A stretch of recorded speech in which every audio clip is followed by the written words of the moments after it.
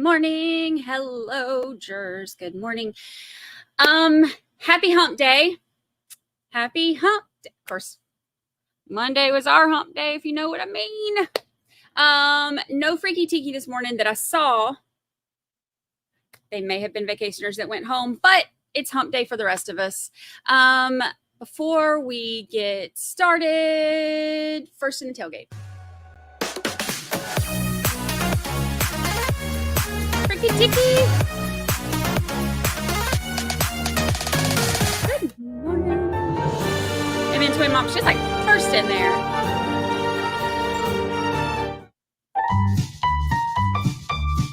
Hockey Mom 23 says moms are always first.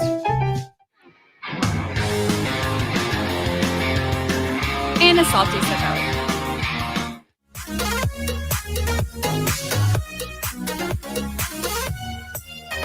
Showing up.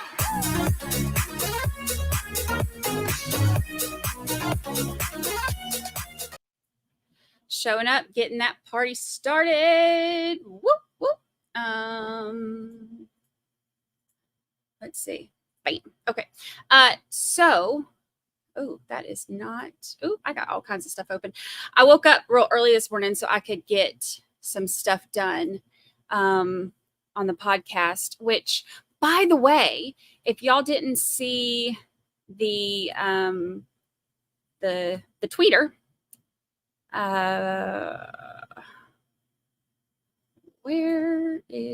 there we go. If y'all didn't see the tweeter, JT posted this morning. He was checking the numbers, and it's going really well so far, which is good. That's happy news. Happy news. Happy news. Happy news on a hump day. Let me get this. Okay, I'm gonna pull. Oh, thank you. Thank you for saying that. I'm really proud of it. A lot of freaking work, but totally worth it. We have a lot to do this morning, and so we have the we're gonna watch our Boy in the Box trial. Of course, we're gonna keep that up. Let me pull up our strangled wife. We'll do a nice little picture over up in here. But also today we have, y'all know I love me some punk. So we have exciting things happening today. We have, let me see if I can pull. I think it starts at 10:30 my time. So we got a while. It's like an hour and a half or something. And Jeanette is there in Vegas today. And it's just going to be short. I think it's just the arraignment today, but we're going to watch it because Lord knows I love me some Puck, and we're going to watch it. Fresh Paint is still deliberating. And we are going to, we're going to keep an eye on that. I've got my little picture over here so we can keep up with the fresh paint. Oh, we said it. We said the word. With the not stale paint, with the tacky paint, with the paint. So we're going to do our picture and keep up with that. So if they have any questions or anything, we can kind of hop on in there and see what they say. Maybe we'll get a verdict. Maybe we'll just live here for the rest of our lives waiting on one. Who knows? But we are going to watch. Remember yesterday we left off with, and I'm hoping that they've gotten their like audio stuff situated. I don't know why, if I think Spirit Fingers is going to make them have their audio stuff situated, but we're hoping that they have that situated so that we can hear the daughter a little bit better. I do know that some of the jurors were saying yesterday that they felt like the judge, they told the judge that they felt like they couldn't hear her enough. So they were going to try to get that situated and see how that goes. So hopefully they got because of that, they have decided that, they're going to fix the audio. So we'll see. If not, then we'll do what we can. I'll put closed captions on because that's kind of how we made it through yesterday. But yes, thank you. I did take my medicine. I did. I'm just naturally weird, but I did take my medicine. Thank you for the reminder. I'll be lost without y'all. Good morning. Good morning. Thank you, Tosh. Actually, you know what? It's funny because somebody said something about how I have a bunch of like cream sweaters and stuff. And I'm like, well, yeah. I drank a bottle of wine one night while I was working and like on research stuff or whatever. And at some point in the night, I was so tired. And then you throw on a bottle of wine with that. And somehow I ended up on Shine. And I ordered like 12 cream colored sweaters. No clue why. No, didn't even remember that they were coming until they showed up. And then I was like, I vaguely remember this now. Didn't realize that I say 12. It was like 7. So lesson learned, don't research and drink because they all ended up being cute. But yeah, I am the proud new owner of every cream colored sweater on the Shein website. Thank you to Pinot Grigio and sleep deprivation. It's all right. We need to stay off the day with what is Brandi. Well, it can depend. I have, there's a 99.9% chance that I am always wearing pajama pants. But also I sit in front of the air vent. So I have to have like a sweater or something. And I used to turn it off because I'm like, y'all can hear it, but I got all the equipment to kind of block that out. And even when you can hear it now, it's so low that it's like you can barely hear anything. So, which is great because it keeps me from but you can still hear it in the podcast because there's no other sound or anything for the podcast, and my microphone is a lot more. So I have to turn it off during that. But for this, I don't turn it off anymore, but I have to wear like a sweater or something because I sit in front of the air vent and I get chilly. And also sweater forts for when they talk about things. They should, like for bedroom things, got to have my sweater fort. But I'm pretty much always wearing yoga pants or pajama pants and some kind of sweater that I just grab from the closet and throw over. And also sometimes still just pajamas or a hoodie or something. It just depends. But I just grab whatever's in the closet.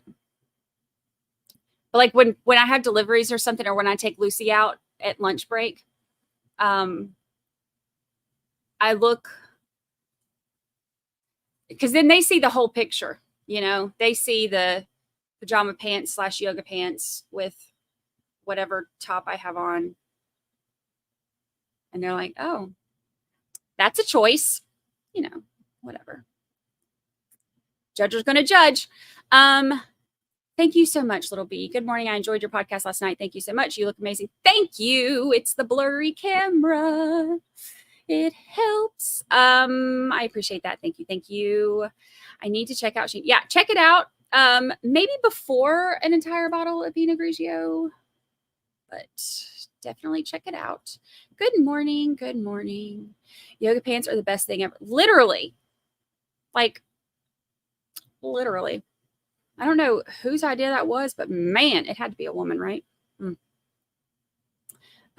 Where's Liz? She's wandering around. She's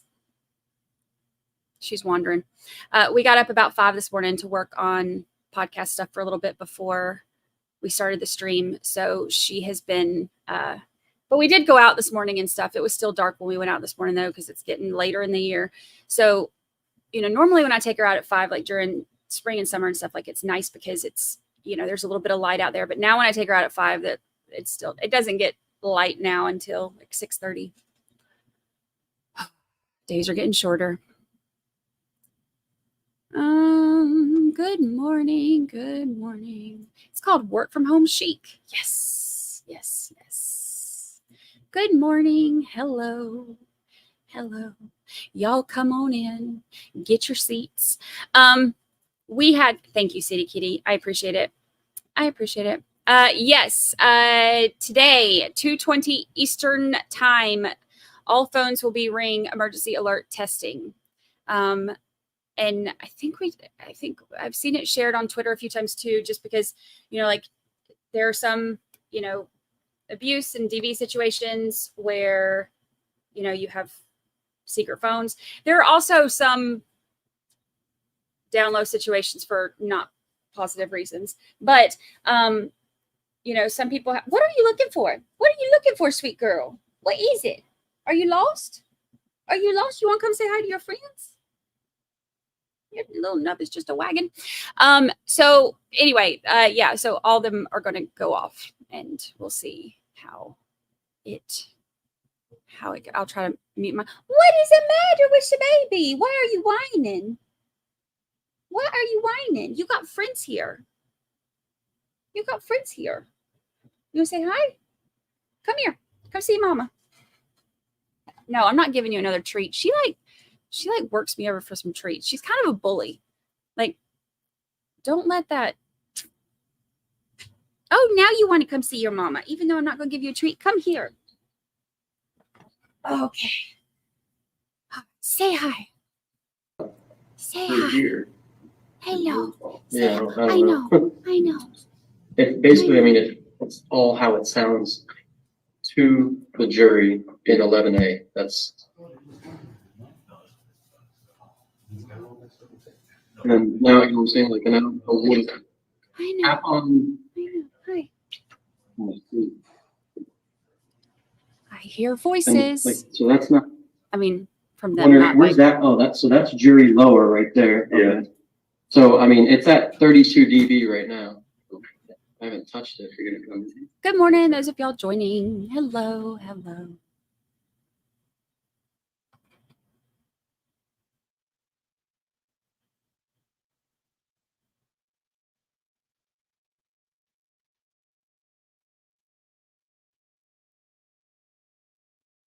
And they're gone.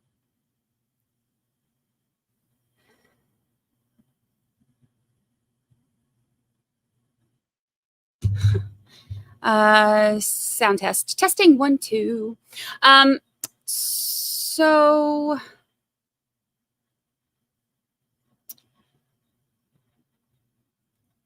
yeah, I'll say, okay, yesterday we had, obviously, it was hard to hear the audio from the Zoom stuff.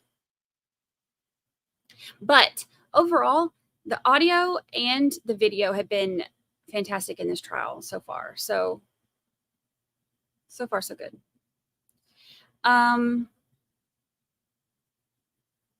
Popcorn ceiling cam.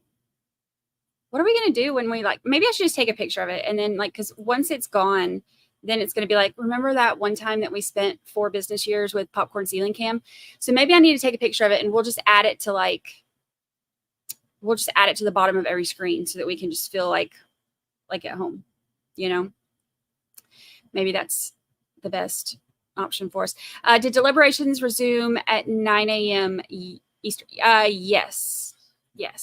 And they will go until 4:30-ish. They let them out a little bit early yesterday. It was like 4:00 something when they called them in yesterday and let them out. So I don't know exactly, how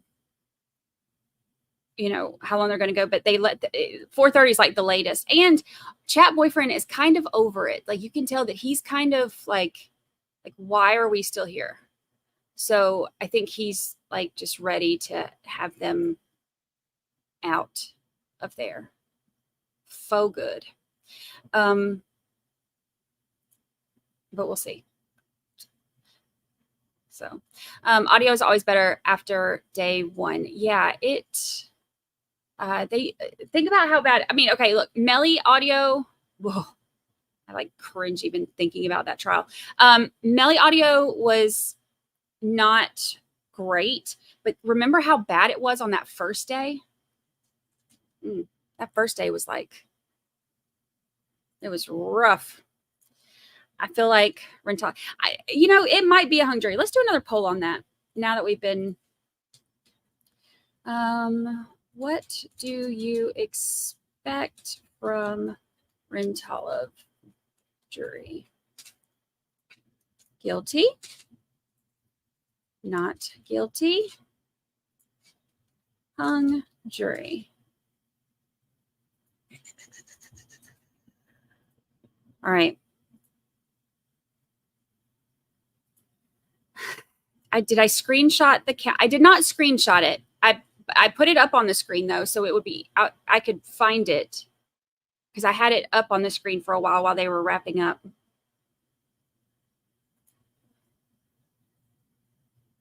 JT in the house. Hello. And for everybody who hasn't heard yet, we have our 10K party on Sunday evening. It's kind of cool, right? Look at us just growing. Look at us just growing. If you'd have told me this is how my life would be 1 year ago,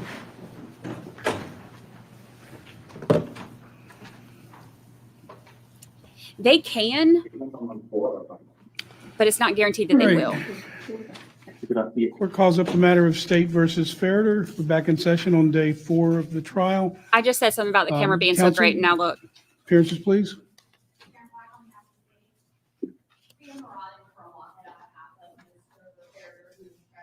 All right.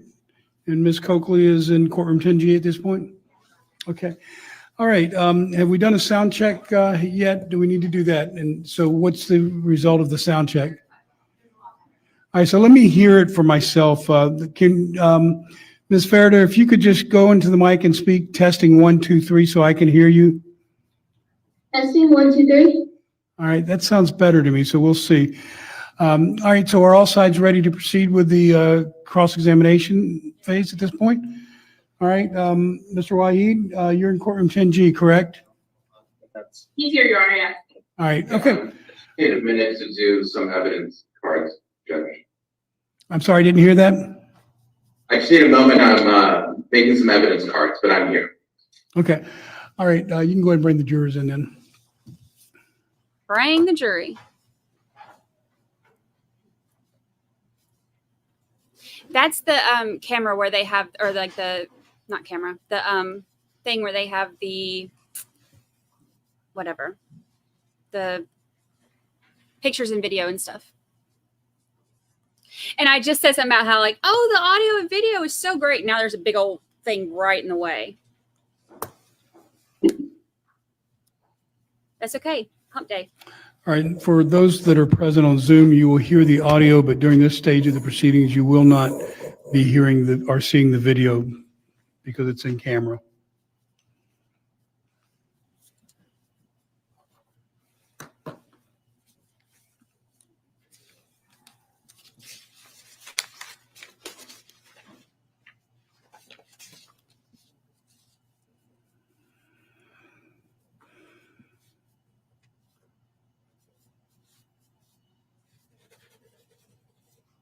I feel like I'm gonna sneeze. I'm allergic to that pole being in the way. Now I'm just waiting.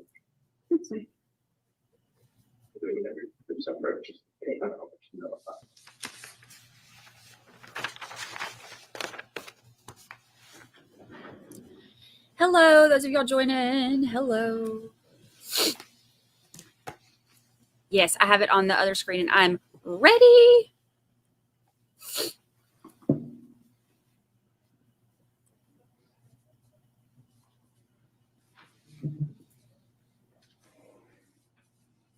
Y'all know I've been blasting my Tupac. All right. Jury entering. Jury entering. Wait, say Wednesday or say Thursday? Today's Wednesday because I slept last night.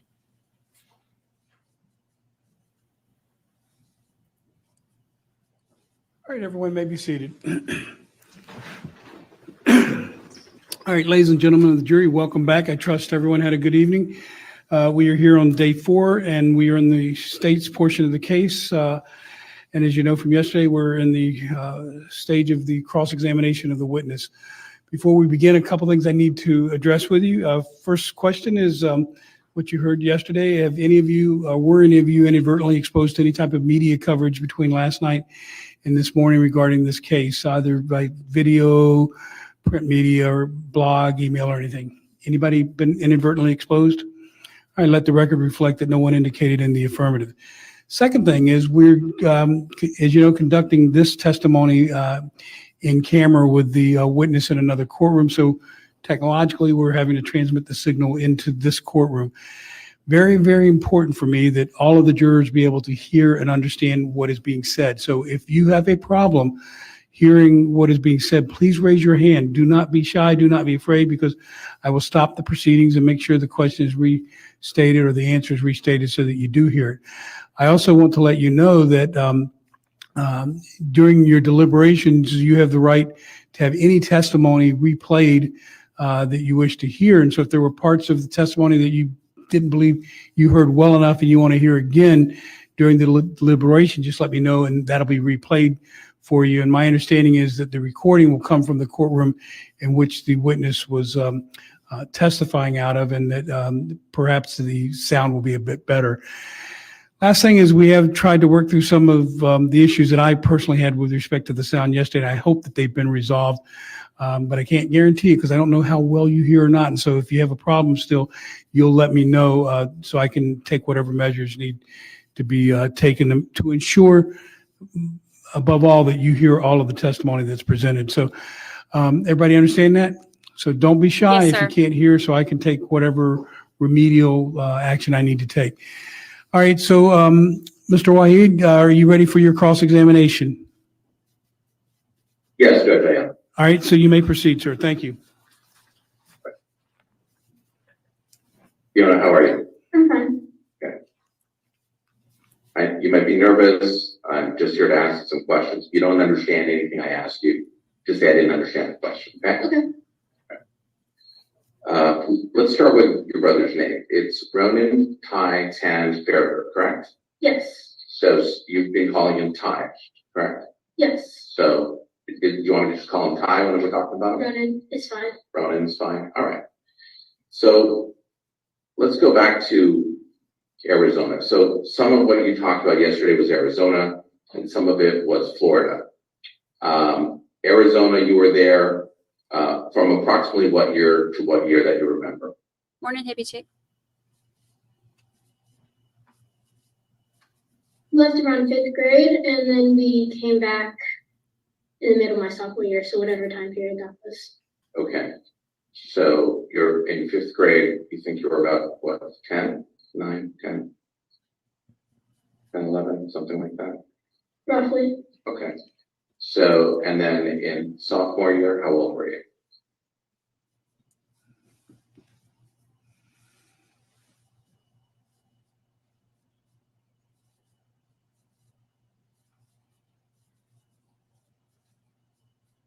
I can.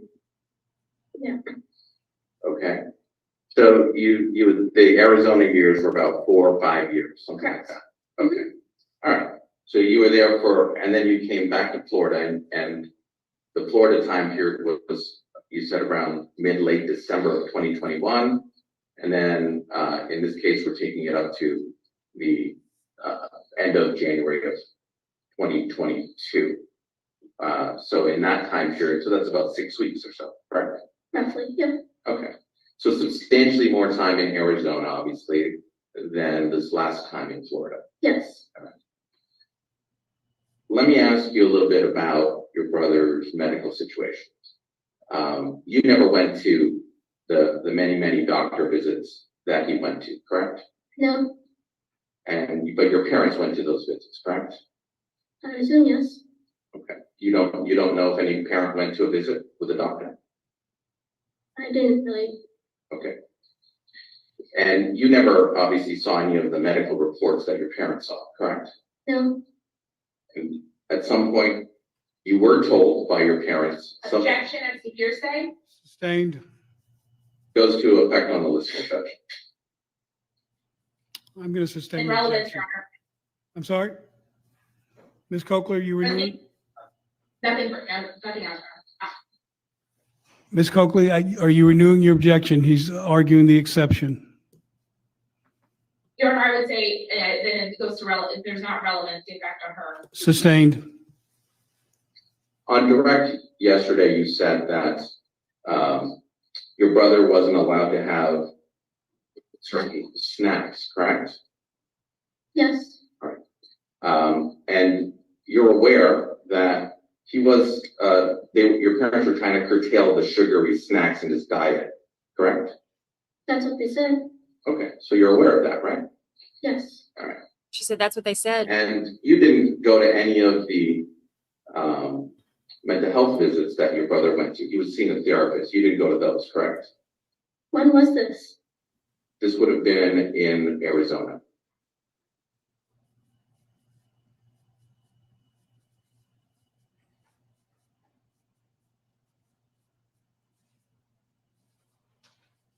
He was going to a therapist, I wasn't aware of that. Okay, fair. Which would also mean you weren't aware of anything the therapist would have conveyed to the family in terms of Ronan's condition. No, Okay. So let's go back to the food snacks. Yesterday you said he was essentially not allowed to have food and snacks, but the other kids were, correct? yes, Were you aware that, did you think your brother at any point looked malnourished or in any way like he was getting too thin or anything like that? yes. And when did you convey that to anybody? I never said anything. All right. And are you aware that the doctors he saw always found that he was appropriate? You're saying, Your Honor? Sustained. Sustained, and it's improper question because you're assuming facts not in evidence, Mr. Wahid. The objection is sustained. Well, I'll be able to tie it up later, Judge. So it's a question of what she knows. I'm going to sustain the objection. Move on.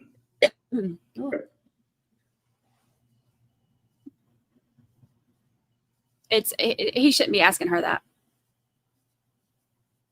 Yesterday, you said that about the snacks, that he wasn't allowed to have snacks. Isn't it true you do not know if when he was hungry that he actually ate snacks or not? You don't know that. Sorry, repeat that? Sure. You are unaware whether or not he actually ate a snack. You don't know that. He wasn't allowed to get his own snacks. You remember you spoke to somebody under oath back on February 1 of 2022. And directing court and counsel, page 55, line 8. As to snacks,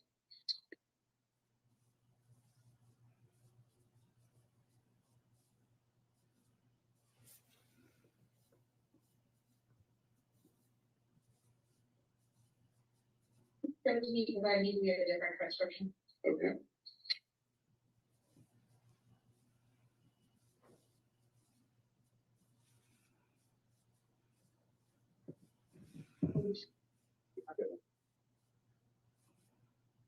I don't like them asking her stuff like that.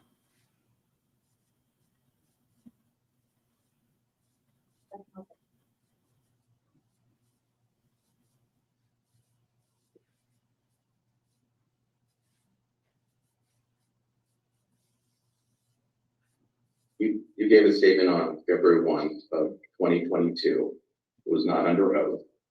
And in that statement, you were asked, if he's hungry, does he get light snacks? And your response was, I don't know.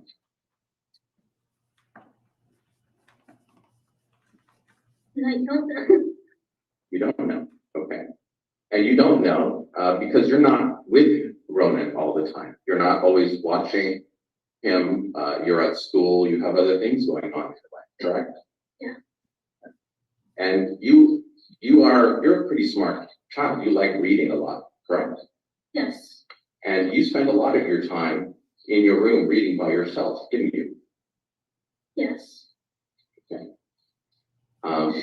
Let me talk to you about lights and Ronan. You were aware that Ronan had not been sleeping well, correct? Yes. And he in fact told you he would stay up sometimes at 3 a.m. because he couldn't sleep. Objection as to hearsay, Your Honor. Sustained. Impeachment, Judge. From yesterday's testimony. I'm sorry, Mr. White. Impeachment. He's This is rebuttal of yesterday's testimony, Judge. All right, this is still hearsay. Sustained. It's impeachment, Judge. of a child. So you're not offering it for the truth of the matter asserted, correct? Correct. Correct. Solely for purposes of impeachment. Correct. Ms. Coakley, your position? There was no testimony as to any statement that Ronan made on this topic, Your Honor. We didn't even discuss his sleep habits with this witness, so it cannot be impeachment. This witness talked about the lights on the outside of the room and that the parents would turn off the lights. All right, so, And his testimony. but the question relates to what RF told her with respect to how late he was staying up, correct? Correct. I'm going to sustain the objection.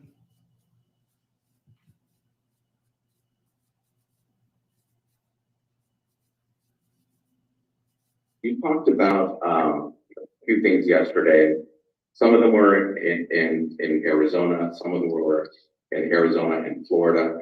You talked yesterday about your lack of contact with Ronan during those 6 weeks in Florida. Remember that? Yes. Right. And reality is you were pretty busy doing homework or at school or at your sister's games during that time. And you didn't really have any reason to go to Ronan's work, correct? Yes. And you spent a lot of your time in your own room reading, correct? Yes. You also talked yesterday about Ronan not going to your events, and it was that you must be talking about in Arizona, correct? Yes.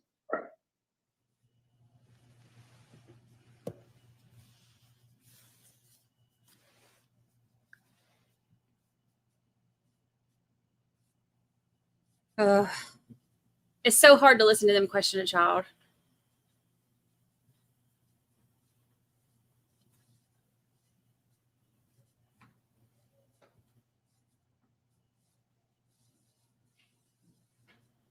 I'm going to show you 3 pictures. If I can approach. Take a look at each. Tell me, do you recognize what those pictures are of? Yes. Okay. And I'm going to mark each one for identification. A little number.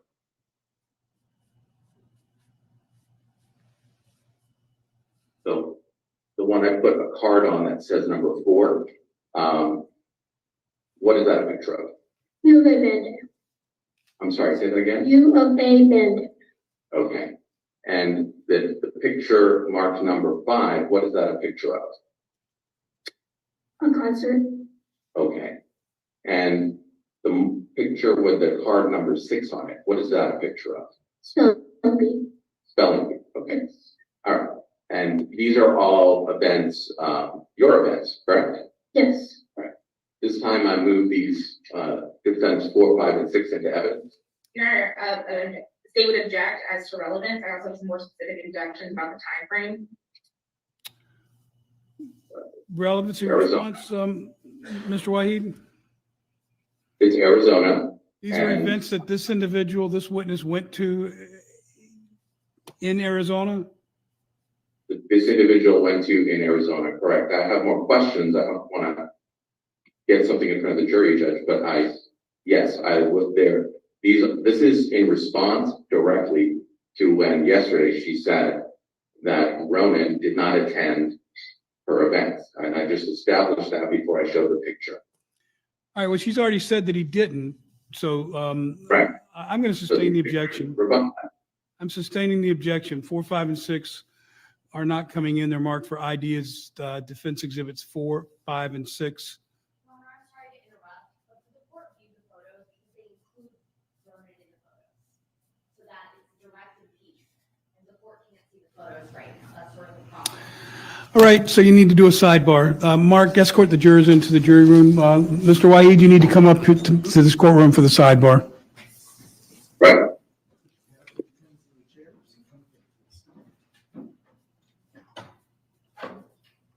This is hard because You're gonna stay here for a few minutes, we're gonna like discuss something, and then we're gonna come back, okay?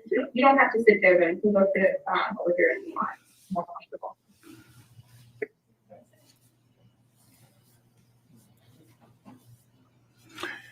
You don't have copies up here, Ms. Murad, that I can look at while we're waiting?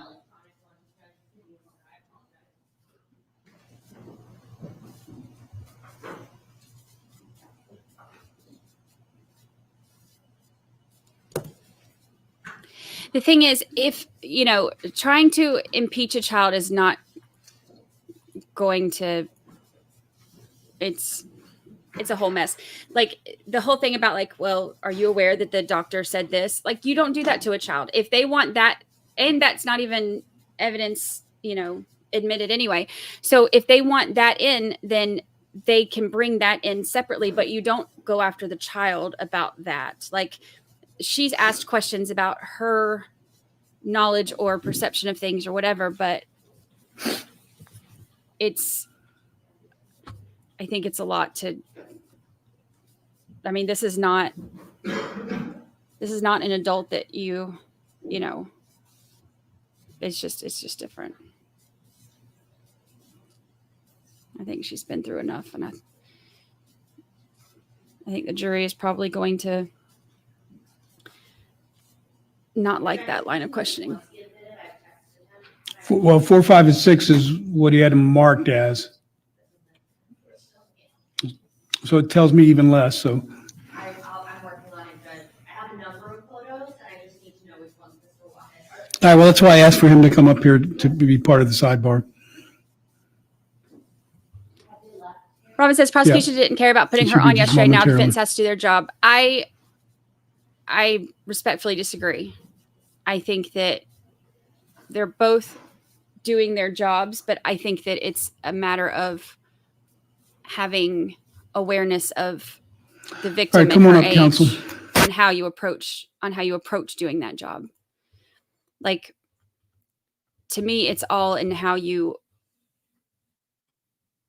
approach it. I think it was completely inappropriate for him to say, well, are you aware that the doctor said this? That's completely inappropriate. She is a child. That was her sibling. It's not, you know, she's not going to know what the doctors say. She answered questions that were asked to her, which is what she's got to do today too.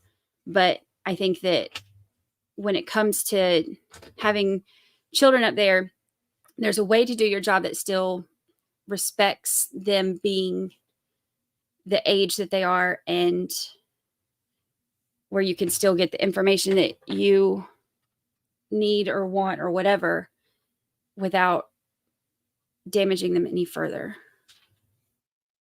I think they said she just turned 17, right? And she was like 15 at the time or something, 14 at the time. Something like that. And think about, like, you know, now here she is, her siblings and both of her parents are like, her whole world is rocked. And now here she is having to go talk to people about it and answer questions. And I think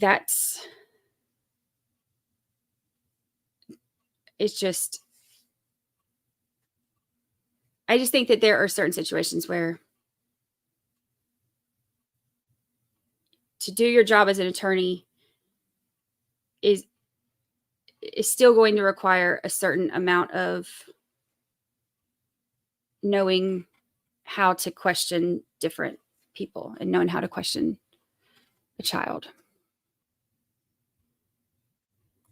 The doctor question was inappropriate, but he overruled it. Sustained the objection. So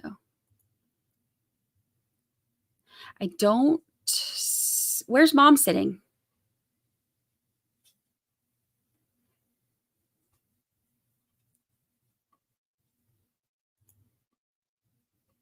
Everything runs together. I can't remember if I've seen him this morning or not.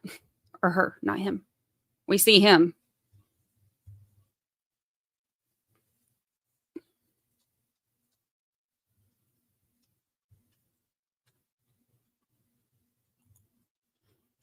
Yeah, like I said, I don't think it's about knowing that she's going to be questioned. I think it's about how they handle the way that they question and the level of respect that they give for the, I mean, she's a, she's a victim too. This is something that, she's lost her, her family as she knows it is over. That's really sad. I can't imagine the weight of that on her.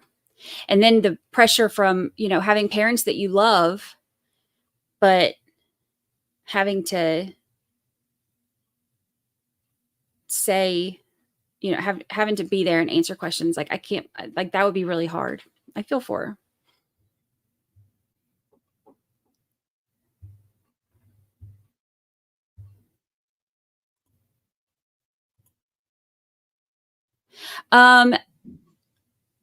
Helen, I agree. If this guy would have taken the plea deal, the poor kids wouldn't have had to go through a trial. I agree. I wish he would have, for that specific reason. Because trials are so hard on the families and the victims. And it's so much emotional, like, damage that can happen during that. And especially when you're that young. So it would have been, I think, easier on them if he had taken the plea deal. I'm surprised he didn't, honestly.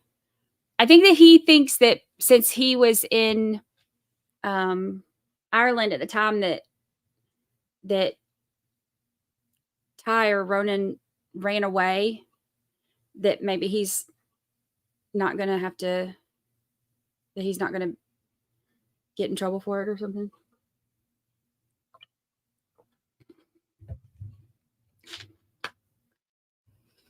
All right, let's see what y'all are saying.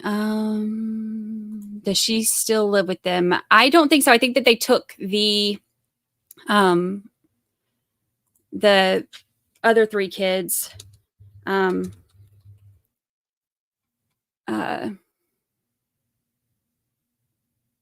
when this happened.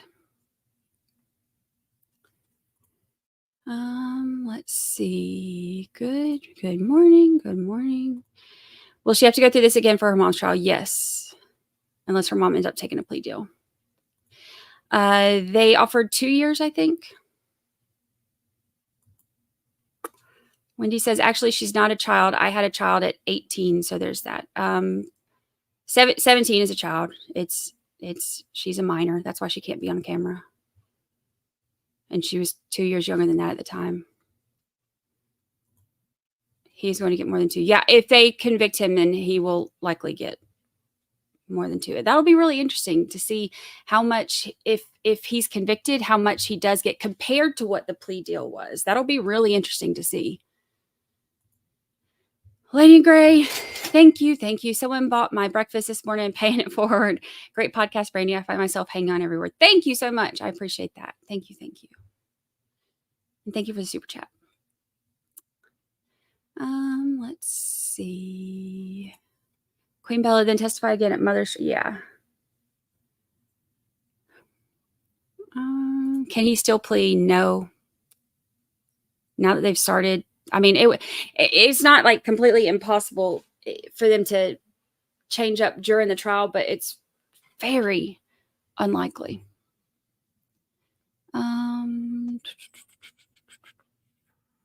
Good morning. You think the dad will testify? I don't know. Do y'all here? Let's do a poll. Start a poll. Let's do a poll. Dad will testify in his own defense. Yes or no? We'll see what y'all think. See what y'all say.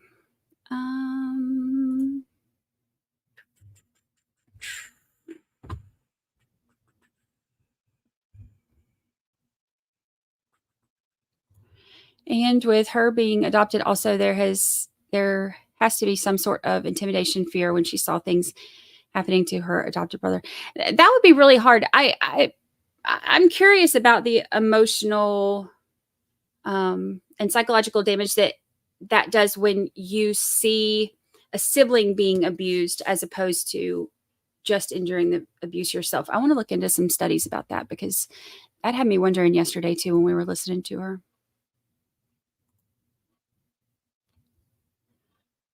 So sad. After he's sentenced, she may take the deal. It's possible if they still have it on the table. That's what it was. 2 years and then 5 years probation.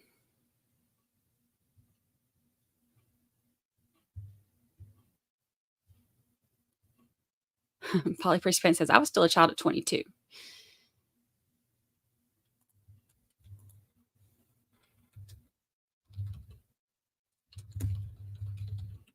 Yeah, I know some that are like 30 and still a child.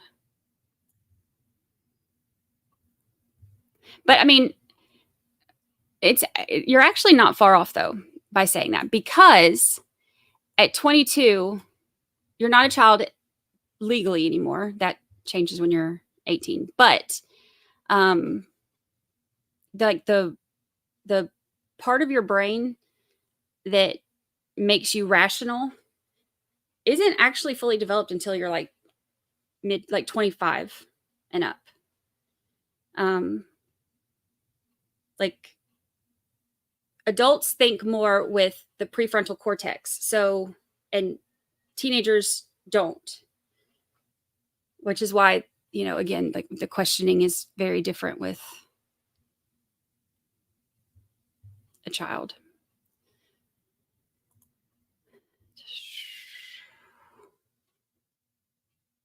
Oh, popcorn ceiling. Where did our popcorn ceiling go? What happened to popcorn ceiling?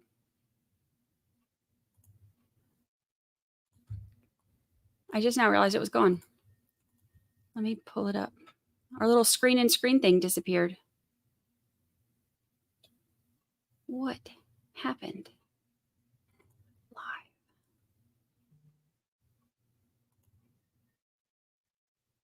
There we go, getting strangled again. Oops. Hitting the wrong button. There we go, getting strangled again. Default view. Here's our popcorn ceiling. I don't know what happened. Oh my gosh, could y'all imagine if we waited all this time and then somehow we missed it because it was gone?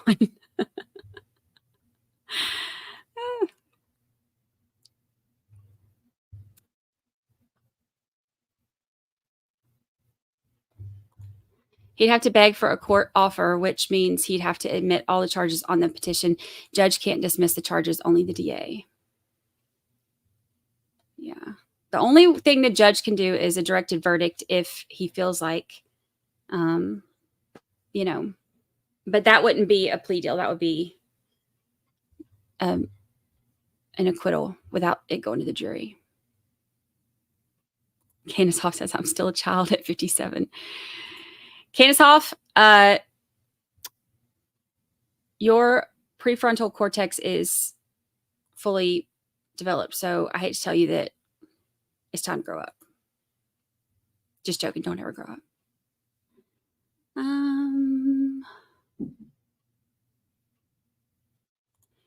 Yeah, I know she can be affected, but I'm curious as to like long-term effects. Like I want to look into some studies about that, about like long-term effects and how it affects kids who have witnessed it, but have not necessarily been directly a part of it. Like psychology was that was my thing. I went to school for psychology. That it's something that's always really interested me. And it makes me want to look up case studies on it.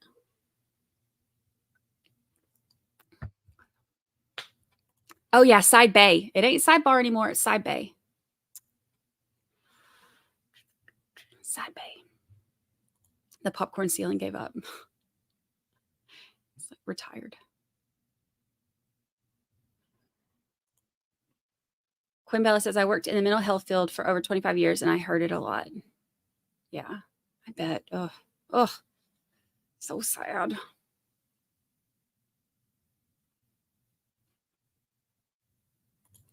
The charges only span 7 weeks. How will that work? Arizona can't be considered. I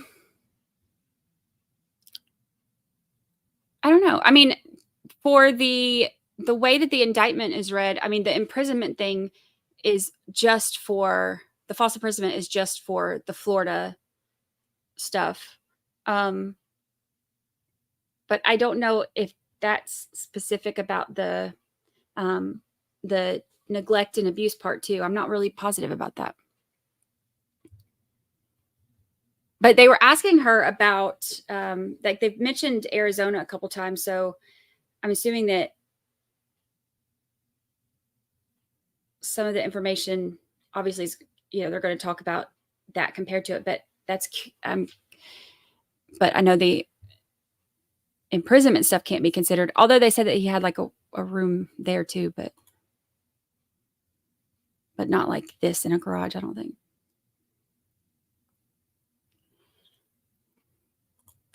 What does he do for a living? I don't remember. Do y'all can keep up with all the things that I forget. What does he do for a living? Some people are designed with natural charisma. If he has that, he could sway a jury to like him to his benefit. People do have that ability. The problem with that sometimes is that by the time they get up there, there's been so much, by the time they get up there, they're going up there against the prosecution's case. So this is all the evidence that's against them. And especially when it has something to do with a child, and any parents that are on the jury, they're automatically going to, if the evidence is enough, they're automatically a lot of times going to be very wary of believing him. So it would be like a bigger hurdle to cross to get them to like him. But man, some people can do that. It's like Alec Murdoch thought he could get up there and do that, and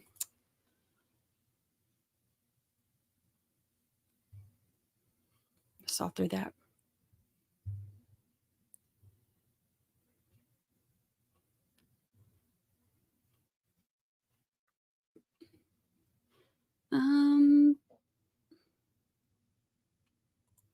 I wonder if the family the son is living with now will come to testify about how he's doing now in their home and if they have any behaviors from him. I'm not sure. I think he's supposed to testify, isn't he? I think I heard he's supposed to testify too. I respectfully object. Never grow up. I agree.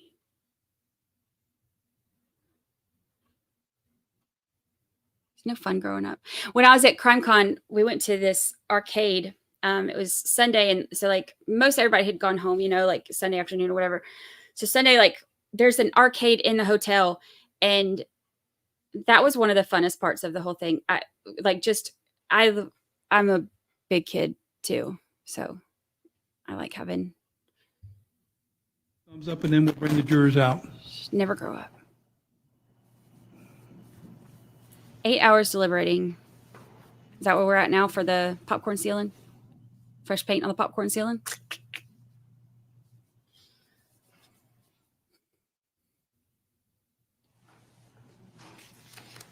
Lisa, you're late. Oh, yeah. I said 10 Eastern because they're in Eastern. I try to give the times for whatever time zone we're watching.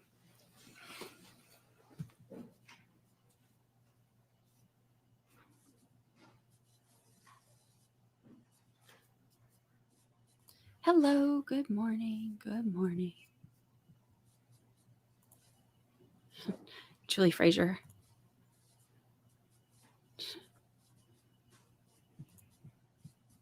Yeah, I remember them saying they had the room there. I don't.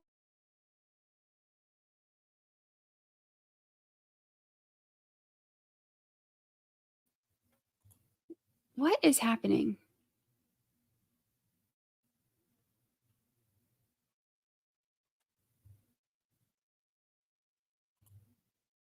My little thing is saying unstable again.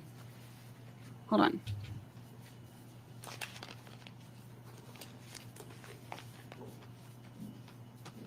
I'm going to mute my microphone.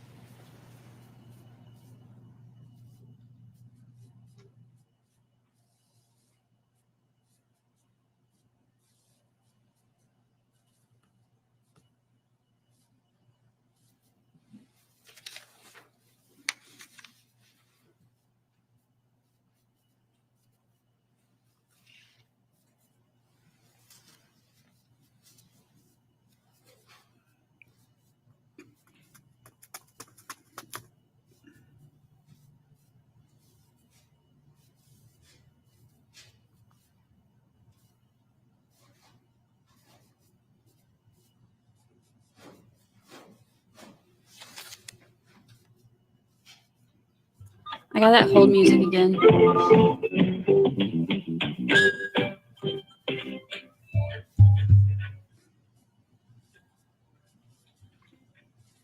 Second day in a row. We haven't seen the aliens in a long time.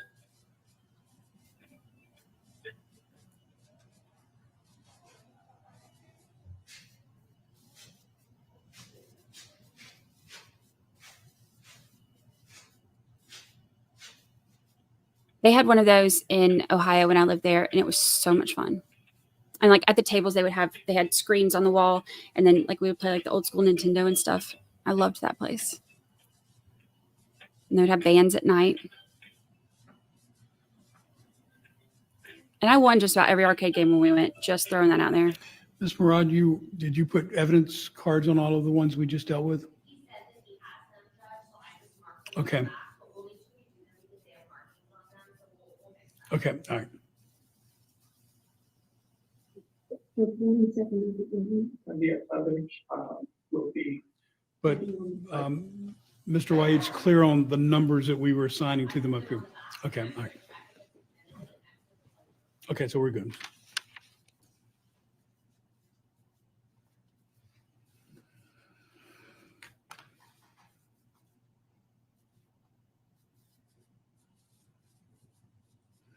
All right, Mr. Wahid, it looks like we're still waiting on Ms. Coakley. Is that her that just came in?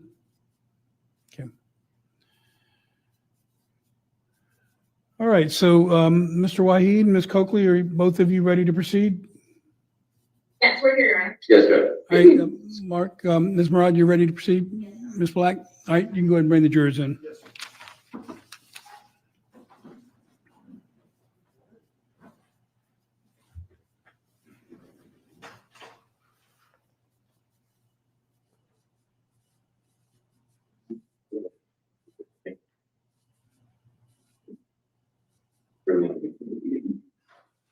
All rise.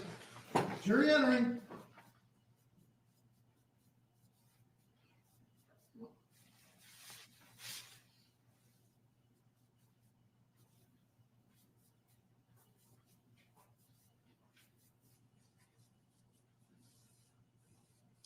All right, everyone may be seated.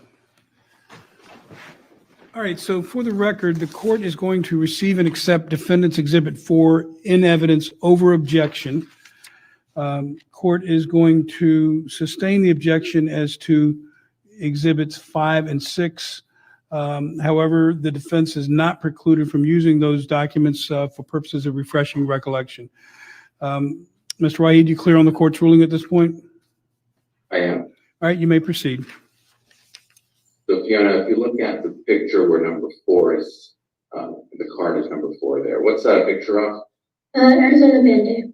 Okay, and All right, she needs to restate that. She needs to restate that answer because my jurors did not hear it. So state your answer again, ma'am.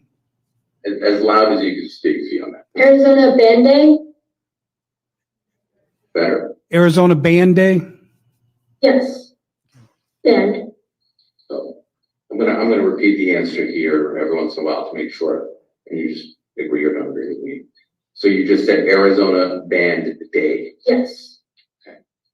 And in that picture is you with the awesome hat, correct?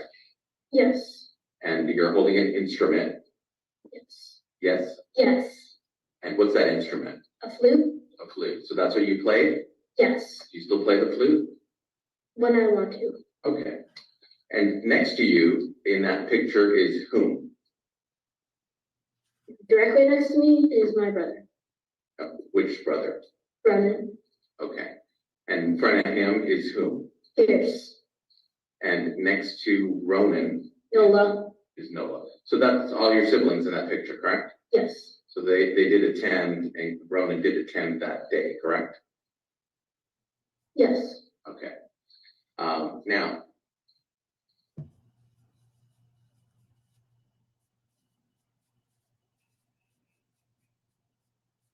I think the court already moved it into evidence, but it's my habit, so I'm moving 4 into evidence. I've already received and accepted 4 in evidence, and I've dealt with 5 and 6 already. They're, this objection sustained, but you can use them for refreshing recollection.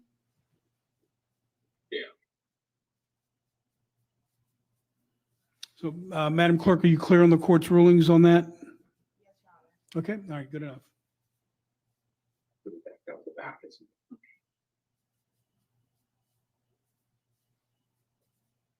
So, showing you 5, do you recognize this picture? Vaguely, Okay, what do you remember it from? it was a concert I did. Okay, so you remember that you attended a concert and your brother Ronan was present, correct? Yes, Okay. And then looking at 6, do you remember Ronan now attending your spelling bee?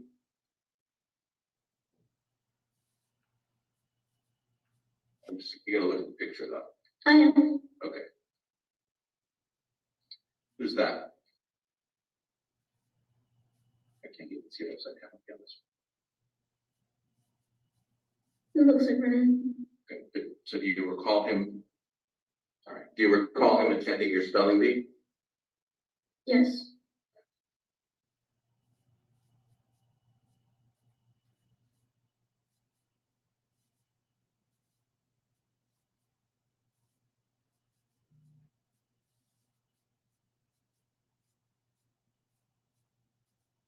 Yesterday, you said that Ronan did not do his homework in the house, correct? not, yes, Okay. And that would include in Arizona, correct? yes, Showing you what's been previously marked as Exhibit 7.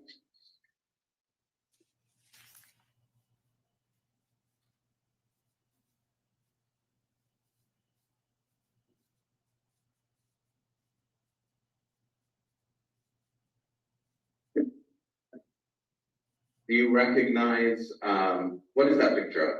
me doing my homework. Okay. And how do you recognize that? What do you mean? You know it's you because it looks like you?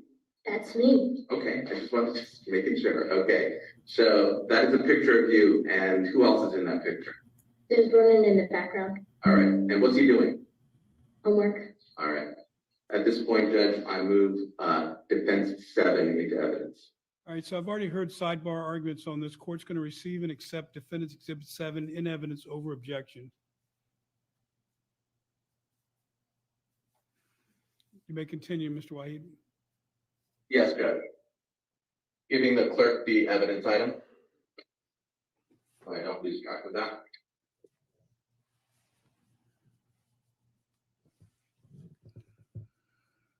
Yesterday, you also said that Ronan was not allowed to attend family events. Do you recall saying that?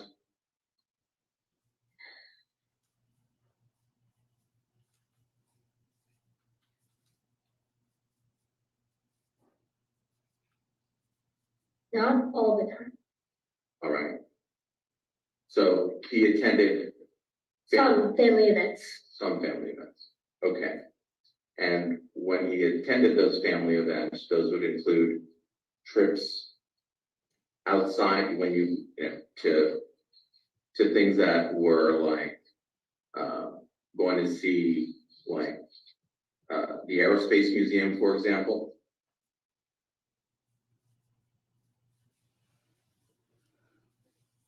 I don't recall the Aerospace Museum, but he would come sometimes.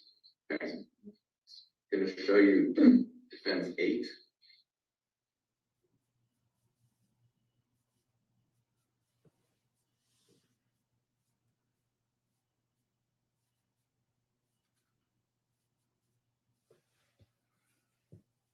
You know what that's a picture of?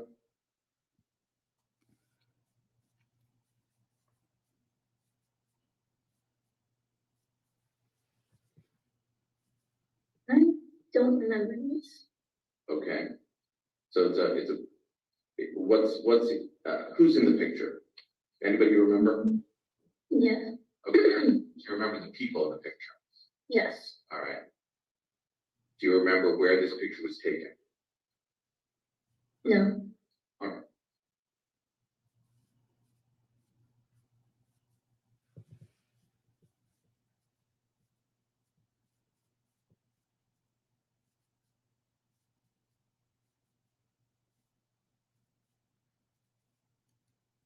you recall taking, family hikes, which included Roman, Yes, and to Sabino Canyon? yes,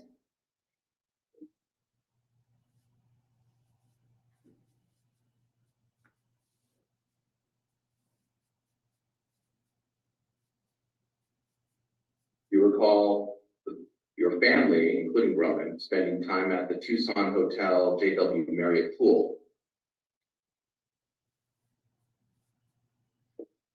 no,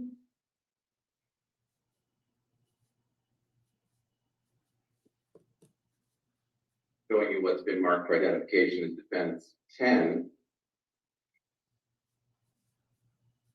Does that help refresh your recollection?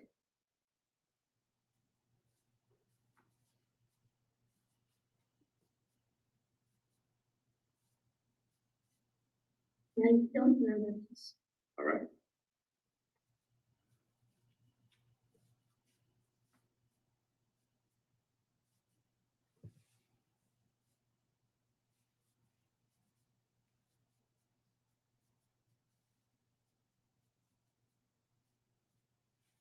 Yesterday you said Ronan was not allowed to play outside, correct? I believe I said not usually.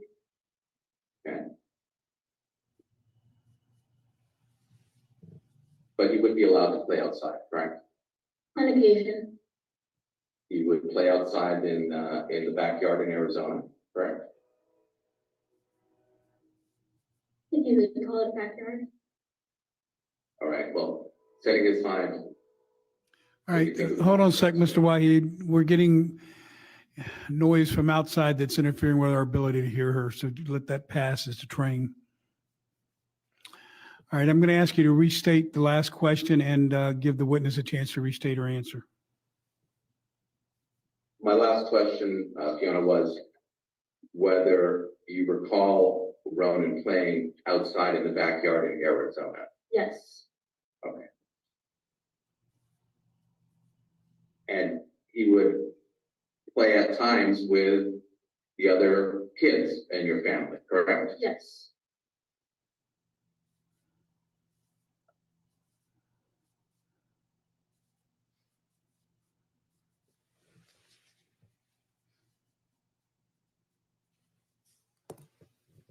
You recall all of you kids playing at a friend's house swimming pool in Arizona. that's too general. Okay. Well, a swimming pool in Arizona that was not your home, but the home of a family friend.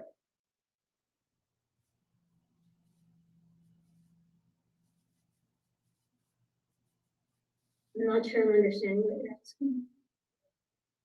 Let me show you something and see if it helps you narrow down where I'm going with this.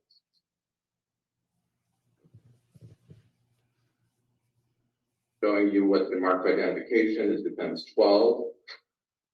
Do you recognize that location and the people in that picture?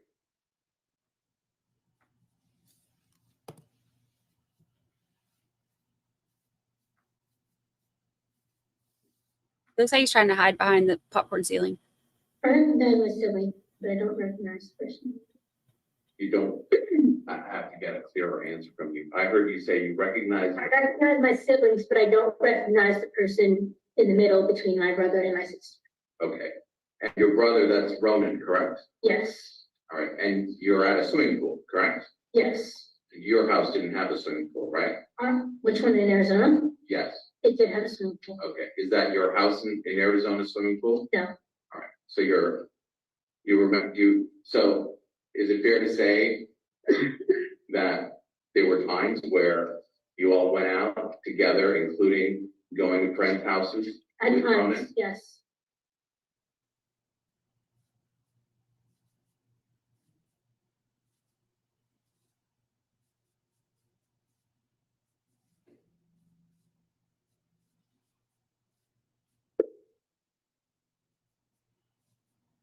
You recall going to Mount Lemon in Arizona with your brother Ronan. Yes,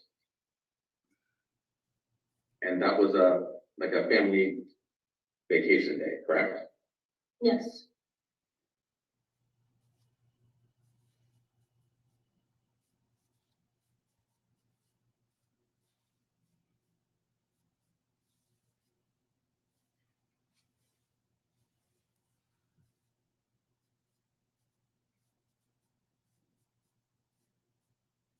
Was Ronan, did your family celebrate Ronan's birthdays? Yes.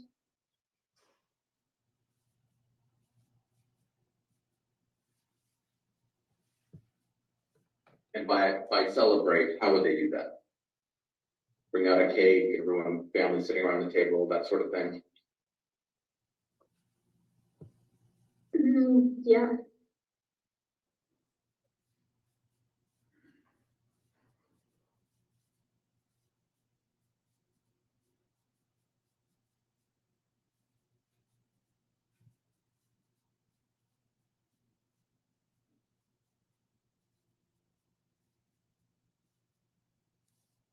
Ronan was involved in martial arts, correct?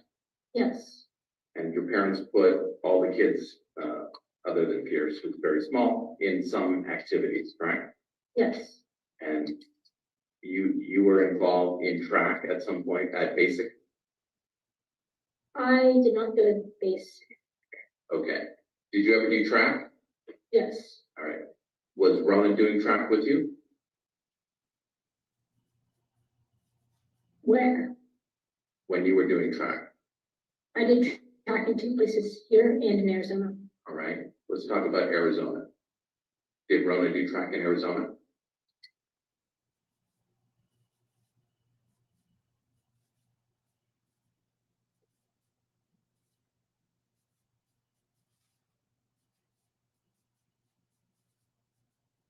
Yes.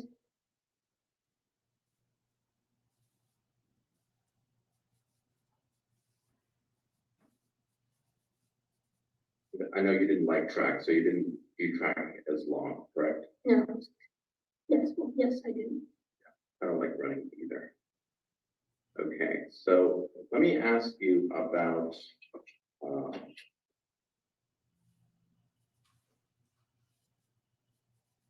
chores. So yesterday, do you remember you saying that Rowan would be outside moving shells? Yes. That's here in Florida, correct? Correct. And that was this current time in Florida from end of December of 21 to the end of January of 22, correct? Yes. And the house your parents moved into in Jupiter had in front of it a tree with a bunch of shells around it, correct? Yes. And they didn't want the shells, so there was an effort to remove the shells slowly and get rid of them, correct? Yes. And that's what you're talking about that Rowan was working on, correct? Yes. You had chores in the house too, didn't you? Yes. And so did Nola. Yes. And the types of chores that you and Nola had would be mostly inside the house, cleaning up, that sort of thing, correct? Yes. And the types of chores that your brother Ronan had were mostly outside things, right? Yes.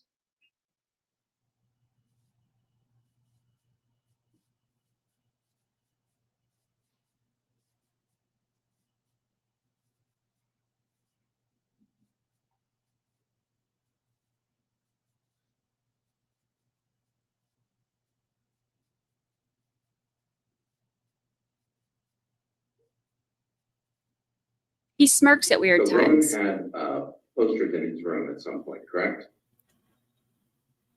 Yes. In fact, your parents got those for him for Christmas, one of the Christmases, correct? I don't remember.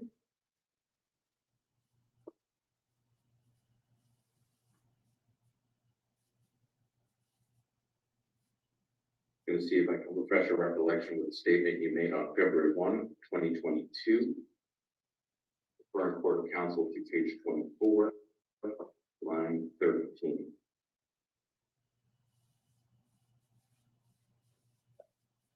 Just read it to yourself.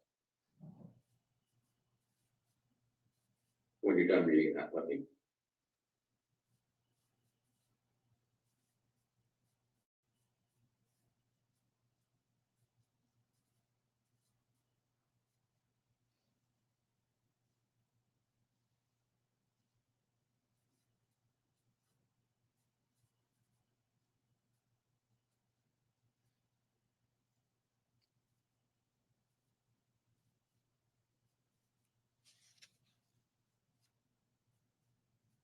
So there were some posters that your parents got Ronan for Christmas, correct? Yes.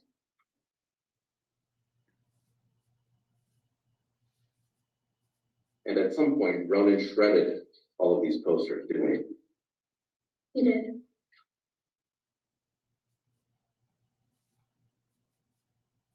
Ronan used to also have a dresser in his room in Arizona, correct? He did. And this dresser was taken out of the room, correct? Yes. And it was because he was ripping his clothes up when he got upset, correct? Yes. And the dresser was placed just outside of his room. This is in Arizona, right? Yes. Yes.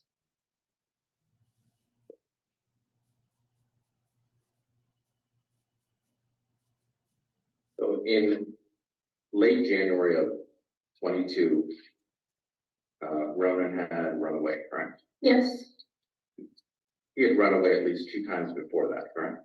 Yes, but not here. In Arizona. Yes. I don't think it's, yeah, it is here. And your parents at some point had a family meeting, I think it was when he first ran away, and asked you all how you felt about him running away, correct?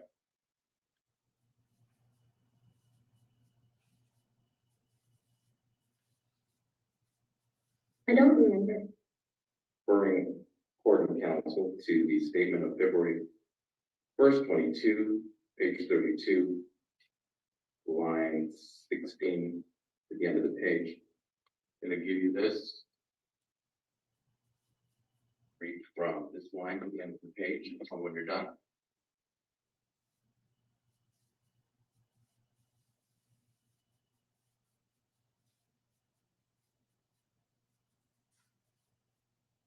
Okay.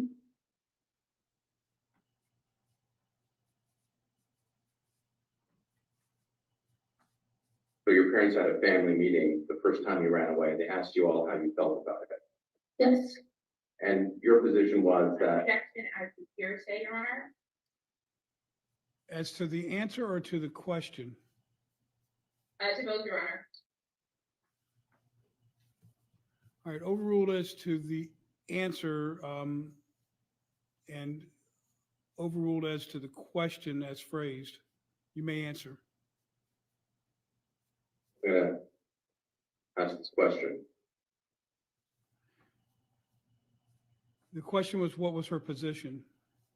Yeah, the question was exactly what was your position about when they had those meetings, they asked you how you felt about it. What was your position? And let me be clear, I'm allowing her to state what her position was, not what she said. She can testify as to what her position was and that not be hearsay. So I'm going to allow that. Can you repeat what you're asking? Yes. So I'm going to go back to the previous question where I asked you, they had meetings. When you first ran away, they asked you all how you felt about it. What was your position on that? On him running away? On how you felt about that? How did you feel about that? Him running away, yes. First time.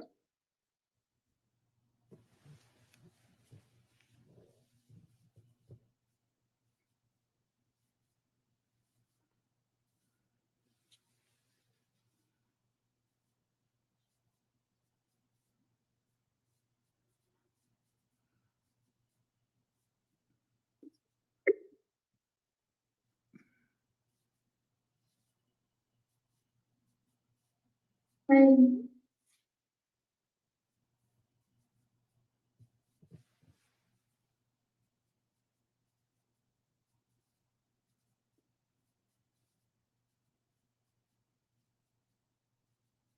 I'm sorry,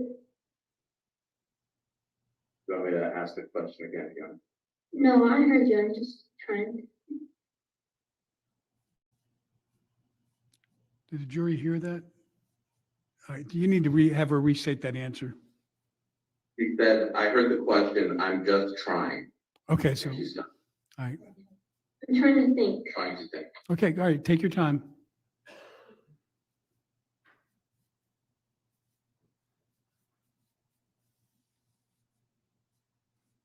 When you, I'm just, I'm sorry.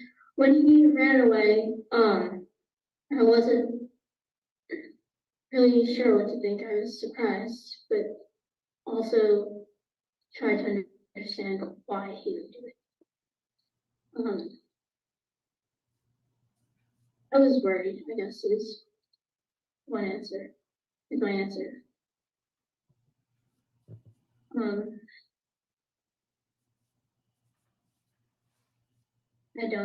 I'm not sure I'm understanding the question though. All right, I'm gonna move on. Is it fair to say that when he would be getting in trouble back then, that when around the time frame in Arizona, that you didn't often know why he was getting in trouble? I didn't know the specifics of why he got in trouble.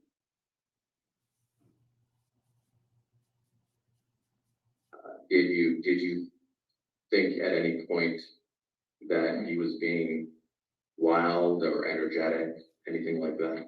He was hyper. Did you ever notice it was very difficult to calm him down once he got going? Yes. Did you ever see your parents try to make efforts to calm him down with words?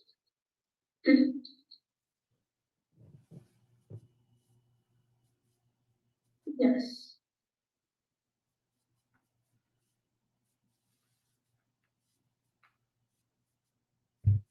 Yesterday, you said that Ronan got in trouble and things would be taken away from him. Yes. Well, there were times you got in trouble with your parents, correct? Yes. And they would take things away from you, correct? Yes. Like your electronics, right? Yes. And Ronan had an eye touch and that got taken away at some point. Yes. And you're aware Ronan would steal from inside the home. Yes. You're aware at some point he stole other people's credit cards. Yes. He, in fact, stole your money at one point. Yes. And you and your sister did not do these same types of things, correct? No. You're aware that Ronan was asked to write sentences at some point. Yes. And the sentence was usually, I will not steal, correct? That's one of them. Another one was, I will not lie. Also another one.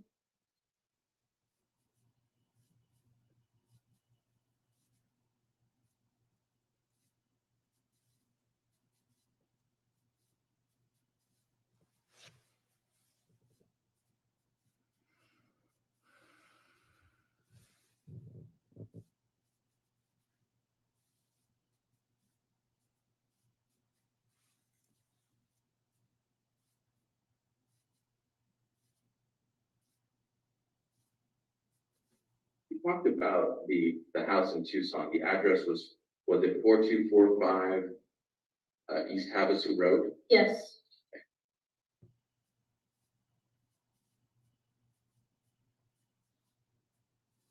Do you remember what the layout of that house was? Yes.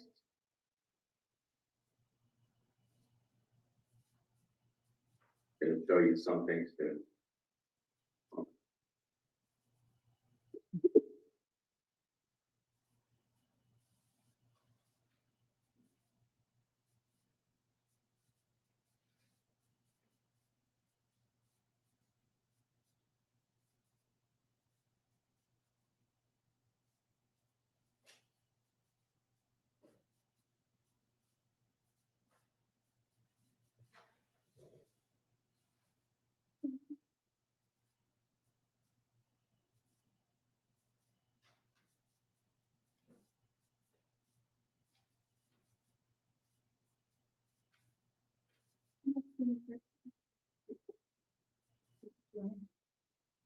Yeah, if I need.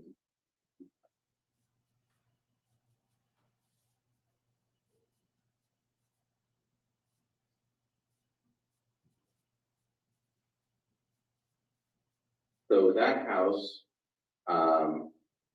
there was, so you walk in the front entry and you're in the living room, correct? Yes, And then there's a dining room to your left, and a family room to your right, and the kitchen is the back on the left. yes, And then if you go to the left, through a door, there's a bedroom, correct? yes, Was that your bedroom? On the left? yes, Yes, okay. And then if you went opposite your bedroom, down some stairs, you get to the garage, correct? and the way that was situated was my bedroom, there's a laundry room, down the stairs is the garage, and then there's the bathroom. The bathroom is in the hallway between the garage and your bedroom. It's on the other end of my, so if I'm looking at my bedroom here, bathroom's on my right. Okay. And the other 3 bedrooms were on the far opposite side of the house from your bedroom, correct? Yes, So you had to cross from your bedroom through the dining room, through the family room and living room to the other 3 bedrooms on the other side of the house. yes, And before Pierce was born, Ronan was in one of those rooms, correct? yes, And so it's fair to say it was pretty far from your room in terms of the distance within that one house, correct? yes,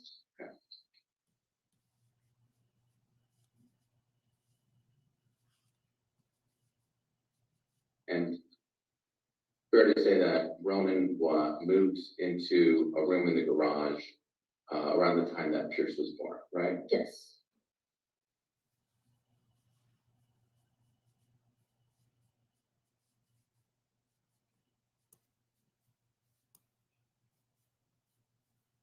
One moment, Judge.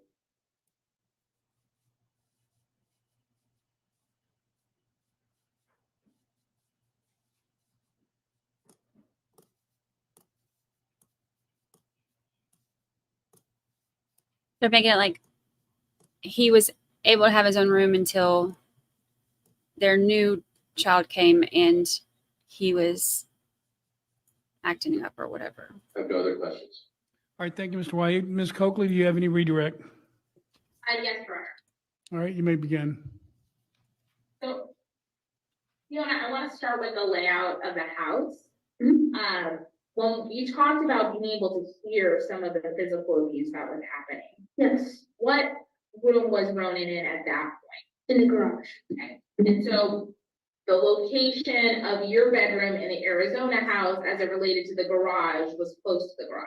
Yes, And so you could hear the physical abuse when it was happening there. yes, And did you in fact see an instance where he was pressed up against a wall? yes. Okay. Were his feet on the ground when that happened?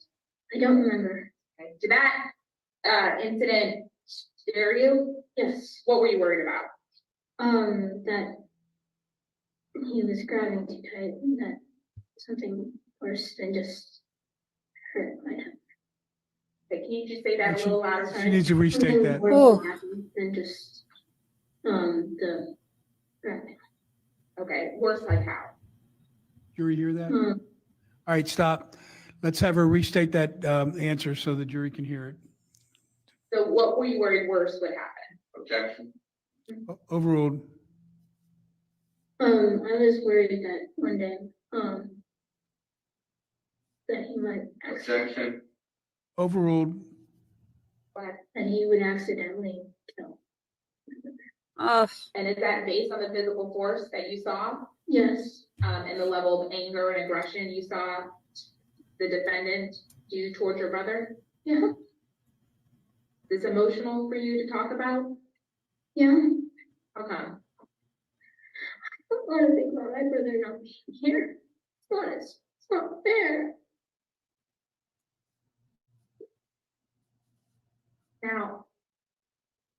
On cross-examination, the defense asked you about were there times you saw efforts to calm your brother down with words. What were those efforts like? Angry. Angry. Stern, not comforting at all. Okay, is that how he was talked to and treated by both your parents, Tim and Tracy? Objection, hearsay. Overruled. No. At the time that it was happening to you, did some of the, well, you know, when you were living in the house, did you really understand whether or not what was happening to Ronan was wrong? In Arizona? Yeah, in Arizona. I started hurting. Objection as to the foundation of the question. Overruled.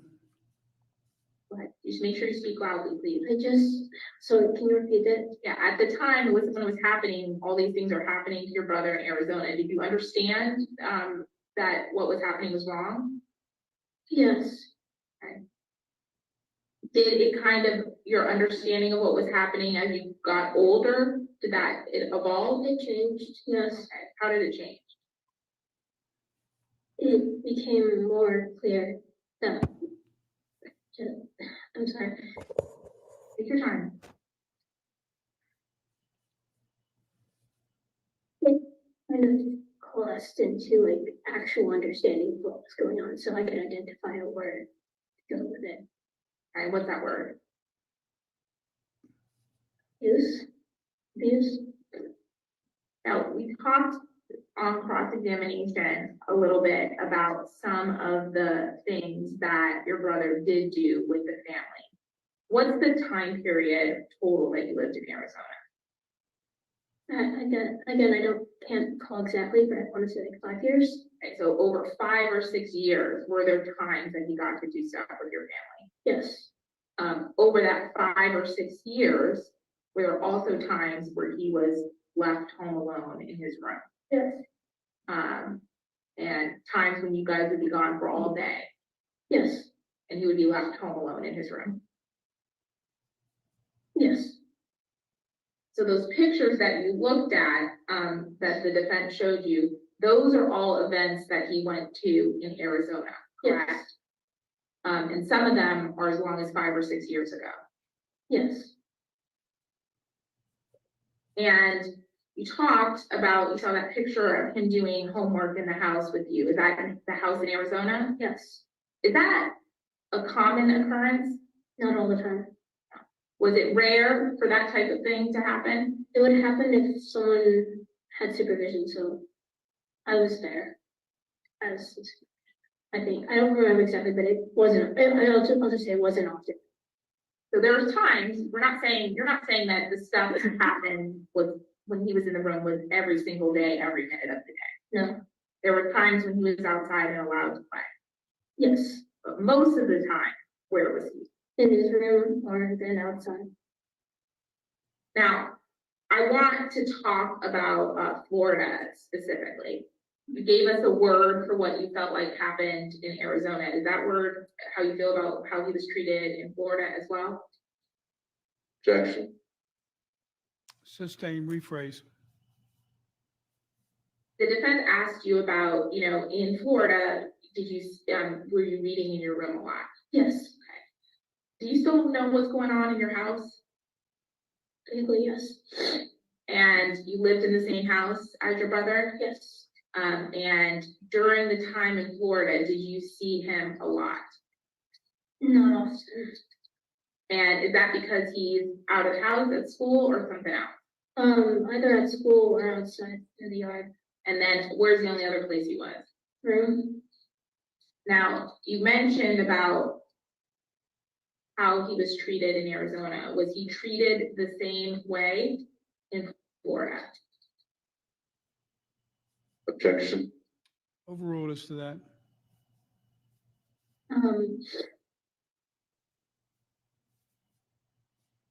Regarding work, yes. He was outside and in his room. A lot roughly. You talked about how when you observed your parents deal with him, that there was anger.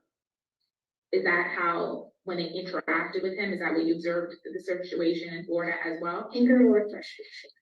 Okay. Was there yelling at him? Yes. That's all the questions I have.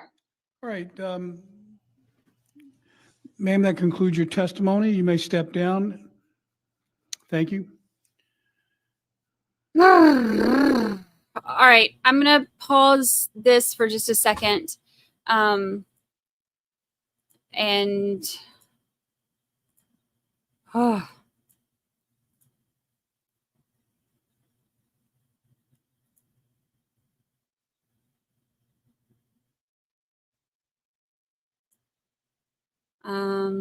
Oh, well, it hasn't started yet. It's starting in a couple minutes. Hold on, we'll watch this while. Oh, they're going to break. Never mind. Well, I guess that's good timing. They're taking a little break. We're about to watch the Tupac. It should be starting any minute.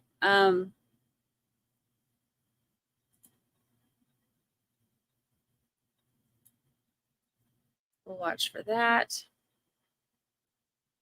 I've still got the paint drying over here. Hearing this stuff with kids is never easy.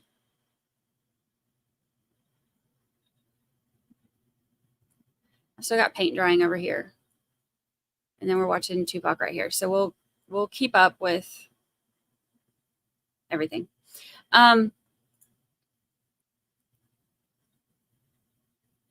Tosh says everyone needs a group hug right now. Yeah, the stuff with the kids is hard. Like that's the stuff that really gets to you, you know, because they don't have a choice in any of this. It's really sad. When she said she was worried watching watching her dad pin her brother up against the wall and his feet weren't on the ground, and that she was scared because she thought that like he might accidentally kill him. I was like, oh my God, my head, my heart, everything just broke. All right, so oops.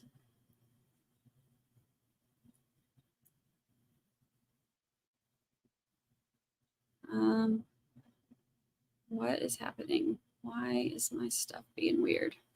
I am not sure. I'm not sure who the guy is behind him. He was crying too. He was, that was, you could see him like, you know, wiping his eyes and having his own.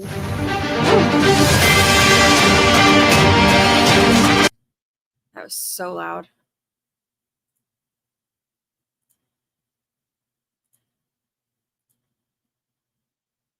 So loud.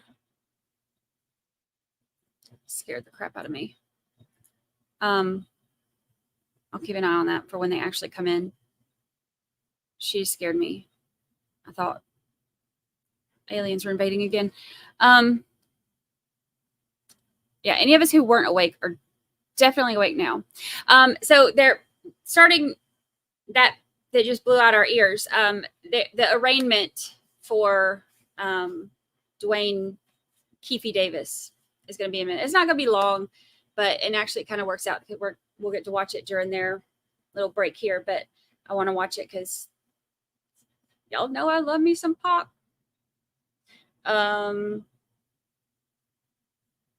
But he's got his arraignment this morning, so we're gonna watch it.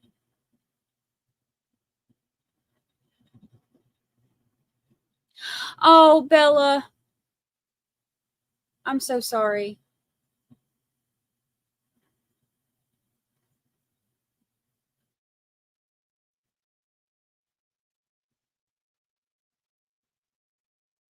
Oh, that makes my heart break. I'm so sorry.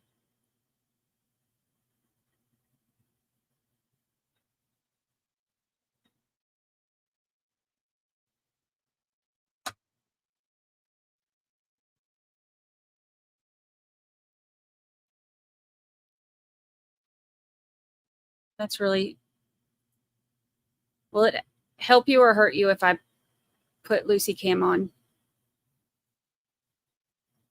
Sometimes it can help, sometimes it can hurt.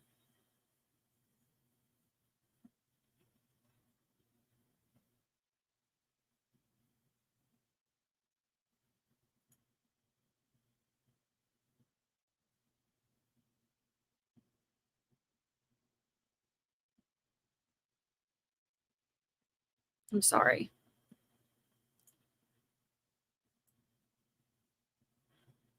Losing pets is hard. They're like you love Lucy Cam, well, then you can get Lucy Cam. I'm sorry. Losing pets is hard. Like there's nobody that will love you and ride for you like your pet. I'm sorry. Lucy's just the community pet, so she'll still be able to give love while you're mourning. I'm sorry. Pets are family. Anybody who says that they're not hasn't had, I don't know how I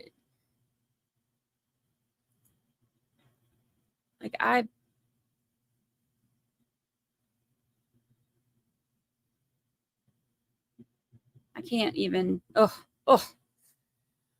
I'm sorry for your loss.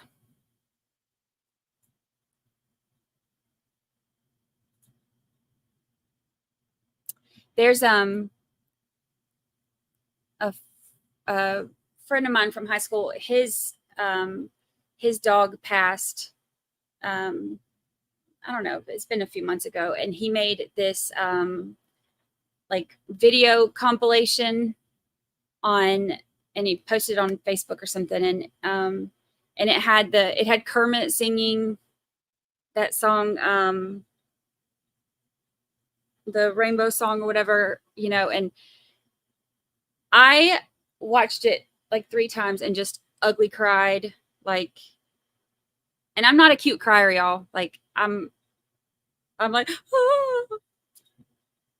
Because even though it wasn't my pet, like just the thought of the loss of a pet is so hard.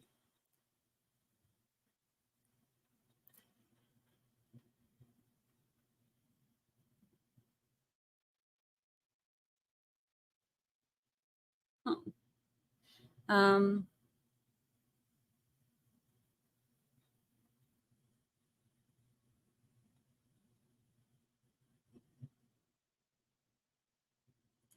Yes, today is the national emergency thing. Somebody please remind me right before it happens so that I don't fall out of my chair when it does happen. Because that's a possibility.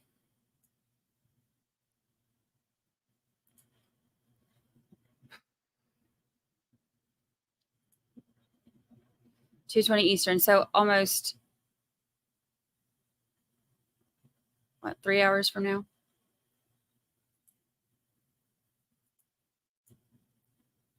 Aw.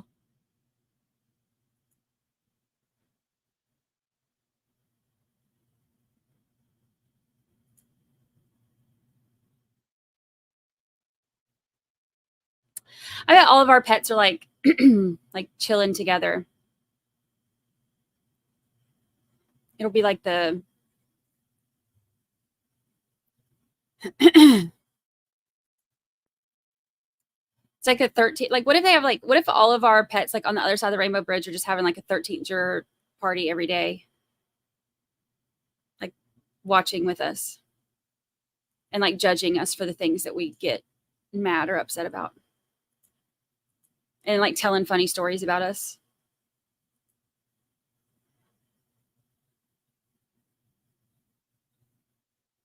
I bet they are.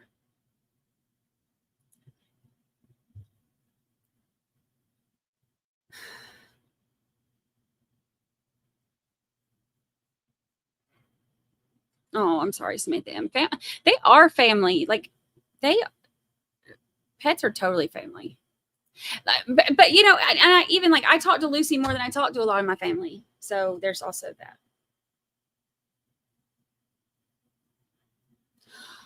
Oh.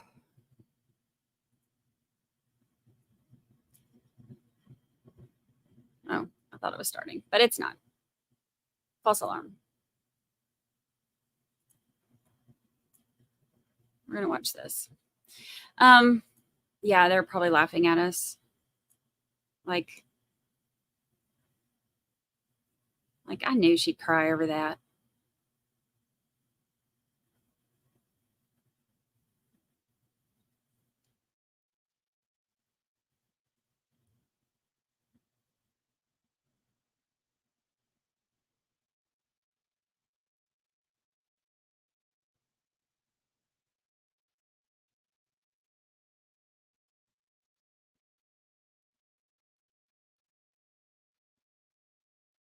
Oh, my Lola, pity baby, would turn her head side to side when she heard your voice. Oh, that's cute. Whimsical Drew says, I do have a rescue cat, but she treats me like the staff. Yeah, cats are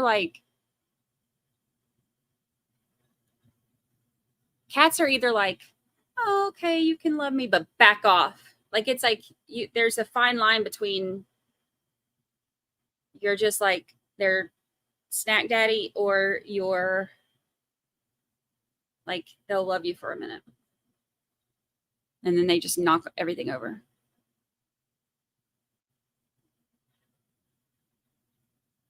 Oh, the Tupac thing is continued.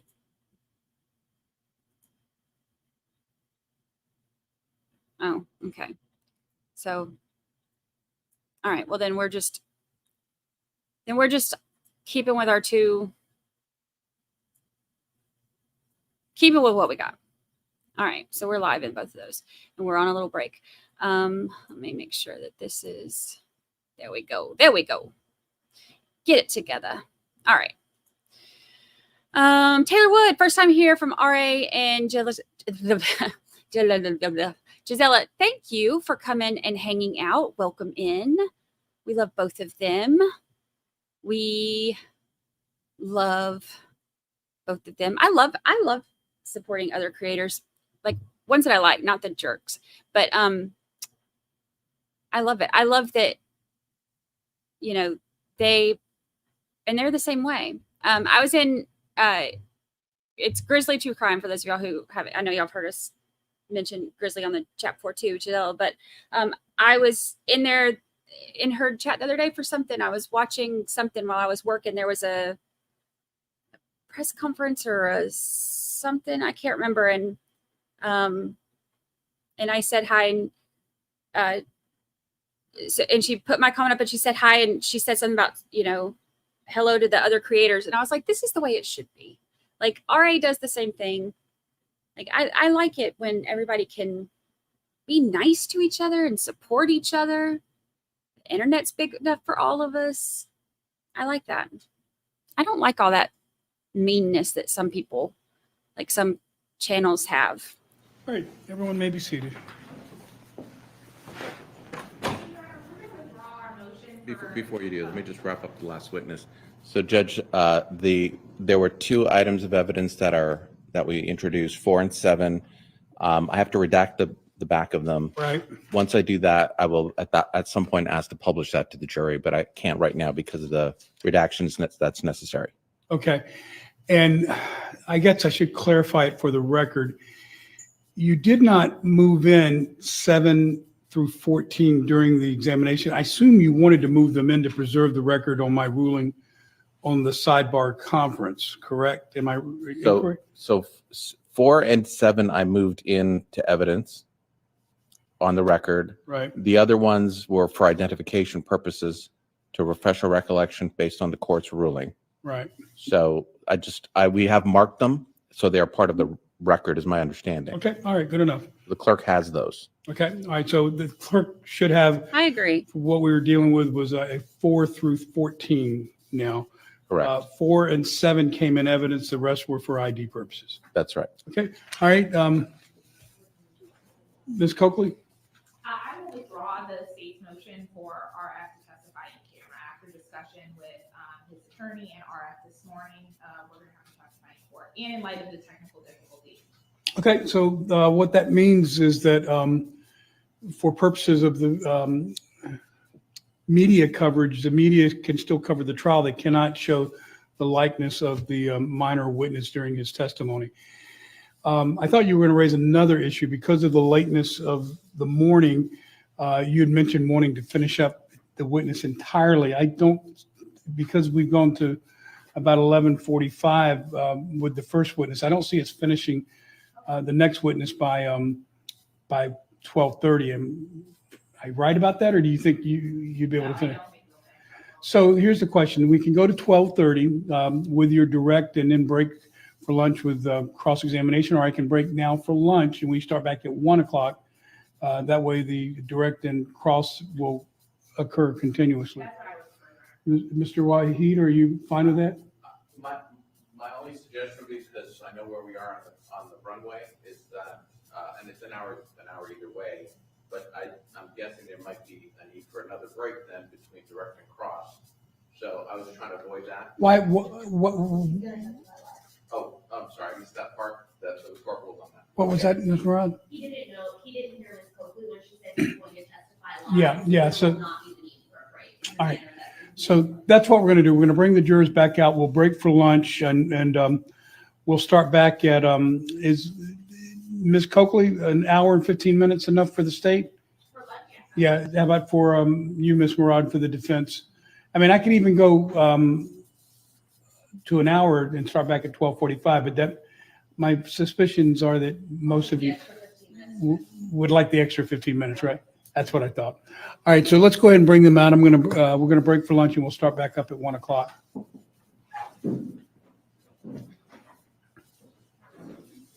All right. Real quick, since we're breaking for lunch on that, we can listen in right here.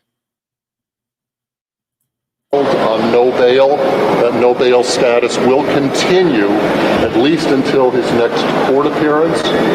We will continue to ask for a no bail setting because we believe under Nevada law and the evidence in this case that the proof is evident and the presumption is great that he will be convicted of first-degree murder, and that allows us to ask for a no bail setting. I'll take some questions now. Steve, what does it mean after so many months of work from your office to see him in court today? Well, he's no different than any other defendant.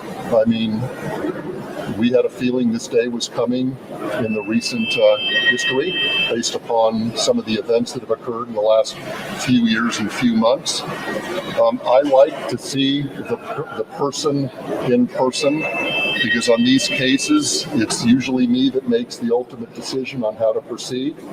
So I like to look at a person who's being charged with a crime in such a high-profile case. I like to look at their mannerisms. I like to look at their demeanor. I like to listen to them and kind of get a feel for their attitude. Steve, can you say if he's been cooperating with investigators, if he's talked at all? I understand that the day of his arrest, they were speaking with him, but I don't have anything further to say other than that. Is there any coordination with LA about notorious VIG cases? I'm not going to comment on anything involving that other matter. So he's Weston, CBS News. This is such a high-profile case, 27 years in the making. Can you talk about how that could impact the legal process moving forward? Well, it's a cold case. It's been lingering for 27 years, but I felt there was sufficient legally admissible evidence to move forward. That's why we presented it to a grand jury. The grand jury agreed that there was probable cause to return an indictment, but this case is like no other case. In a court of law, we have to present sufficient legal evidence to hopefully prove his guilt beyond a reasonable doubt. any case that's 27 years old sometimes presents some challenges, but we feel very confident that the criminal justice system will work in this case. Mr. Wilson, Is there any reason to people have fear wondered for why his did it safety take with so the long? gang affiliation? Who's safety? Davis's safety while in custody? I don't know. I don't know anything about his safety and his contacts or his relationships with people from 27 years ago. I don't have any information regarding that. Steve, I spoke to Tupac brother yesterday. He says he feels that this case wouldn't have gone without breakthrough for 27 years if Tupac had been a white man. Would this have been solved more quickly if Tupac had been white? We don't look at the color of a person's skin. We have a number of cold cases that excellent detectives work on every single day. And whether the person is white, black, red, blue, or green, we move based upon evidence and what we can present in a court of law. Steve, a lot of people have said, why did this take so long, especially in the last few years? Mr. Davis was very vocal about his involvement. Is there a simple answer to that question? The simple answer is that this is an important case. We wanted to make sure we get it right. We wanted to make sure we had legally admissible evidence. We wanted to make sure that we felt comfortable that we had sufficient legal evidence.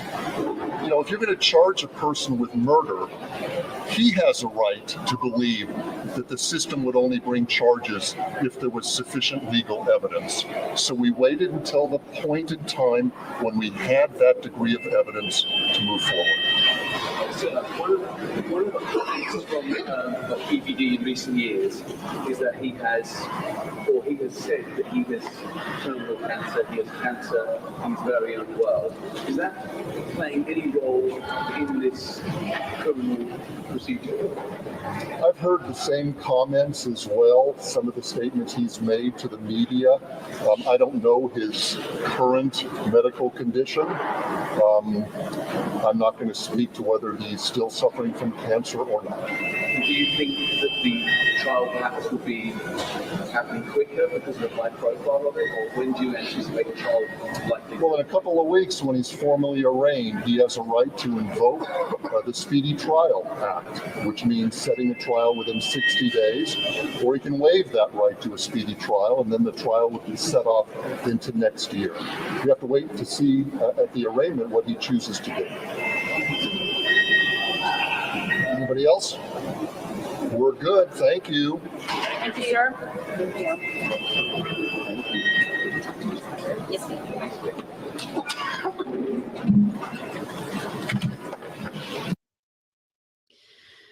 All right. Well, there you go. There's that. All right. Well, listen to what the judge says before he sends him to lunch.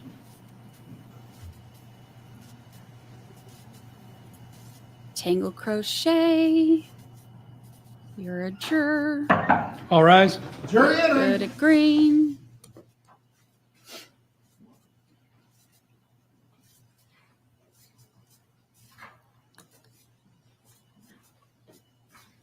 What? Did we just become best friends? Yep. All right, everyone may be seated. All right, so ladies and gentlemen, a couple things have happened while you were in the jury room. What we're going to do is the next witness will be testifying live in front of you in this courtroom, so it won't be in a video feed. We want to start that witness and finish the witness, and so rather than have a break with lunch, we're going to go ahead and break now for lunch. I'm going to give you an hour and 15 minutes. We'll start back at 1 o'clock sharp, so you'll go to lunch now and be back. 5 minutes is enough staging time, right? 5 minutes to 1, just meet at the elevators with Mark. He'll bring you back into the jury room, and we should be able to start very sharply at 1 o'clock with the next witness. Obviously, remember, during the break, don't discuss the case with each other or with anyone else, do any kind of research or anything like that, and do everything you can to avoid any inadvertent media coverage. Other than that, relax and have a good lunch. I'll see you back in about an hour.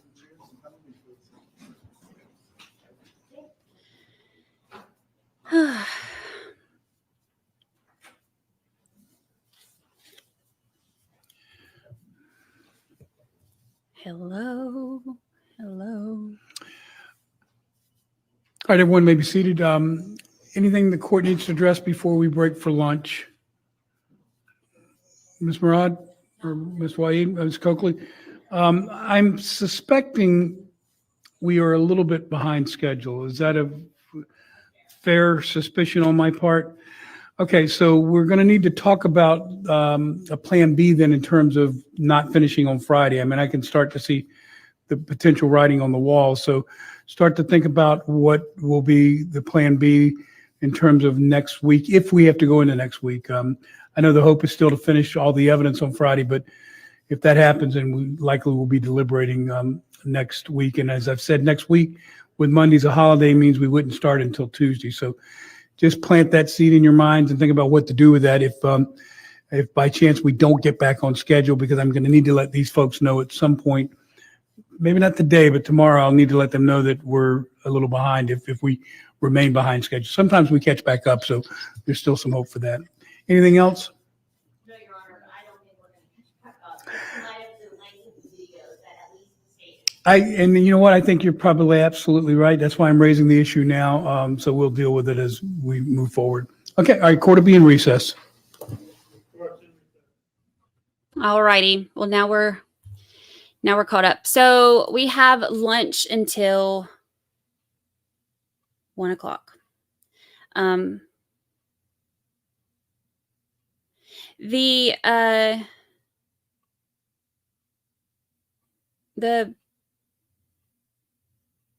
They're expecting this to be over Friday-ish, I guess now, based on the let's pull out our handy dandy digital calendar, since everybody made fun of me for having a paper calendar. Judgy McJudgersons. Oh, you know what else is happening today? Oh no, probably not. I bet it got delayed again because it always does. Did the Jennifer Doulos trial start today? Billy Wagner was supposed to have a pretrial hearing, and for some reason, I feel like it got delayed again. Let's see.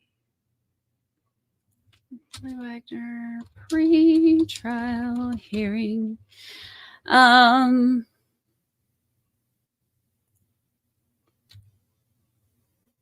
Let's see here. Y'all know this is what I've been real into. This is the final one. It was scheduled for today, but I don't know. I don't know. I have to look. I don't know if I've been so busy with everything. I feel like then I look at my calendar and I'm like, oh crap, I have 47 other things I was supposed to be doing as well. All right. So pretrial for Billy Wagner, charged in murders of 8 Pike County family members, set for Wednesday. I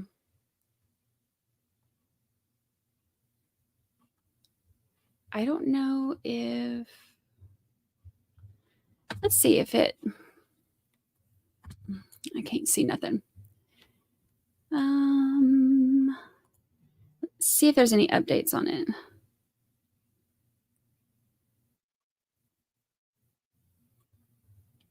News.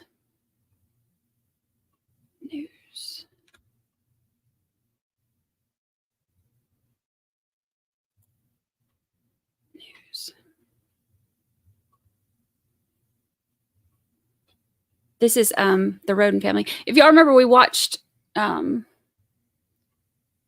his brother's trial. No, not his brother. His son. And his son's brother testified against him. And his mama. It's a whole big mess.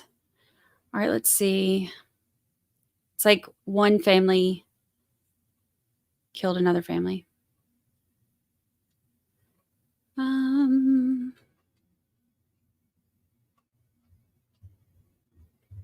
So is he going? Let me do this. Let me see. Let's see here. Oops.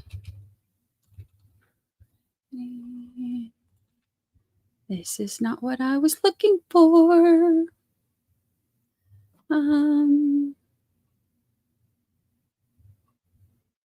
This is not what I was looking for.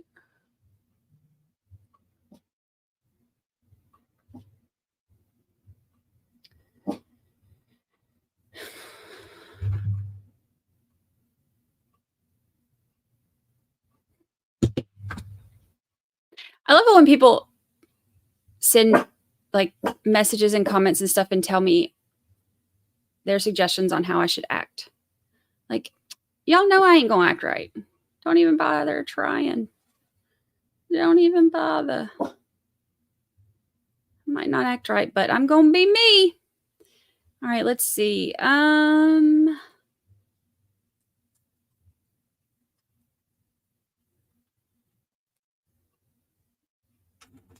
So as of now, it's still supposed to be set for today. So I'll try to see. I mean, this has been going on. I mean, it's been 84 years.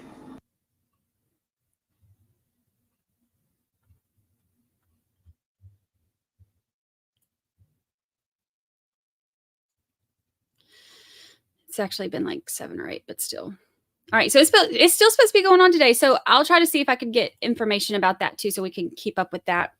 And of course, we have our let me add to my calendar since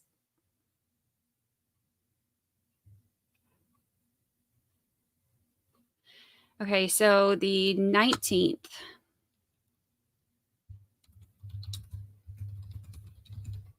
We'll add that arraignment. All right, so I added that.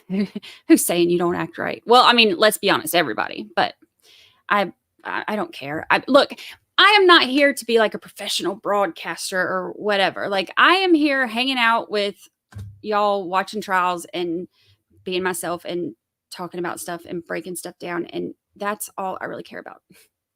Like, I am not going to be one of those that's like stuffy and whatever. If somebody's getting it on to the Tiki Hut, you're going to know about it. Tangled Crochet, $10. Thank you so much. Thank you so much. Bam. Thank you so much. Thank you for being you. Thank you for being you. Thank you. Y'all are the best. Y'all are the best. Mid to late spring 2024 is what I see for Billy Wagner. Yeah, they said something about, I don't know if they had the date or if they just said early 2024. I can't remember, but yeah, that's what we're looking at. But that's going to be such an interesting one. We'll have to do some recaps of the other trials before we get to going on that. We did it a little bit in between trials before, but man, it's a crazy one. Crazy one. Little B, super sticker. Thank you so much for the super sticker. Thank you. Thank you. I appreciate it. Y'all are so good to me. Trudy Martin said, you're one of us and we get to act our original selves. So should you. Yeah, I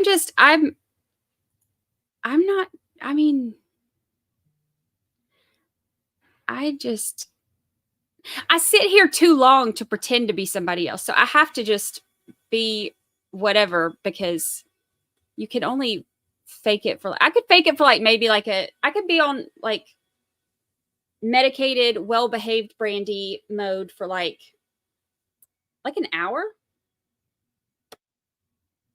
But when y'all have me like 8 hours a day, sometimes 10 hours a day, you get what you get.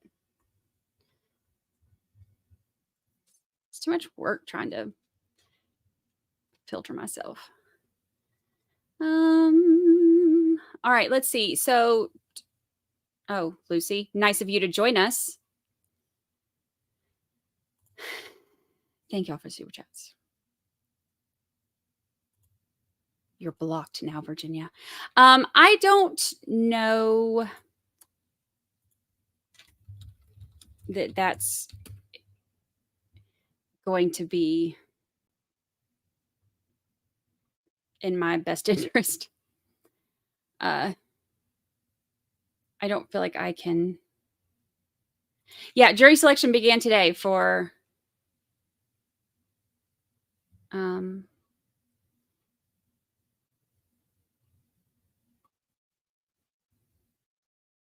Jennifer Dulo's murder. So it's Michelle is the one that's actually on trial here. She's the her husband was charged with murder. He died. I don't remember how he died. All my facts are running together. But anyway, so Michelle was arrested like 4 years ago, and jury selection begins today. So she's one of the co-conspirators in Jennifer Dulos' murder. So keep an eye on that. That could be our next. That's definitely going to be our next one if they do it. But yeah, Melly is. Oh, I don't feel like dealing with. I was talking to Juby's dad yesterday, actually, because I about the news about Portland getting arrested for witness tampering or whatever, and he was like, "Well, maybe they'll actually start having some consequences for their actions." I'll follow it, but I don't think I'm going to stream it. That's just too much. That's too much. That's too much. Ugh. Ugh. Too much. Jackie D. Thank you, Jackie D. We love you the way you are. Don't ever change. I personally think you're hysterical and an amazing person. I am really funny. I mean, I'm a hoot. I'm a hoot. Just joking. I love hanging out with y'all. I do. Y'all are funny too. Y'all are, the chat is funnier than anything else. I sit here and crack up at y'all. But I love that, like, we could sit here and laugh and like make fun of, dumb criminals and ridiculous attorneys and stuff like that. But then everybody knows, like, honor the victims. Like, we chill when it's, and focus on that when it's time to focus on that. Y'all are so good. Oh, okay. Oh, yeah. No, Melly, we like our healthy, happy chat. I got death threats. I don't feel like dealing with other people's ignorance again. Like, no. The thing is, people don't care about justice for the victims in that trial. They care about running their yaps. Methods. Hey, Brady, will you be covering the... yeah. Heck yeah. I've been so stoked about this since I heard. I'm like, this is like... you must have missed it the other day. Look, we got plans, Methods. We got plans. We are going to change the intro and outro music to my favorite Tupac songs. During like lunch and sidebars, we're going to do Tupac karaoke. All of my sound effects will be Tupac. I'm going to have to wear like my white bandana. This is going to be the highlight of my career. Honestly. I mean,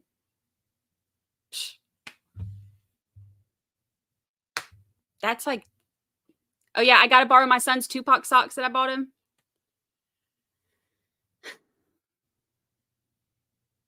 It's like I'm like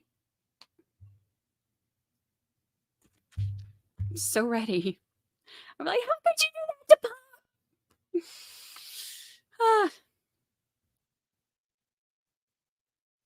And then every time there's like something sad, we'll play like Keep Your Head Up.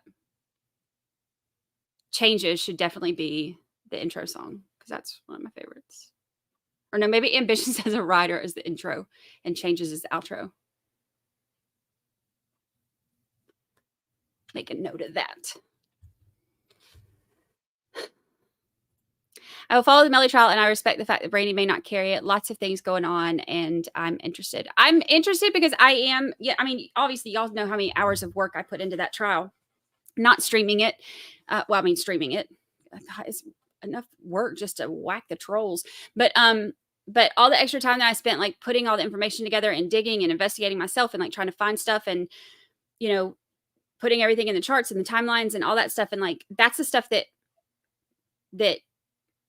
makes me frustrated when people argue about, well, you don't even know what you're talking about. Oh, yeah, I do. I pulled everything from the court documents myself. Sweet pea. Scurry on back to your little corner of the internet and leave me alone. People. If you ever want to stop YouTubing, you could be a stand-up comedian. Oh, what if I got booed off the stage though? Like what's his name? Gareth Pursehouse. He was not funny. He was not funny. He was not a hoot. He was like whatever the opposite of a hoot is. That's what he was. He was dry toast that had set out for 4 days. Ugh, he was awful. Not funny. Not cute. Ugh.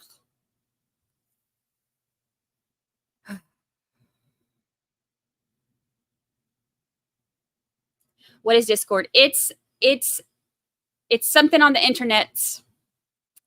It's a neighborhood on the internets, and people go to it. And I don't know how to work it that well, but I have been on there 3 times now. And only one of those times I messed up. I sent messages. I don't even know who got it. I don't know who got it. I thought I was sending it to my mods, but I ended up in the wrong neighborhood and don't even know who I was talking to. No clue. But the other 2 times I made it in Discord. I made it to the right neighborhood. I'm not good with Discord. I'll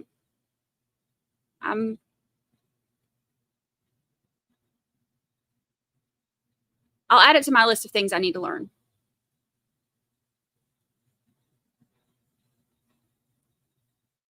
Going all out. Yes.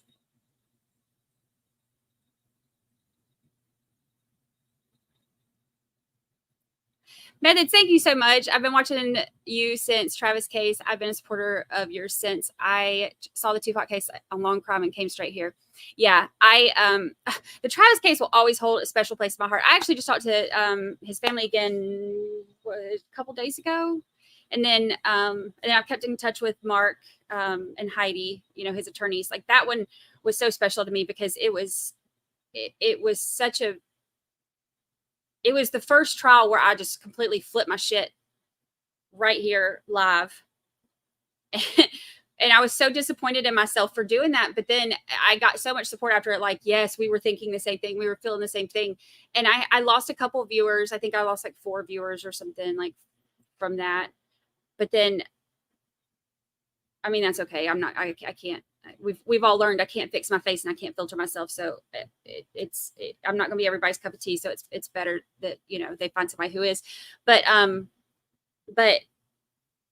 that trial it was one of those that I will always remember so many parts of it. It was seeing that verdict was one of the ones that was just like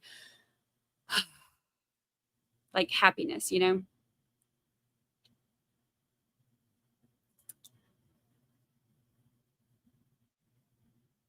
Good morning. Just get here when you can, Nikki. Dang. Just joking. Welcome. Come in. Do not tell the Hershey joke. No. Who would ever tell that joke? Who would ever? Lizzie Hendricks, yes, he tried to be a stand-up comedian, and he thought this boy thought he's going to sell his book of jokes that weren't even funny for $1 million.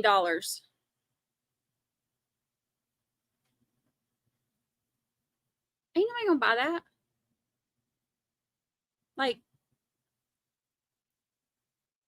maybe you can get $20 out of it. Maybe. Good point, Vesper. That's why Gareth didn't like Drew. He failed as a comedian. Good point.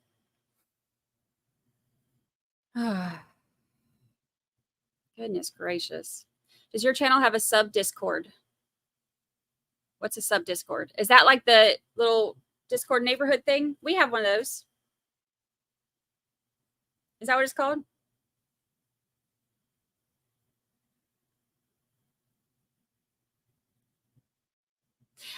Look, that's where everybody can go to like talk bad about me because y'all know I'll never know how to get there.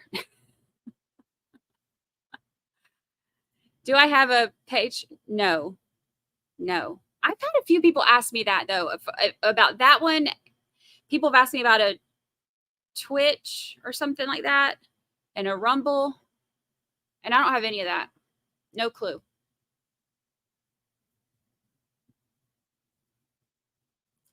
Brandi, you need to attend a Discord training event. Yeah, I do. I will pencil that into my schedule.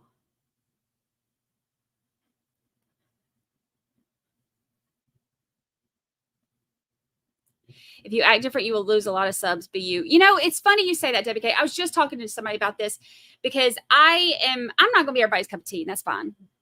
Not everybody has to like everybody. That's the way the world works. That's why, you know, there's as many creators as there are on, you know, different channels. And there's, you know, not everybody's going to like everybody. No big deal. Not everybody's going to like me. But I'm still going to sit here and be myself, you know. But I have seen other creators who are they're not authentic to who they are, and you can tell. So you can tell that it's not natural. And not only does it eventually come out anyway, but if somebody's not being their authentic self, then you can't connect with them. Like you can't connect to somebody who's not being real. So I think that the good, the bad, the ugly, whatever, as long as you're being true to who you are and being yourself and not trying to fake it, then, you know, you'll have connections.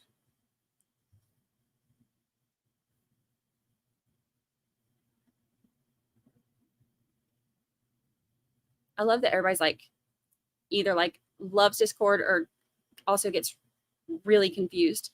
Like we need to have like a Discord support group, but we can't have it on Discord because none of us will know how to get there.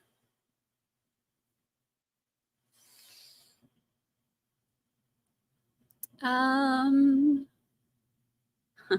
dang.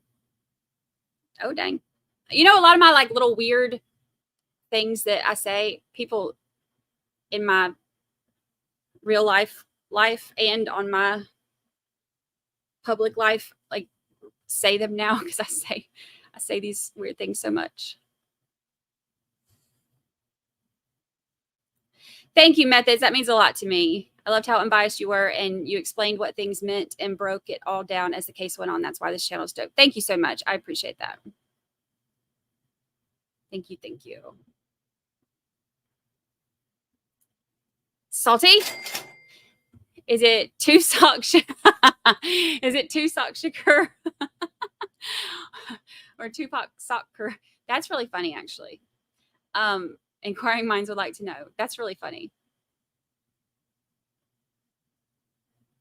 Two sock. Oh, so funny. I do need to steal those socks from my kid, though.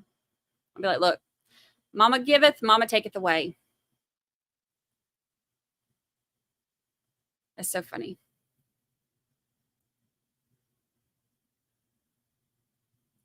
I've seen a lot of creators change, especially once they were monetized. Yeah, that's a shame. People need to be themselves. Lisa Dempsey. Oh my gosh.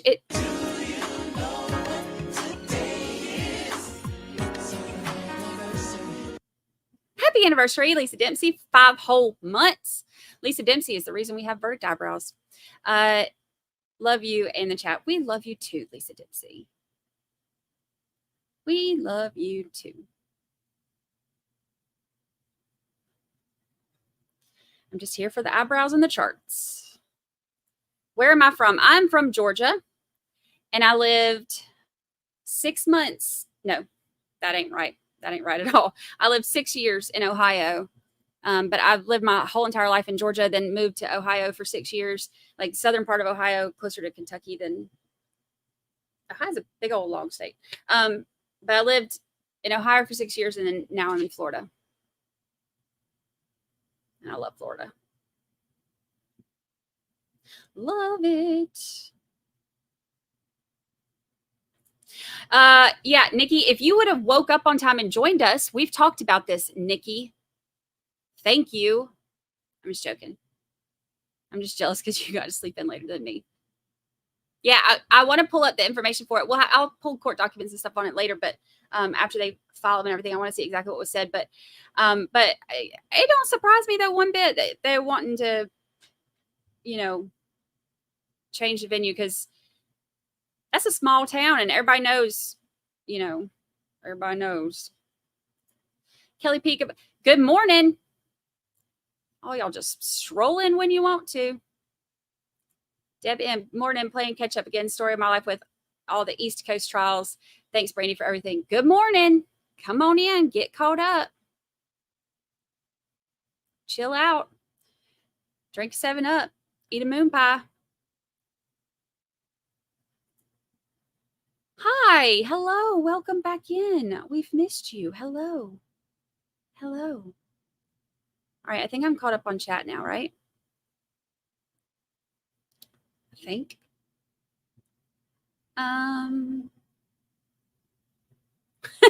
Could you do a poll to see how many people like or hate that anniversary song? Nope. Yep, I'll do it. I love that song. Do you like the anniversary song or are you wrong? Just joking.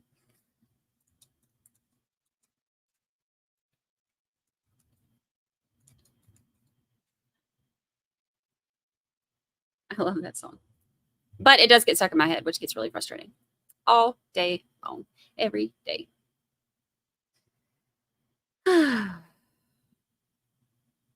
Thank goodness Ohio didn't ruin your accent. Yeah, they sure did pick on me about it, though. All right, now I'm caught up on chat.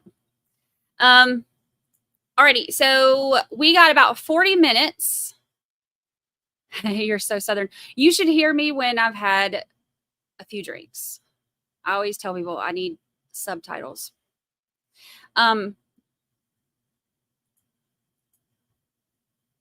I am going to take Miss Priss out. We will do. Oh, I was going to do beach cam, but I forgot I have my laptop on my bed where I was working a little bit last night before I passed out. So I ain't got it.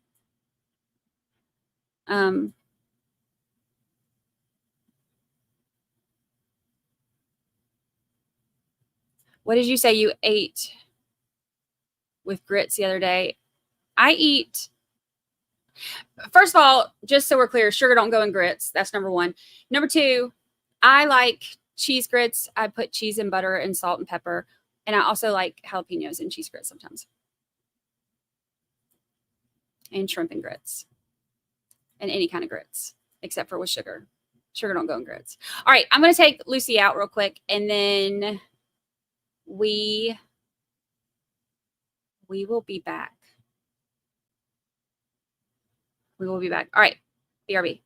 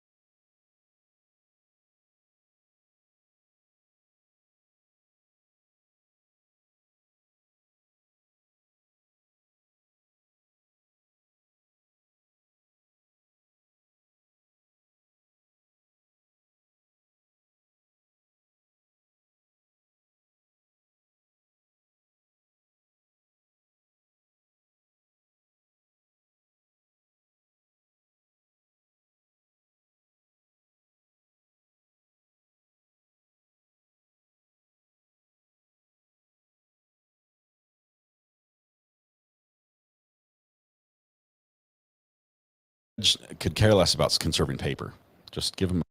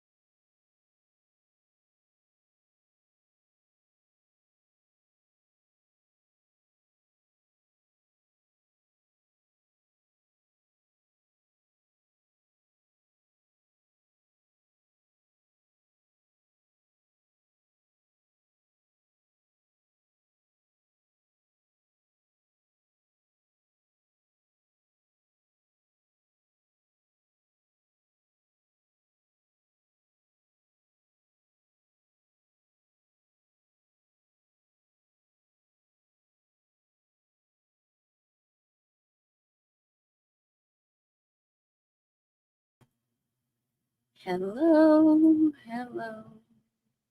Oops. There we go. All right. Hello, loves. I got beach cam up for y'all while we were on break.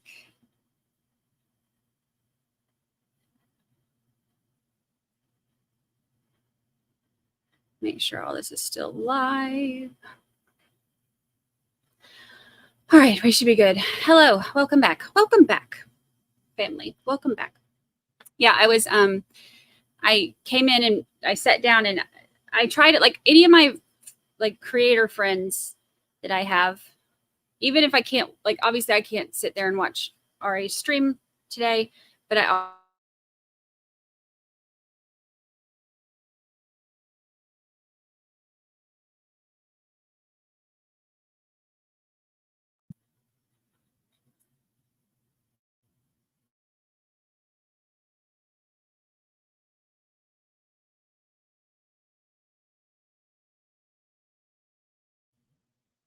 aliens. Let me check my fiber. I don't know what's happening. My fiber shows it's good. It's like StreamYard. Kelly P, thank you so much. Thank you. I try to go in.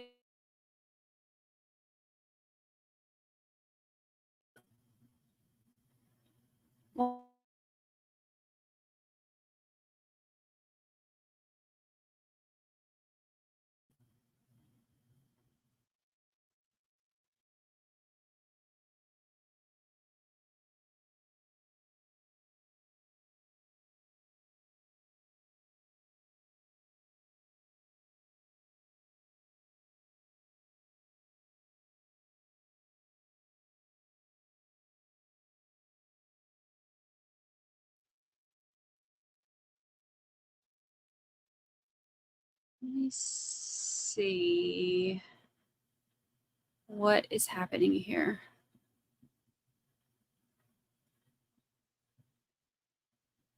My fiber shows it's fine, but my StreamYard shows alien attacks.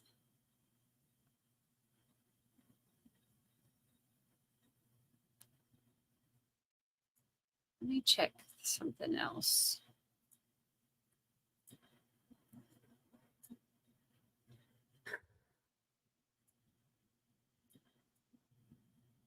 So weird.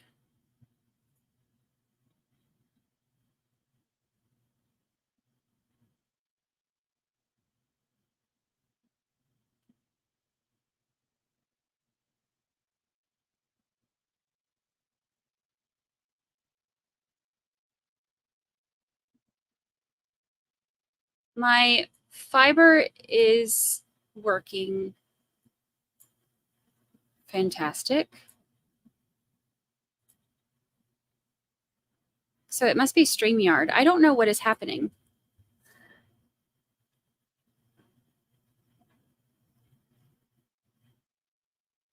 Unless it's happening during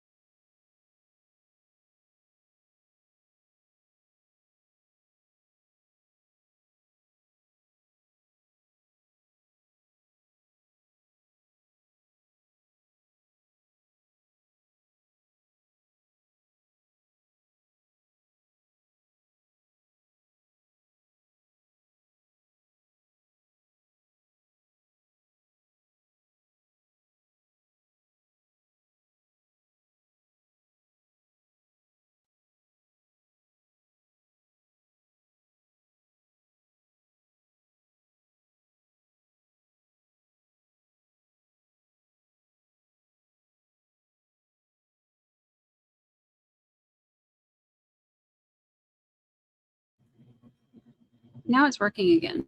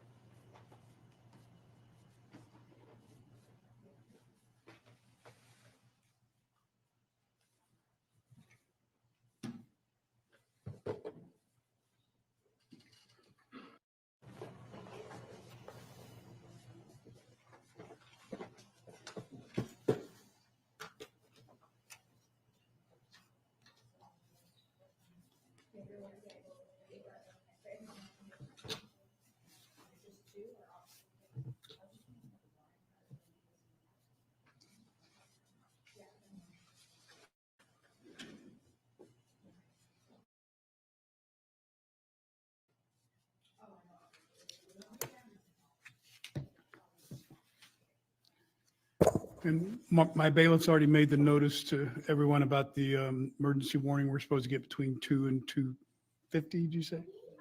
Yeah. Can we have I can't turn off my phone yet. I understand. There may be some phones that that will hear the sounding, mine included, because I have to keep mine for messages from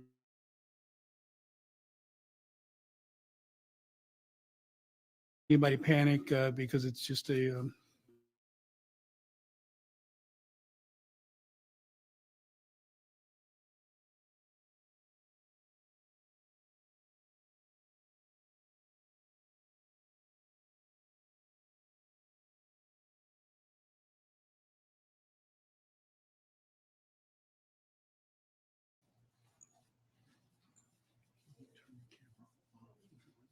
it's off right now. Yeah, I'm on top of it.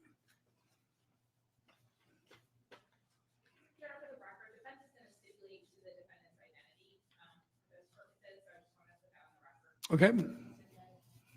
All right, so let's get the jury out here. We have the witness ready. You can go ahead and bring the jurors out.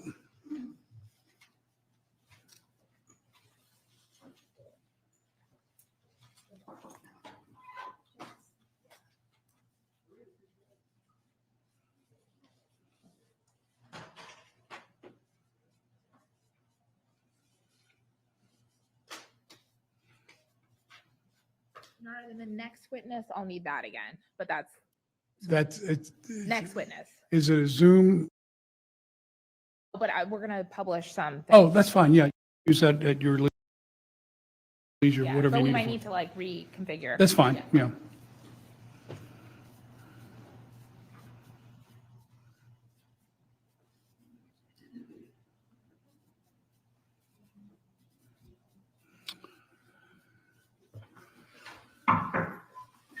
Jury entering. All rise.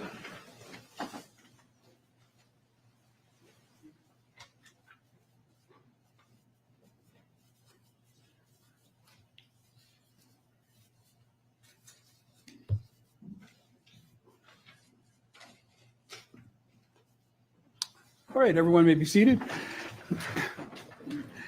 Ladies and gentlemen of the jury, welcome back. We are still obviously in the state's portion of the case. I'll be calling their next witness in just a moment.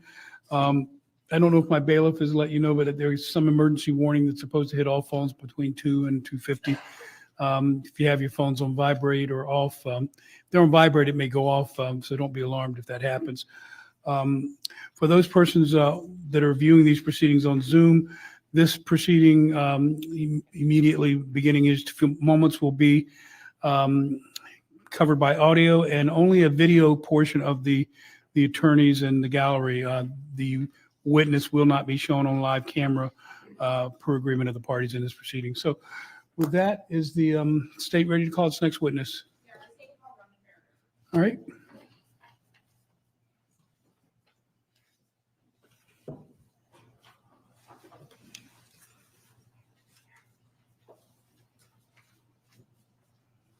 Do you swear or affirm that the evidence you're about to give would be the truth, the whole truth, and nothing but the truth? Yes, ma'am.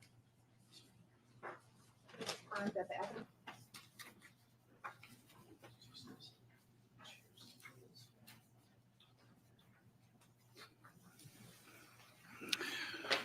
All right, Ms. Coakley, you may begin at your convenience.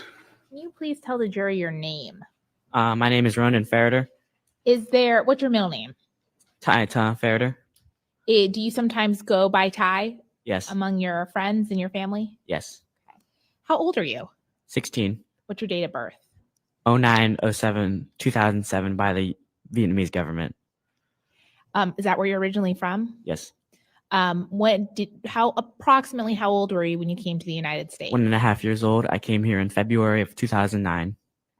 And how did you end up coming here? I was adopted by Tracy and Tim Ferriter. And you came, and then that's when you came for the first time into the United States? Yes.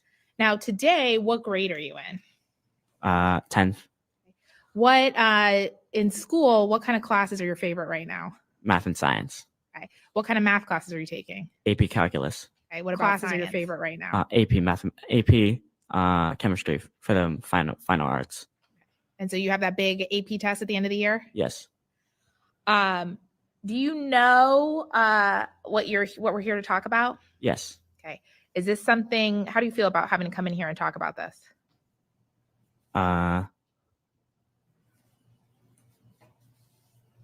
Apathetic. Okay. Do you feel nervous at all? Not really. Is this something you like to talk about? No. Do you feel relieved about talking about it? As I said, I don't have any feelings about it. So you kind of told us that you came to the United States when you were adopted. I want to talk about who was in your family when you were younger. Okay. You said Tim and Tracy Ferriter were your parents? Yes. Did you have any siblings when you were younger? Yes. Tell us who your siblings were. My siblings were Nola Ferriter, Fiona Ferriter, and Pierce Ferriter. Okay. Where do you fall in the age range of your siblings? Second oldest. Okay. Who's older than you? Fiona. And then Nola's next? Yes. And then Pierce is the youngest child? Yes. So how far apart are you, Fiona, and Nola? Fiona is 2 years older than me. Nola is 1 year younger than me. And Pierce is 10 years younger than me. Okay, so how old were you when Pierce was born? 11 or 12. Okay. Does it sound, when was he born? February? He was born in February of, yeah. Around the 2017-ish? Is that right? Or am I wrong? Let me think. What grade were you in? I was in 5th grade. Okay, you were in 5th grade, so you were in elementary school about the time that he was born. Yes. Okay. So 10, 11, around that age? Yes. Now, in school, were you close in grade to any of your siblings? My sister was 2 grades above me. Which Fiona. sister is that, Fiona? Nola, 1 grade below me. And Pierce, not applicable because he's not in school yet. Now, I want to talk about what your family life was like when you lived in Florida. How many times did your family live in Florida? Twice. Twice. When was the first time? When I was first adopted until we moved to Arizona. Okay. How old were you approximately when you moved to Arizona? I just finished 3rd grade. Okay. So you're in Arizona. You were in Florida until the 3rd grade. Yes. And then in the 3rd grade is when you first were in Arizona. Yes. How long did you stay in Arizona for? I stayed in Arizona for about 4 years. Okay. Until halfway through 8th grade. Okay. So Arizona is 3rd grade through halfway through the 8th grade year. Yes. Okay. And so the first time you were in Florida, you were real young, like small elementary school age. Repeat the question. Is it fair to say that the first time you were in Florida, you were very young? It was young elementary school age. Yes. And then Arizona was elementary school and the very beginning of middle school. I was there until my middle year of 8th grade. Until the middle of 8th grade. And then you moved back to Florida. Yes.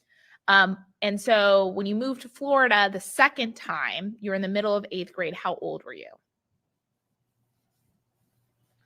It's about 14 years old, seem right? Yes.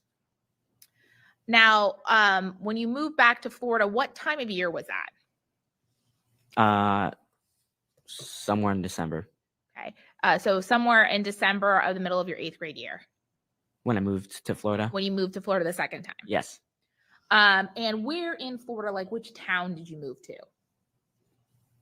I moved to Jupiter. And is that where your family's house was in Jupiter? Yes. And so did your whole family move with you? Yes. And what school did you start at? I started at Independence Middle School. Is that a school in Jupiter? It's a school in, it's a school in Jupiter. Was it close to your house? Yes. Now, I want to talk about kind of how your family was run with Tim independence. Who was the person in your family who was in charge of setting the rules? Tim. Okay. Who was the person in your family that was in charge of deciding kind of what kind of punishment you would get? Tim. And who was the one that kind of decided how you would be treated, the person in charge? Tim. Now, did Tracy also go along with and support what Tim did? Yes. Was it an option for you if you disagreed with a rule or if you wanted to discuss the way you were being treated? Was that something that you could have a discussion with the defendant, Tim? No. Now, talk to me about when you moved to Florida. What was the house like? The house when I moved back to Florida in 2021. Yes, December 2021. Yes. Yeah. How was the house like? So the house had a 2-car garage. It had 3 bedrooms, 1 office, and 2 bathrooms. And we also had 2 living rooms and a backyard. Okay. Tell us who had the bedrooms? Who had what bedroom? Fiona had a bedroom, Nola had a bedroom, and Pierce had the office as a room, and Tim and Tracy had a room together. Okay. I want to talk to you for a second about something that's already been entered into evidence and see if you recognize or we can talk about some of these photographs, okay? Okay. Permission to approach, Your Honor, what's already been entered into evidence as states 3A through C. Granted. Okay, so I'm showing you this is already in evidence. The jury's already seen it. States 3A through C. Do you recognize what room we're looking at? Yes. Which room is that? It is Pierce's room. Okay. Now, in these pictures, there's like some mattresses on the floor in Pierce's room. Is that what it was like when you were living there? No. Were those mattresses on there? No. In the floor? Do you know where those mattresses were? That mattress was in either, if it's an inflatable mattress, it was in storage or in my room. If it was an actual mattress, it would come from my room. Now, you mentioned that there was, thank you. You mentioned that that Nola had a room. Yes. Fiona had a room. Your parents had a room. And Pierce had the office. Yes. Where did you sleep? I slept in an 8x8 room in the garage. Okay. Was that room built into the garage? It was built inside the garage. Inside the garage? Yes. Who built that? Or who had it built? Timothy hired a contractor to build it in December of 2021. Right. And how do you know that? Because I was kept in their closet and I overheard the conversation of them having to build it. Okay. Now, I'm going to approach something that has been entered into evidence already as states 9. Okay. You may approach. And you can approach freely. I'm showing you what's already been entered into evidence as states 9. What does that show? This shows the room. So is this a picture of the garage kind of from the outside? Yes. And then in there, can you see the back wall of the room? Yes. Is that the room that you're talking about that you stayed in the defendant's home in Jupiter? Yes. I want to talk about what it was like in that room. You said it was about 8x8. Yes. Did it have a concrete floor, or what was the floor like? So the floor was concrete, but I used these little 16 by 16 inch mats of carpet to put down on the floor, so it wasn't so hard. Okay, so it had a concrete floor, but on top there was a carpet laid on top of it. Yes. What kind of furniture did you have in that room? I had a desk and a bed. Did the bed have a bed frame, or what was it? The bed had no frame, had no box spring. It was just a mattress on the floor. And mattress on the floor, what size of mattress was it? Size of the mattress was a twin size. Now, did the room have any windows or any outside light? No, it only had an air conditioner. Let's talk about that air conditioner for a second. Were you allowed to touch or operate the air conditioner? No. Were you allowed to turn it on if you were hot or turn it off if you were too cold? No. Would you get in trouble if you touched the air conditioner at all? Yes. And who did that direction come from? Tim. Did the room have any lights? It had a light, but it was controlled outside the room. Okay, so if you wanted to turn on the light, is that something that you could do when you were inside the room? No. Did you have any control over when the lights were on or when the lights were off? Who controlled that? My parents, Tim or Tracy. Okay. Were there times that you were in the room in the dark? Yes. Is that at night sometimes? Yes, and also during the day. Okay, so there are periods of time during the day where you would be there in the dark, in the room. Yes.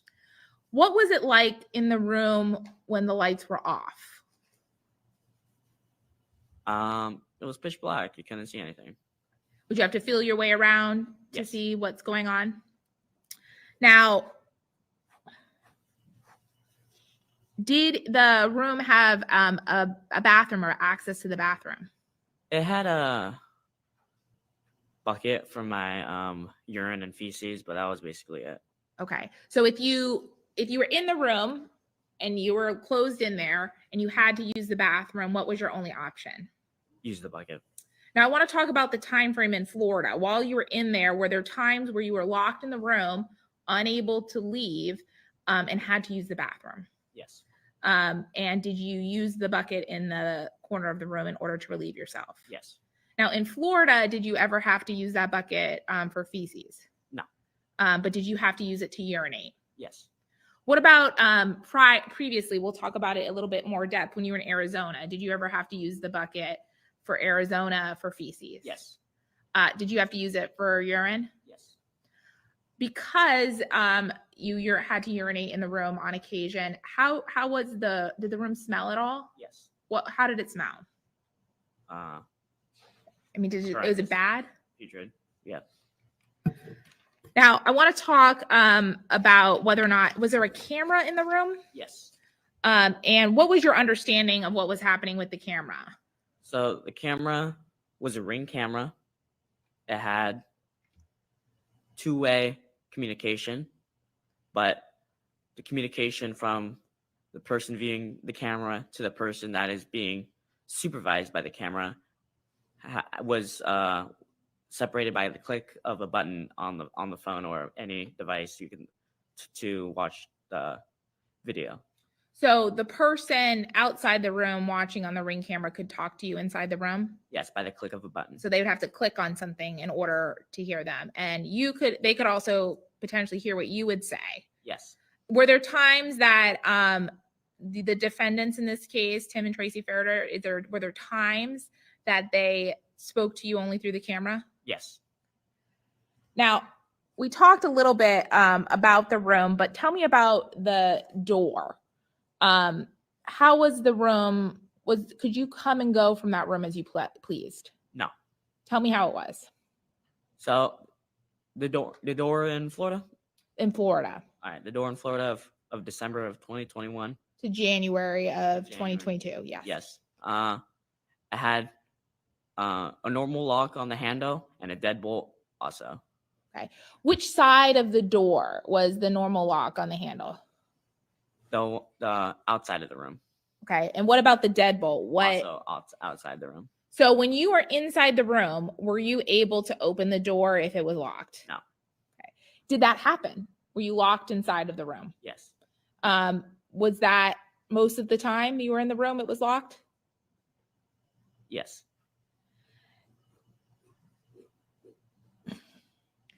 Now, when you were in the room, were you always given access to water when you were locked inside the room?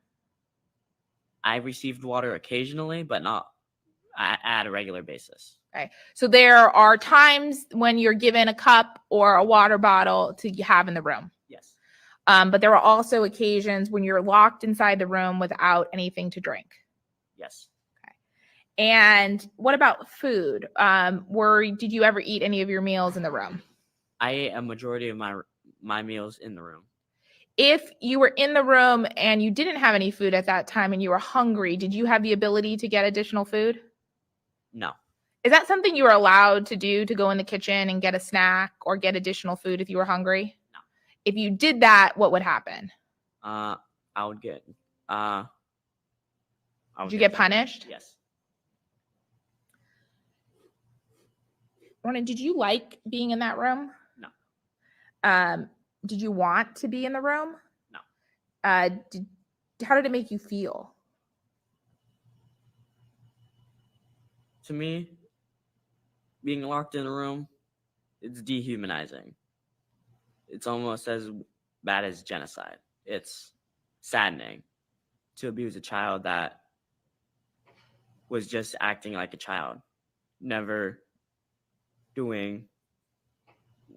thinking of what an adult would think to do to a child that would succumb his or her efforts in daily life to succeed, suffering from emotional pain, suffering, trauma. So did you have a choice about whether or not to go in that room? Like, were you forced Yes. by Tim and Tracy Ferriter to go into the room? Yes. If you resisted or, didn't follow their directions, what would happen? I would be put in the room by physical force.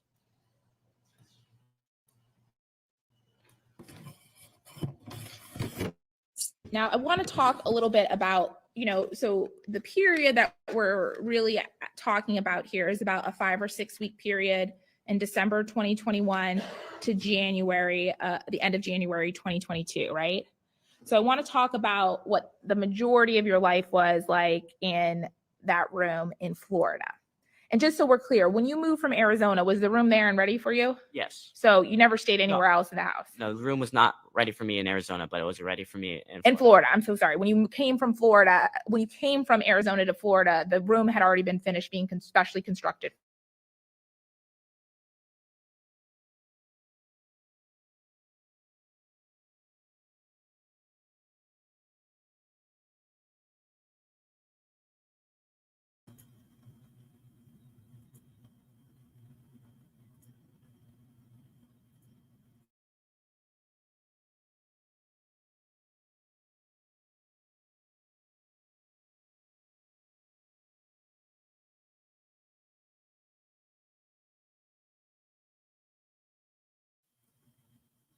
Fun times.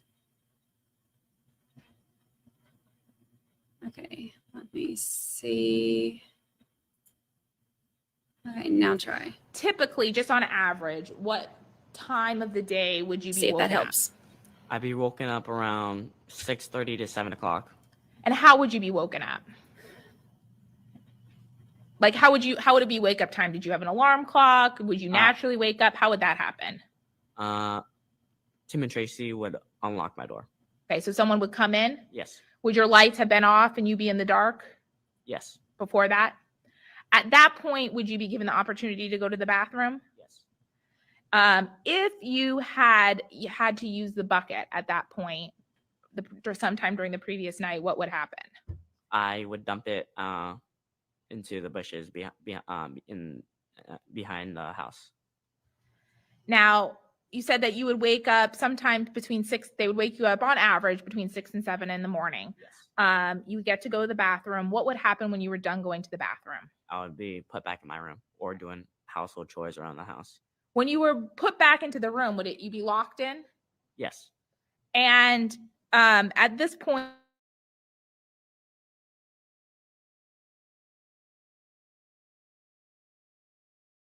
and so when we say outside the room, like in the garage?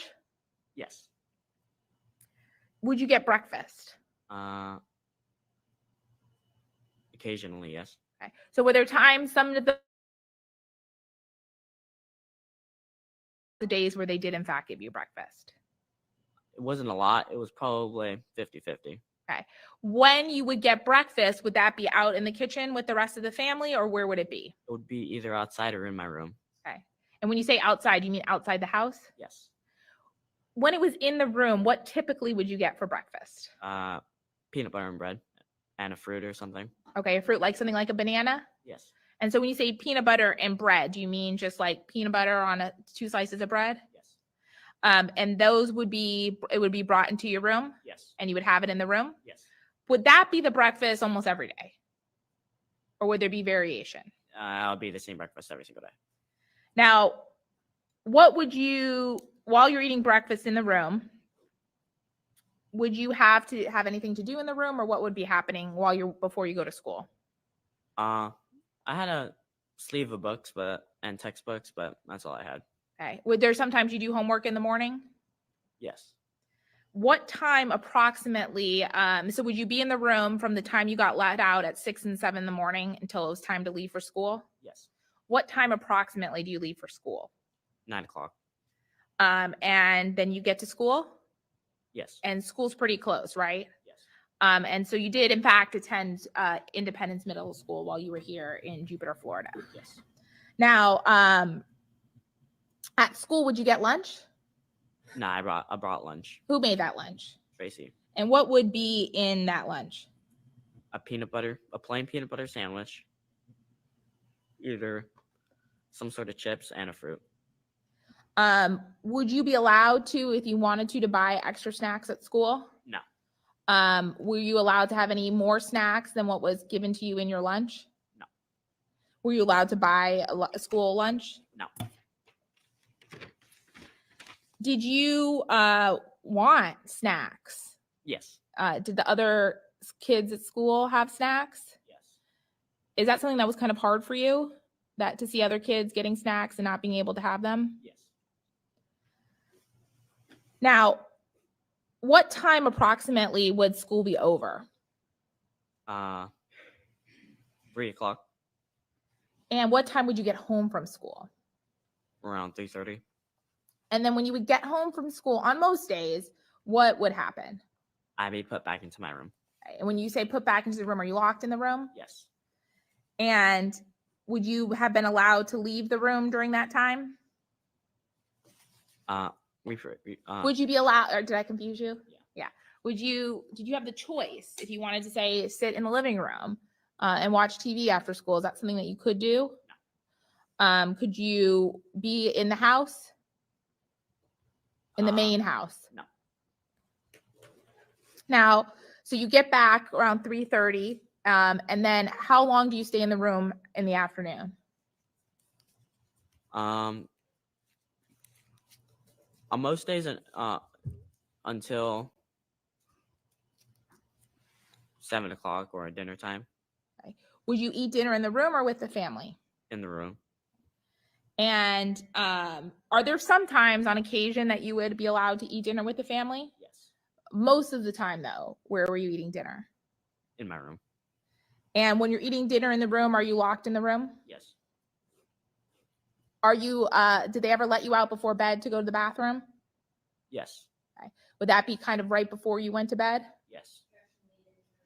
Sustain, rephrase. Okay. When would you usually be let out to go to the bathroom? At the end of the day? Like when Tim and Tracy go to bed, which is around 9, 10 o'clock. And after you're let out to go to the bathroom at night, what happened next? I was locked into my room.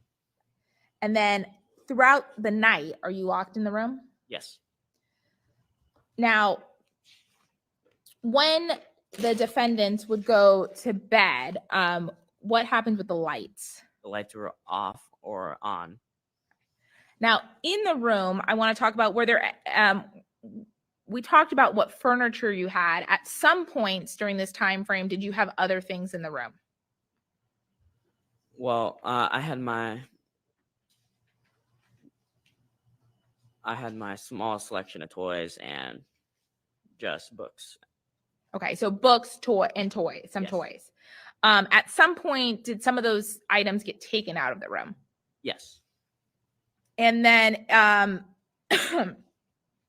You said that you had books and toys. Was there a point where you only had books? Yes. Did those books eventually, some of them get taken away? Yes. And how many books were you kind of left with? Like 2 or 3 textbooks. Were you allowed to have electronics in the room? No. Go ahead. Phrase that. The only electronic allowed in my room was my school computer. Were you allowed to have it in with you at all times? No. Just when you were doing schoolwork? Yes. When you had your school computer, were you allowed to play computer games on it at all ever? No. Is that something that a lot of middle school kids do? Yes.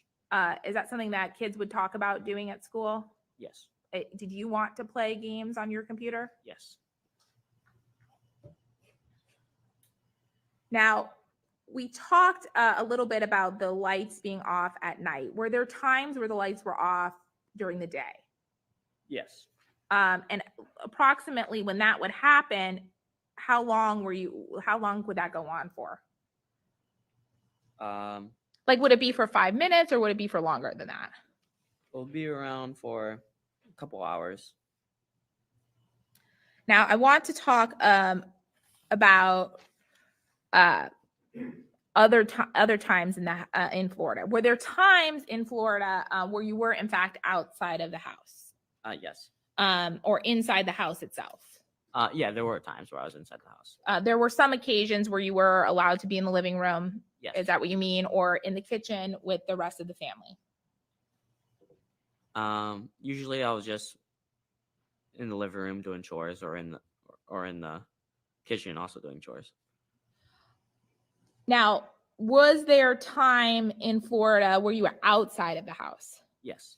What would you be doing outside of the house mostly? Raking leaves, moving shelves. Yeah. Now, when you were outside of the house, are you under the direct supervision of your parents, or are you kind of out there by yourself? They had a camera to watch me, but it was another Ring camera. But otherwise, I was not supervised while I was outside. So you'd be outside of the house by yourself for periods of time? Yes. Now, were there a couple occasions where maybe you did get to play or interact with your siblings outside? Yeah. But for the most part, when you were outside, what were you having to do? Yard work, chores.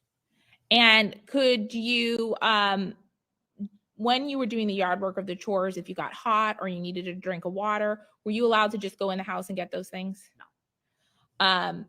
Were there times where the front door was locked and you couldn't get in? Yes. What would you have to do in that circumstance? Would you just have to wait outside or something else? Wait outside. Okay, until they decide to let you in? Yes. Now, I want to talk about in Florida, were there instances where the defendant in this case, Tim Ferriter, acted towards you in a way that was physically aggressive? Repeat the question. Was there ever any physical aggression towards you in Florida? There was instances of grabbing and pushing, but otherwise, no. Okay. Physical contact such as punching, hitting, smacking. Right. None of that happened during the time frame in Florida. No. Were there times where he was verbally aggressive to you in Florida? Yes. What kind of things would he say to you? It would say, "This is a piece of you can spell SHIT. You better, you better pick it up." Yeah. Would he call you names? No. Would he yell at you? Yes. Would he scream at you? Yes. Did it appear to you, based on how he was interacting with you, that he was angry at you? Yes. And is the same true for Tracy? No. Now, because of his verbal aggression, did you have a belief as to whether or not he could, if you didn't listen to him, or that there was a risk, or were you concerned that he would be physically aggressive to you? I could safely assume that he could cause bodily harm to me. Overall. And is that based on some of your prior experiences in Arizona? Yes. Overruled.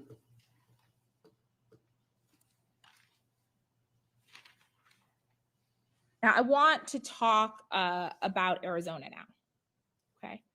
That's where you lived immediately prior to coming to Florida. We ended up talking about Florida, about times where you were outside and couldn't come in the house. Did that happen in Arizona as well? Yes. Were you locked outside? Yes. Tell me about that. I had to move rocks and stones and shrubs and cactus around the lawn, but I was unable to go inside to eat or get water. Now, in Arizona initially, when you said I think we said that you moved there in early elementary school. Yes. You said, I think, around 3rd grade. Yes. Initially there, did you have a room inside the house? Yes. Okay. Tell me how the rooms were initially when you moved to Arizona. So, you wanted to describe the room? Yeah. All right. The room had a desk, it had a dresser. It even once had a coffee table for me to play chess, and it had a bed with a mattress, box spring, bed frame. Yeah. And is that your room inside the house? Yes. Okay. And during that time frame, I wonder what he Pierce just said. born at that point? No. When at some point in Arizona, did they build a different room-like structure for you in the garage? Yes. And the defendant's the one that had that built? Yes. When approximately did you end up having to go into the garage room? About a week before Pierce was born. Okay. And you said that's about when you were in the 5th grade? Yes. Okay, so around 11 years old. And there, prior though, when you were in the room in the house, was that room, the room in the house, ever locked? Yes. Was it locked from the outside? So in the room, when you were in the room in the house, were there times when you couldn't leave or go into the room when you wanted in the house in Arizona? Yes. Did that room have access to a bathroom? No. Now, I want to talk about the room in the garage in Arizona. Was that room similar to the room that you lived in Jupiter, Florida? Yes. Tell me about that room. So, it had a bed frame, a box spring, and a mattress. It had a desk. Did it have any windows? No windows. Just there was a wall-mounted AC conditioner, and it also had a dresser, which was removed from the room at later stages. Were you allowed to touch or utilize the air conditioner? No. In Arizona? Did it sometimes get hot? Yes. And did that room have a bathroom? No. Did it have the bucket that you already told us about? Yes. How did that room smell? Bad. In Arizona, you kind of gave us your average day here in Florida. Was it similar to the amount of time that you were in the room in Arizona? Yes. Were there times in Arizona that you were in the room for longer periods of time? Yes. About how long would you say is the longest? About 18 hours. And were there times where you didn't get meals in that room in Arizona? Yes. Would that happen for like the whole day, or would just a meal or two, or explain to us how it was? Reset. When you wouldn't get meals, how would that happen? What would that be like? Would it be every meal, or give us some context? I had a fluctuating frequency. Sometimes I got all 3 meals, sometimes I only got 1, sometimes I only got 2. Yeah. Now, were there times that the family went to events or out of the house and you were alone locked in the room? Yes. That happened in Florida too? Yes. Now, in Arizona, we talked about the fact that there was some physical aggression in Florida, but there wasn't physical punishment. In Arizona, was there physical aggression from Tim Ferriter towards you? Yes. Tell me about that. One time I got smacked in the face. Do you ever grab you by the neck or push you against the wall, anything like that? Yeah, he did that. Sustain, rephrase. Tell me about some other instances besides getting smacked in the face. He would grab me by the neck. He would grab my arm. He would yeah. Was there ever instances of physical punishment in Arizona? Yes. Okay, tell me about that. So he had a Tim had a jump rope he used me for punishment and also a belt. Okay, and when you say a jump rope or a belt, what would he do with those? Spank me with them. Okay, hit you with them? Yes. Where in the house would you be when that happened? In my room. Okay, who else would be in there? No one else. So just you and the defendant? Yes.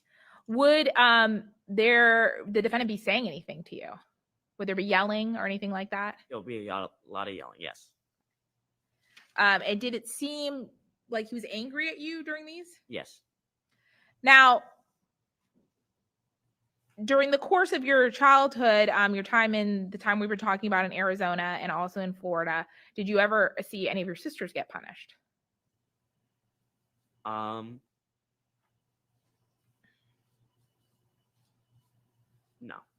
Would they be punished or treated in the same way that you were for the same type of conduct? No. What was the difference? They got their phones taken away for like a day or two. And what would happen to you? I would get locked in my room. Yeah. Your Honor, if I can just have a second. You may. And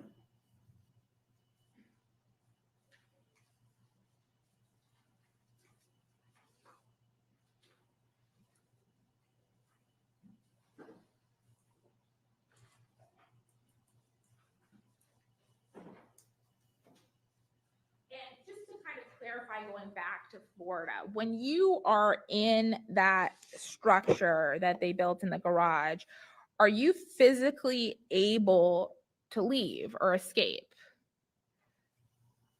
Like without, just normally, are you able to escape? Sustain, rephrase, counsel. Were you able to open the door from the inside? Overruled. You can answer the question, that means. I totally forgot the question. Yeah, it's okay. Were you able to open the door from the inside when it was locked? If I had a key, no, but I didn't know. But did you have a key? No. Did you have any way to get out of the room once they locked you inside? I devised a couple of plans, but I didn't. Right. Were any of those plans have worked? It was one time where I stuck a Lego piece in the pin for the door, but I kind of realized that wasn't deep enough. So there wasn't a way immediately available. Was there a way immediately available for you to be able to leave that room? That's all the questions I have. All right, Cross. Ugh. You're going to do the cross, Ms. Murad? Oh gosh, Maybe Cross. at your convenience. Ugh. I'm not looking forward to this.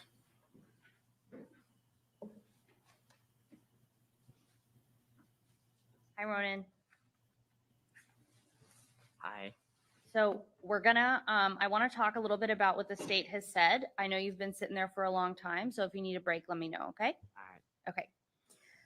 So do you think it's fair to say that you talked a lot about your time at Tim and Tracy's house on direct examination, right? Is that a yes?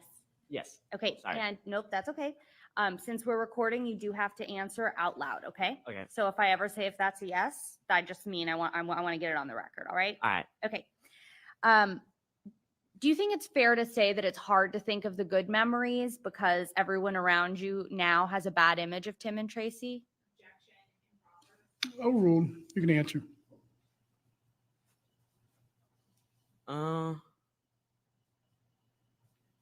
We say that question again? Sure. Do you think it's hard to think of good memories when everyone around you has a bad image of Tim and Tracy in their mind?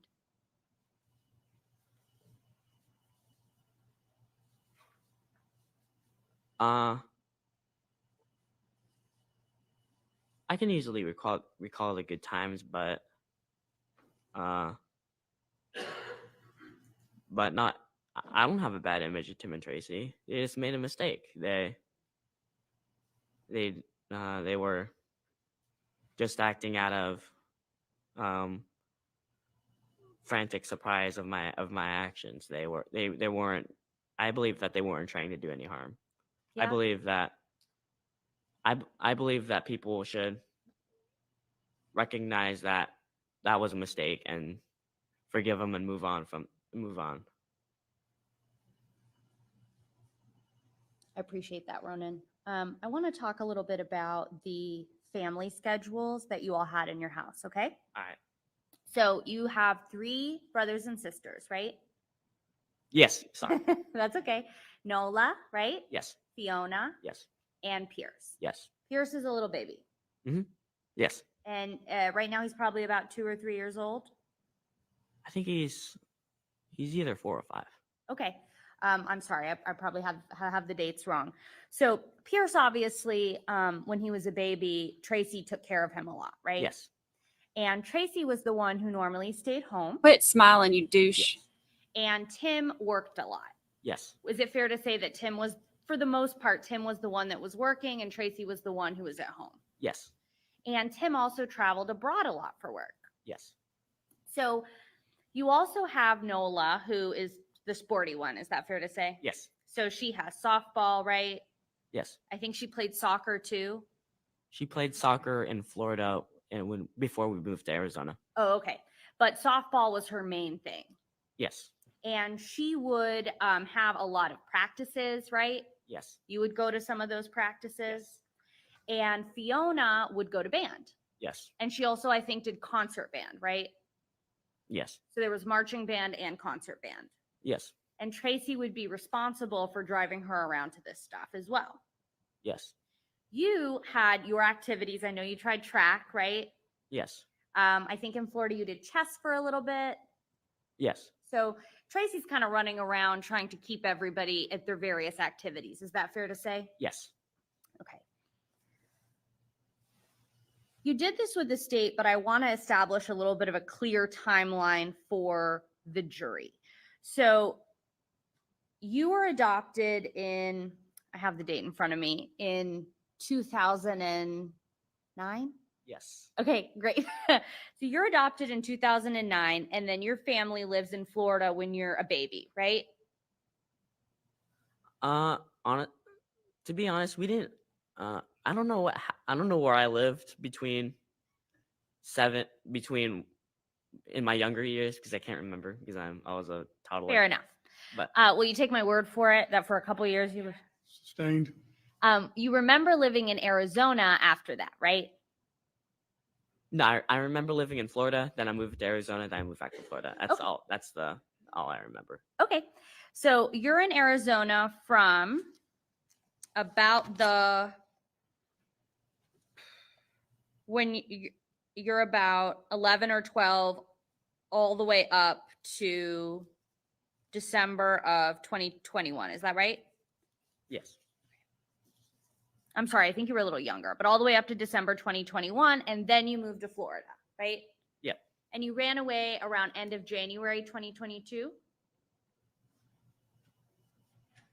The most recent time? Yes. Okay. So the time frame we're talking about that you stayed in Florida most recently in Tim and Tracy's house was end of December 2021 to end of January 2022, right?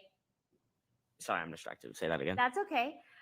When you all moved to Florida, the most recent time, it was about Christmas time, December 2021, all the way to end of January 2022 when you ran away, Yes. right? Okay. And when you moved, I assume there was no school because it was Christmas time. Yes. And your family was moving boxes, trying to get everything packed up, right? Yes. Okay. And then after that, you pretty much started school after the Christmas holiday. Yes.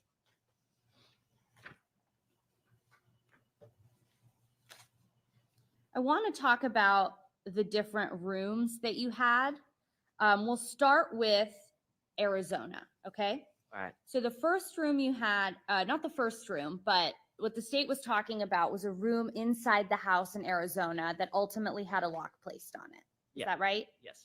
And that room had a lock placed on it while Tracy was pregnant with Pierce. Yes. That room had a window. Yes. It had a desk. Yes. It had a dresser. It had a bed. Yes. And it had a closet.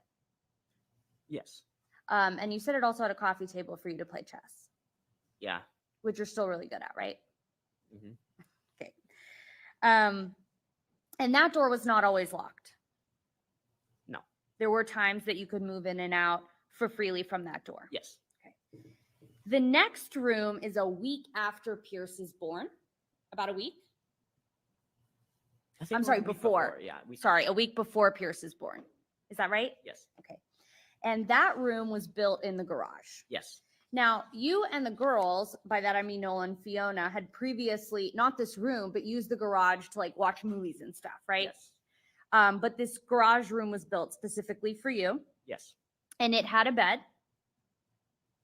Yes. It had a desk. Yes. And it had a dresser. Yes. And you think it was about an 8x10 or 8x9 room as well. Yes. It also had stuff on the walls, right? Yes. I think you had like a periodic table on it. Is that a yes? Yes. But then sometimes you would get angry and rip that stuff off the walls, right? Yes. Tim and Tracy never took that stuff off the walls. And that room also was not always locked. That room was always locked. Okay. So it's your testimony that at no point could you sort of move freely in and out of that room in Arizona. I cannot. That door was always locked. Now I want to take you to the room in Florida, which was built in December of 2021. Okay. All right. That was an 8x8 room, right? Yes. That room also had a bed, a desk, a dresser, right? No dresser. No dresser, I'm sorry, just a bed and a desk, right? Yes. And then the clothes you said would actually be kept outside the room. Yes. And part of that was because you would sometimes hide electronics in there, right? Yes. And you have like ripped up your clothes before too? I only done it once, and that was in Arizona, but I don't rip my clothes.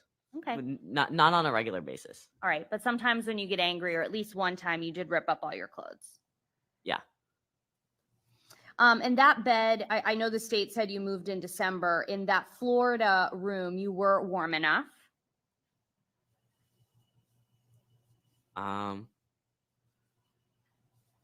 It's not that I was warm enough. It was that I was too warm, and we had a fan. We put a fan in my room. I see. So you had you had sheets and a bed, right? Or like sheets and a pillow. Yes. And a blanket. Yes. And then you also had the air conditioning unit installed there. Yes. Your Honor, can I approach? You may.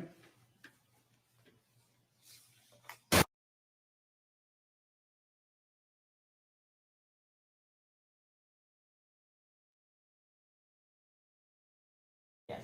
And is that a fair and accurate depiction from your Yes. purposes? We're like half a minute behind on the alien invasion. All right, here we go. Sorry. I meant the witness. I was wondering. I was like, why the background noise?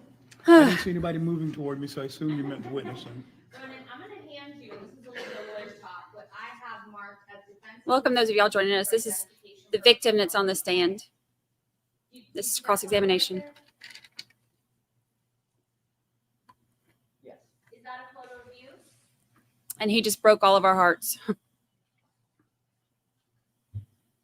Yes. And is that a photo of you in the room in Florida? Yes. And I think that's early on before you had some of the stuff removed from your room, right? Yes. And is that a fair and accurate depiction of, at least at one point, what that room looked like? Yes. At this time, defense moves to admit defense exhibit 15 into evidence, starting hallmarks of identification. Any objection? No, Your Honor. Court receives and accepts defense exhibit 15 in evidence without objection. May I publish it to the jury? You may.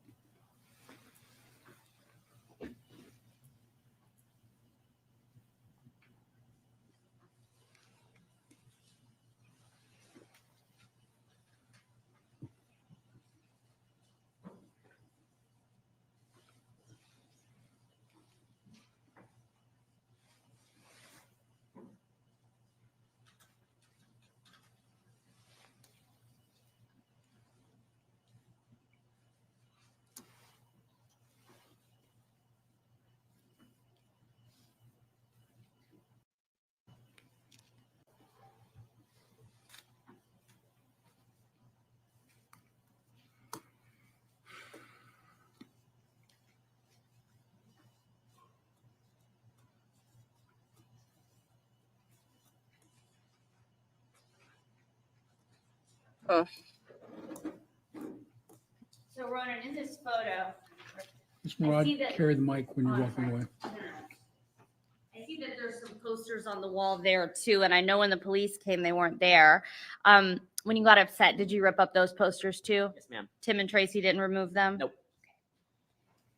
And sometimes I know the state talked about how you weren't allowed to have electronics in your room. Those electronics were removed, right? Yes. And is that because of things that you did with electronics? I didn't do all that. I did nothing wrong with it. Well, yeah, I did. I did go into a bunch of schools things and do some not so legal stuff, and yeah, and I would factory reset school laptops and tablets. Yeah, and so they would take away your electronics when you got in trouble with the school for kind of messing with their IT system, right? Yeah. And I know the state also talked to you about how you were only allowed that school laptop, right? Yes. But only to do homework, not to do games. Yes. But you also jailbroke that laptop, right? Yes. The first thing you said to this jury was that Tim and Tracy made a mistake based on trying to respond to your behavior, even if they didn't handle it correctly. Is that fair to say? Yes. So I want to talk a little bit about that behavior, okay? Okay. All right. So would you agree with me that sometimes when you get angry, you throw things, Yes. you kick things, Yeah. and you punch things?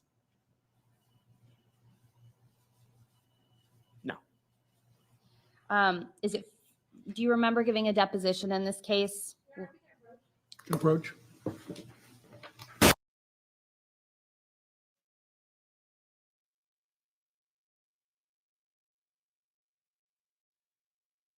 We're like All right, so the questions with objection is moot. And when you were All right, now we're at Tim caught and back up in real Tracy's house, time. you would have outbursts, right? Yes, but it would not cause physical Thank you. harm to myself or others. Okay, but it would include things like breaking glass. I've never broken. No, well, I stepped on one of my picture frames because I was in a dark room, just feeling my way around. But yeah, So are you saying you've never broken glass at their house before? Or that was the only time you broke glass? yes, Okay, which one? That was the only time, or you've never broken glass? I've the only time I've broken glass is when I stepped on the picture frame. Okay, and you'd agree that when you were at their house, you would rip things and throw things? Yes, And I think in your words, you intentionally broke the rules you knew about at least 5 times a week?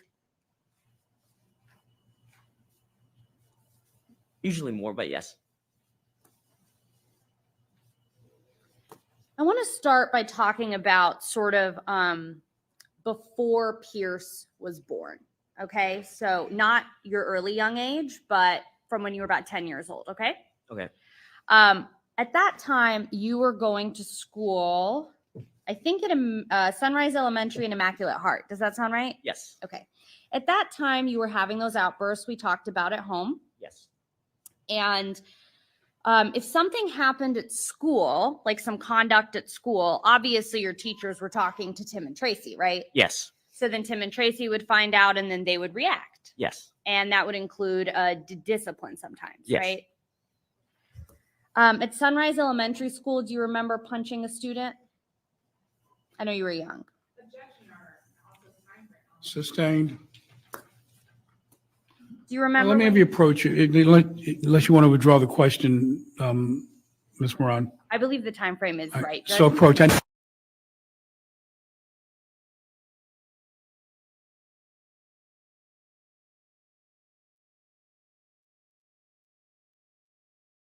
Ugh. This one's a hard one. Him being up there and him taking, like, putting all of that on himself was hard to hear. And now she's up there still, like, saying, you know, you did this and this and this. Yeah, he had behavior problems. You don't abuse a child who has behavior problems. Ugh.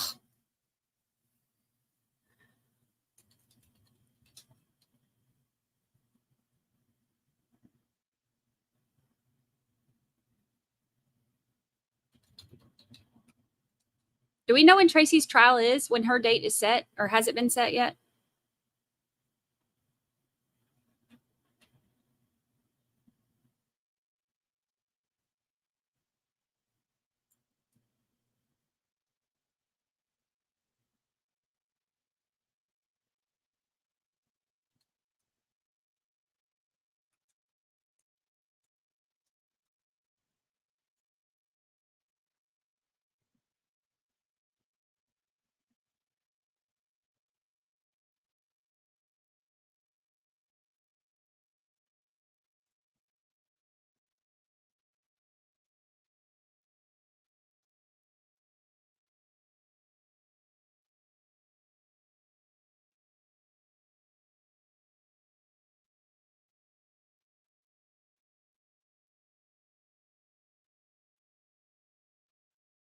Like my stomach is still in knots.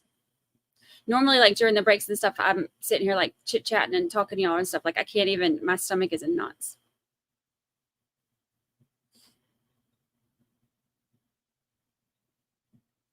The other 3 were removed from their custody after this happened. And I don't know who they're with now. I don't believe they're back with, I don't know. All right, so the objection's overruled. You may, do you still remember the question, sir? I punched a kid. You want to read? Yeah. When you were at Sunrise Elementary, you were about 9 years old. Do you remember punching another student? Do you have a name for that student? I don't. I don't recall punching a student. That's okay. You did have some behavioral issues at Immaculate Heart too, right? Mm-hmm.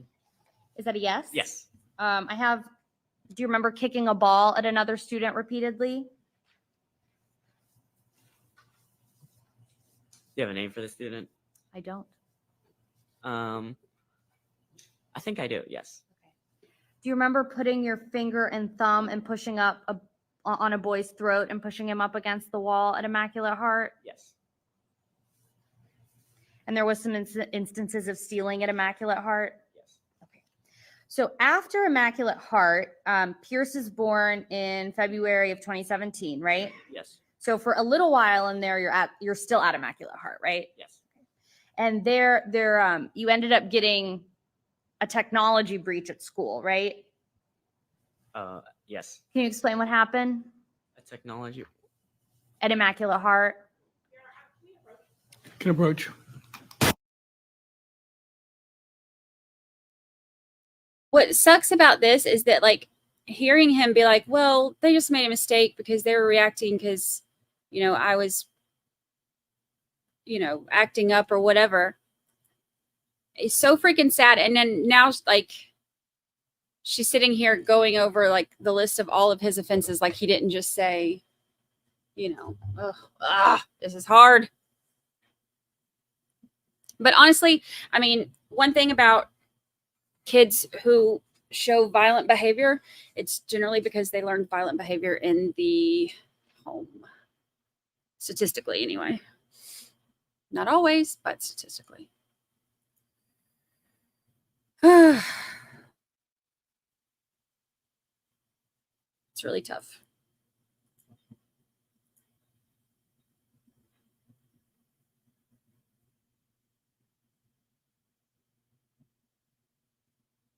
Got the priest with her. Not on my bingo card. Ugh.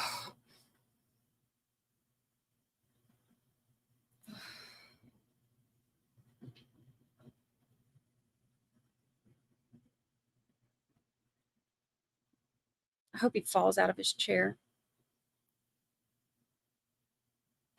Okay.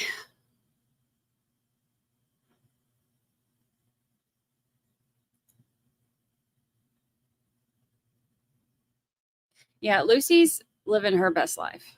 She's out of it. How long is this trial? This trial is supposed to end possibly this week, early next week. It's not going to be real long.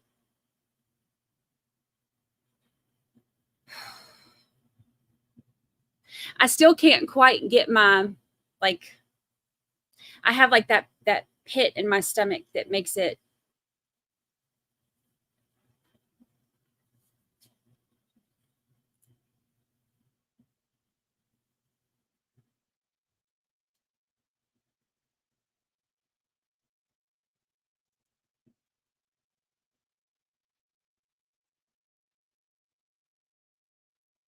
Can't help.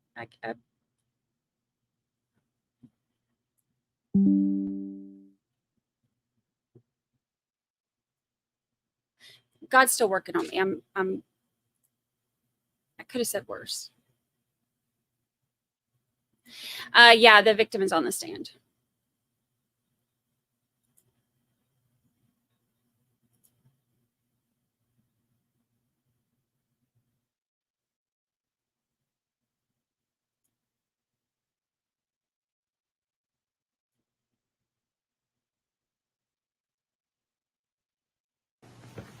All right, so the objection is overruled in part and sustained in part, and you may proceed in accordance with the court's ruling. Ms. Moran. Thank you.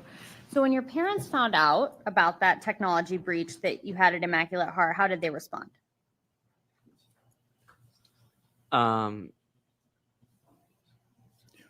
on a second. Honestly, I forgot. That's okay. Ms. Is Moran, it fair can you to... hold on a sec? Because I need Sure. to focus on you and him, so That's okay. I can't do it.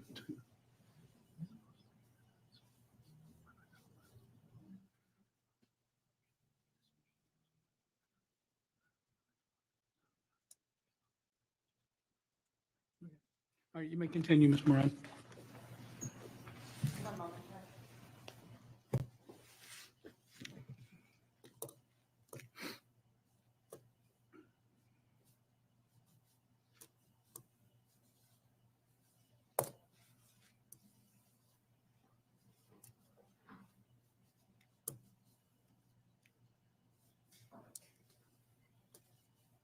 Yeah, he's sitting with mom. And so because of that technology breach, you were restricted from technology at home too, right? Yes. So you weren't allowed to have like iPads and stuff in your room, so that stuff had to be removed. Yes. I want to talk about something else that happened at Immaculate Heart that your parents did find out about. Do you remember going into your sister Nola's class? Yes. Okay. So on that day, I think tell me if I'm wrong, you were mad at Nola? Yes. And you had pretended that a teacher told you that it was okay to, you went into Nola's classroom, right? Yes. And her teacher was Miss McCoy, if you remember? Yes. And you told Miss McCoy that you were allowed to make an announcement, right? Yes. And the announcement that you made was really derogatory towards your sister? Yes. And it made your sister cry? Yeah. And your parents found out about that? Yep. So your parents then, Tracy came with Nola and Tim came with you, right? Yes. And they both came to the school? Yes. And you both spoke with the teacher separately, you with Tim and Nola with Tracy? Yes. I think you brought a box cutter to school? Yes, that was at Basis Charter Schools. Oh, that was at Basis? How did your parents respond to that? They locked me in my room. But a box cutter is a dangerous thing, right? It was more like a it's a dangerous thing. Okay. I want to talk a little bit about Basis Academy and how your parents responded to some of the stuff there, okay? All right. Okay. At Basis, you also attempted to hack into the school computers? I did, yes. And because of that, you had to get your technology removed again? Yes. You also said something in class that was inappropriate? Yes. And it was asking if the Holocaust is a good thing. Sustained. Okay, come on, So man. after that inappropriate thing, your parents did find out about it, right? Yes. And they were mad? Yes. Because that's not something you should say, right? Yes. At Basis Academy, you also stole chemistry books. Yeah.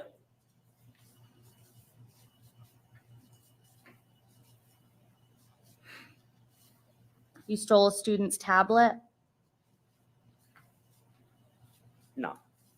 Did you steal a computer and a tablet? Maybe it didn't belong Oh to yeah, you. yeah, I did. Okay. And did that belong to another student? Yes. Were your parents mad when that happened too? Yes.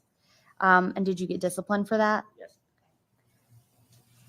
So it looks like a couple times you're kind of doing things and you're just, regardless of what they're doing, you're not stopping. Is that fair to say? Yes.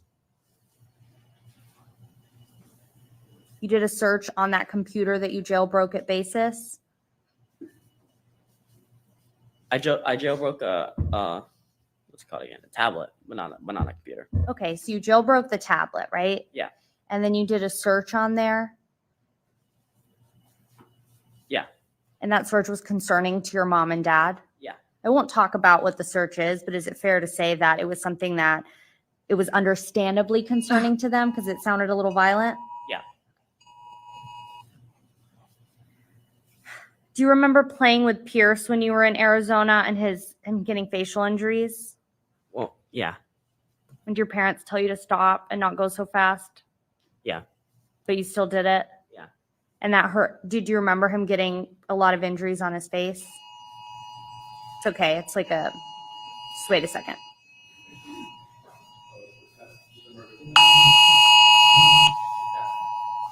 The test.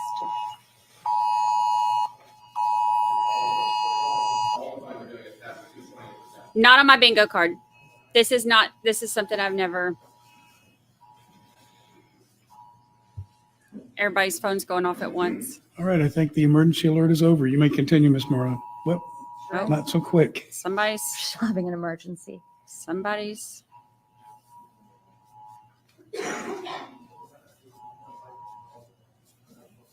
All right, now I think everybody's gone. All right, I think it's safe now, Ms. Murad, to continue.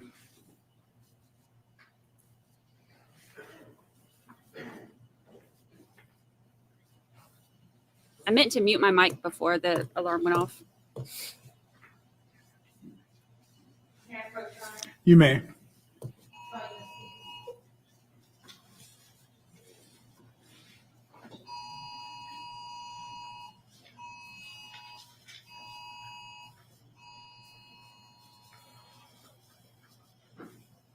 Go ahead.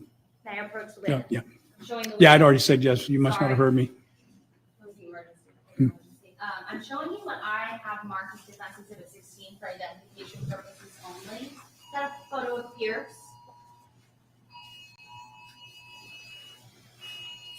Yes. And is that what Pierce's face looked like after he fell off that bike? Yes. Is that a fair and accurate depiction of what his face looked like after he fell off the bike? Your Honor, at this time, the defense would seek to move into evidence Defense Exhibit 16, striking all marks item. Any objection? Court receives and accepts Defense Exhibit 16 in evidence without objection. So it looks like Pierce was a baby when this happened, right? Is that a yes? Yes. And he did really get hurt on his face? Yes. And this, is it fair to say this really concerned your parents? Is it fair to say anytime a baby gets hurt on their face, it's concerning?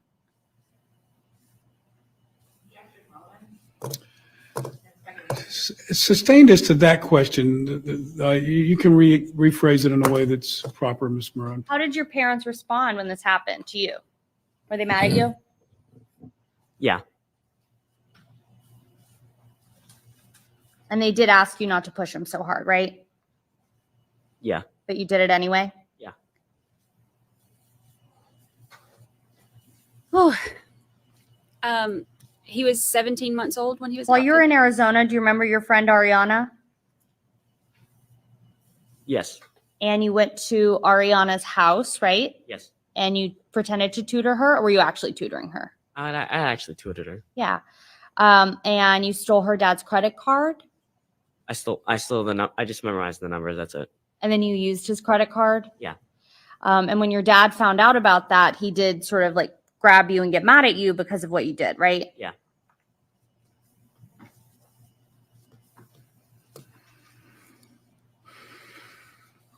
Want to talk a little bit about Florida. You were only there for 6 weeks. Yes. Do you remember offering Pierce a beer? Yeah. Yeah. And was that so you could conduct an experiment? Yes. How old was Pierce at the time? Pierce was 4. 4? Yeah. It's fair to say a 4-year-old should not be drinking beer that could hurt them. That was the point of the experiment. I know, but that could hurt a 4-year-old, right? It could. And that's something that your parents found out about too? Yeah. And they got mad at you? Yeah.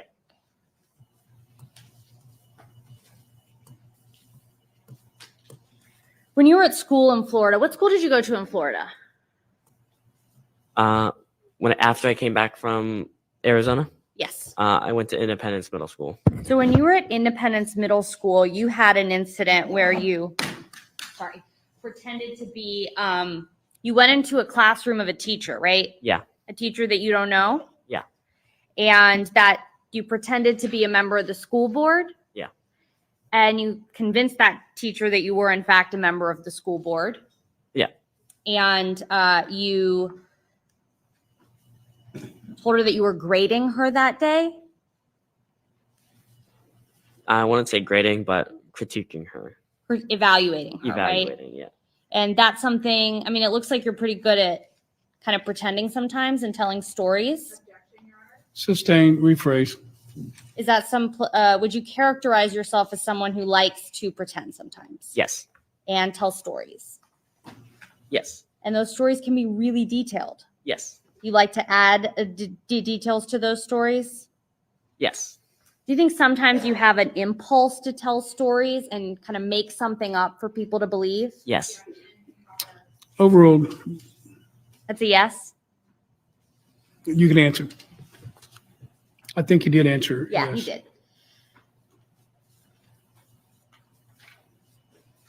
Do you also have a method of picking sort of which adult is going to be easiest to influence for you?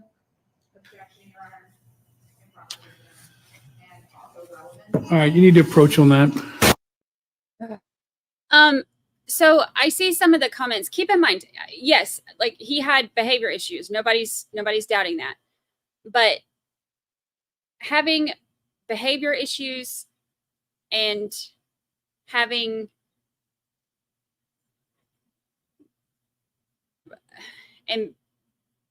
to deal with any form of abuse in the home are generally, go hand in hand. So I don't want to, make judgments about him. Yes, he had behavior issues. Yeah, it's not a surprise, but that doesn't mean that he was a bad kid. It means that. All right, the objection sustained. You may continue, Ms. Moran. Yes,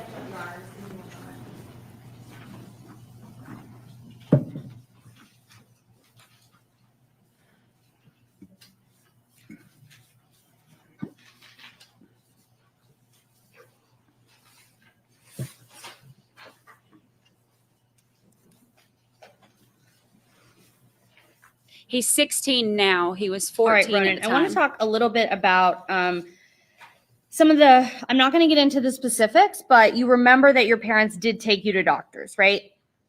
Therapists, It took me doctors. a couple of doctors, yes. Yeah, so you went to a few different people, right? Yes. Probably on a weekly basis? No. Do you remember giving a deposition in this case? It was like in a room. I was there. Ms. Coakley was there. At SP? Mm-hmm. Yes. Okay. And in that deposition, you said, it's not one of my top priorities in reference to seeing doctors in Arizona. It's not one of my top, page 126, the deposition.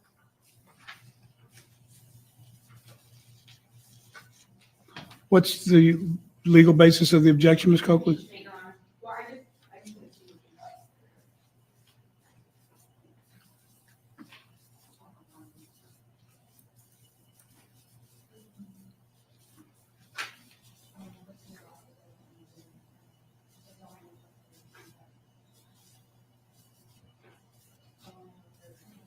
Yeah, it's. All right. So. I need to address the objection. Are you making it? You're fine. Okay. All right. You may proceed, Ms. Moran. Okay. So in that deposition, you said it's not one of my top priorities to think about people that I meet like once a week. And that was in reference to seeing doctors in Arizona.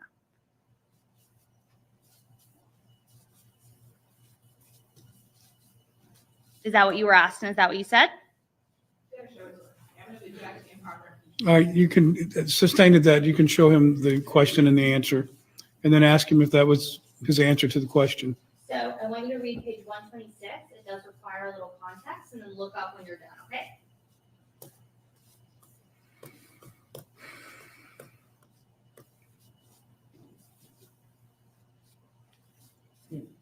I must have made a mistake, I said. Okay, but that is what you said in that deposition, right? Yeah, but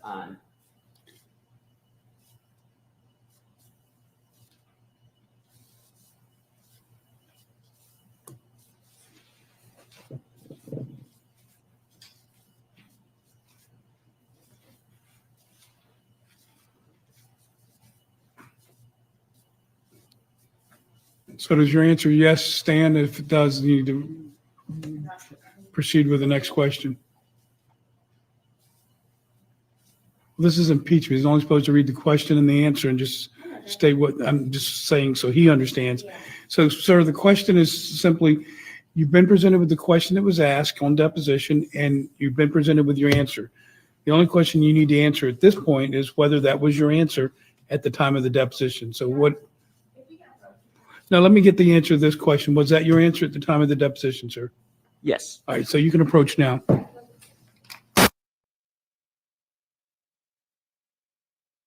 Yeah, I don't think anybody I mean, nobody's saying he deserved to be, treated how he was, but nobody's saying that. I'm reading comments as we go or whatever, and I just want to give him some grace. Keep in mind, he was 14 when this happened.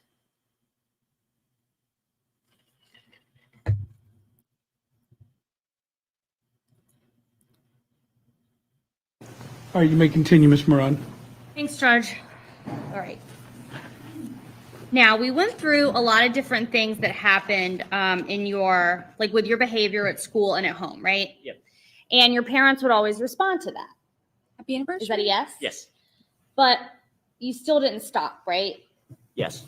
So with the computers, you kept hacking into school computers, right? Yes. Sometimes you would continue to have outbursts, right? Yes. You would still rip down the stuff in your wall, right? Yes. You said in Arizona that you were spanked by Tim, Yes. correct? Mm-hmm. And you were never hit randomly, correct? It was always Yes. for a reason. Yes. Okay.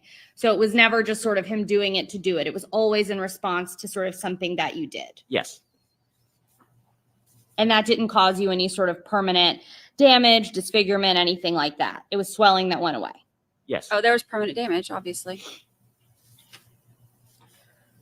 I want to talk about, the state mentioned the stuff about snacks. I want to talk about kind of what your life was like in Florida as far as that's concerned. So you got 3 meals a day, right? Occasionally, yes. In Florida? Yes. Occasionally. So it's your testimony that in Florida, you didn't get breakfast, lunch, and dinner? I occasionally got meals. Okay. So we're going to go back to that deposition again, okay? So let me go grab it from my colleague.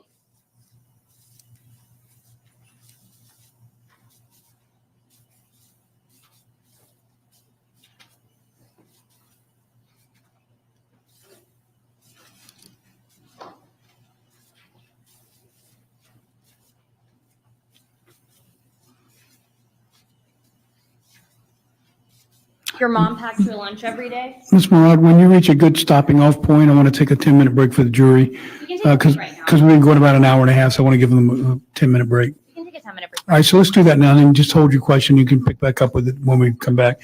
All right, so court is going to take a recess. Now it's about 2:31. We'll break until 2:45.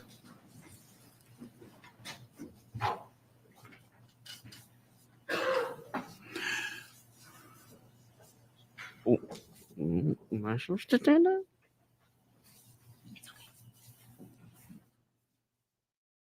Oh, my heart is like,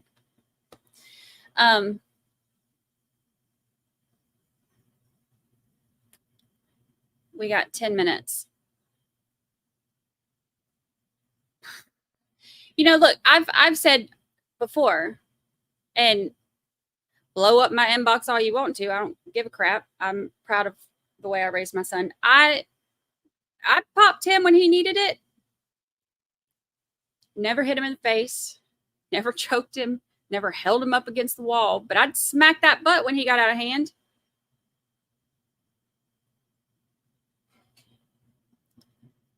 I think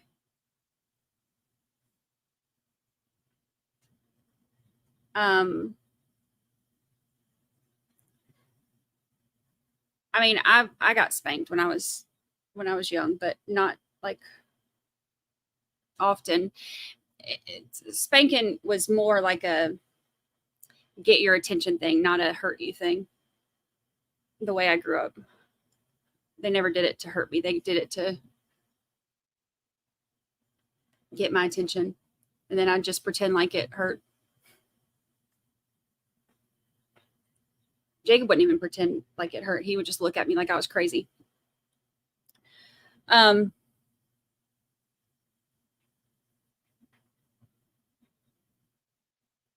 think that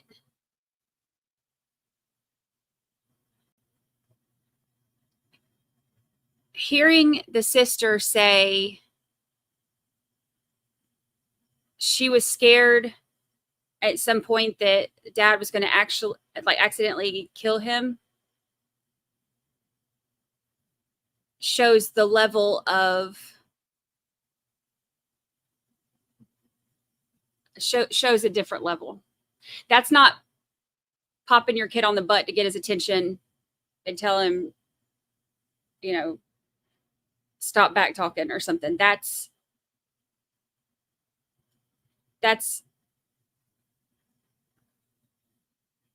a whole different thing.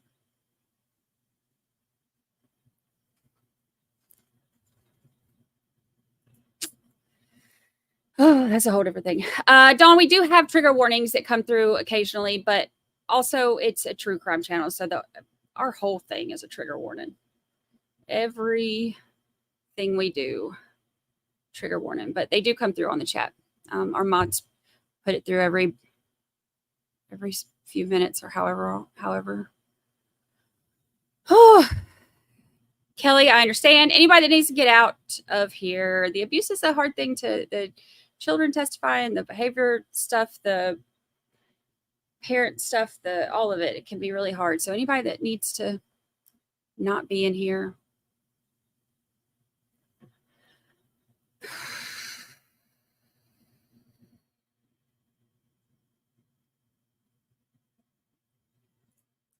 So he was only hit when there was a reason, and it only, that makes my stomach hurt.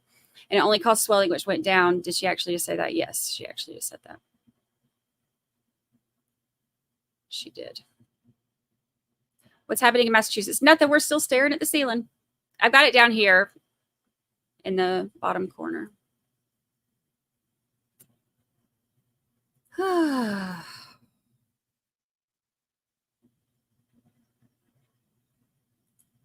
Yeah, he didn't know what he's supposed to do. That's a good question, Mama 3. What was packed in her lunch? See if it was any different.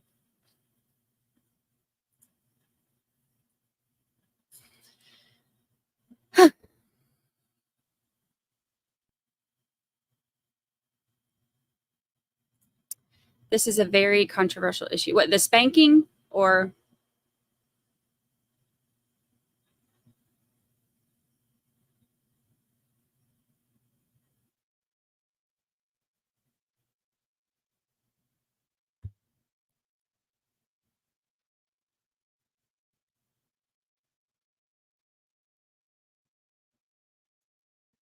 Yeah,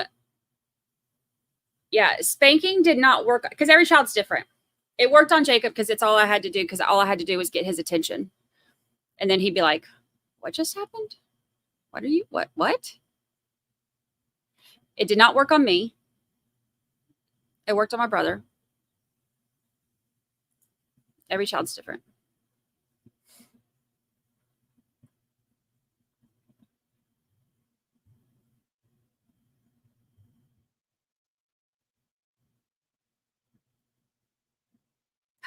I got hit. I got popped with a fly swatter too sometimes.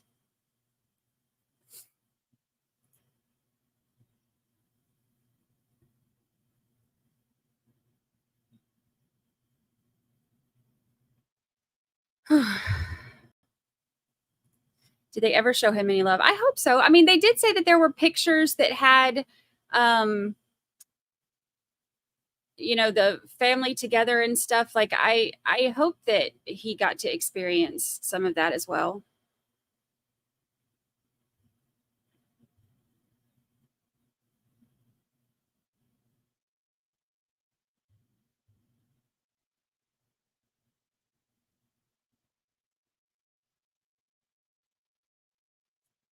One of my techniques is to embarrass my kid. He was too rough with his sister too often. My threat and punishment was to displays of affection in front of the school bus. Yeah, isn't that weird how like every child like will react to things different? Like you have to figure out, like my nieces and my nephew are the same way. Like I know how with each of them they react to different things, and you know, one of them like you take everything away. One of them is, you know, like she only reacts like if you like have like a logical conversation with her, you know, like everybody, like every child reacts to stuff different.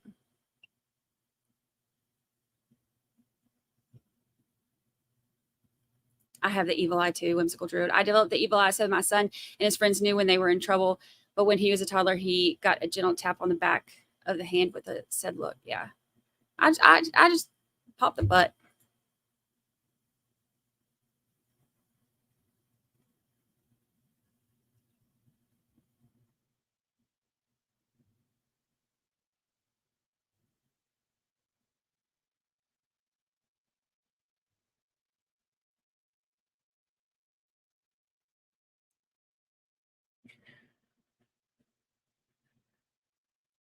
How long is he facing? Didn't they say like 40 years or something crazy? Yeah, 40 years. And he turned down the 2-year plea deal. Yeah, spanking is very controversial to some people.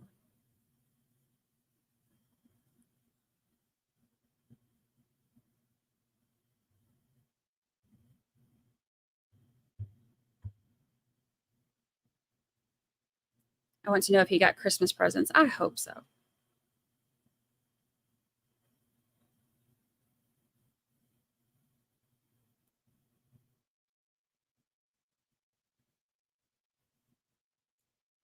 Yeah, you cannot spank when you're angry. It has to be an attention thing.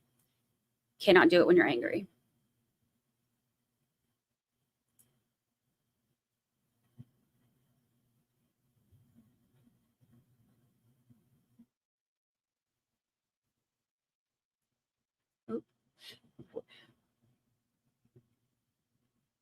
Wooden spoon. The air of Hot Wheel tracks.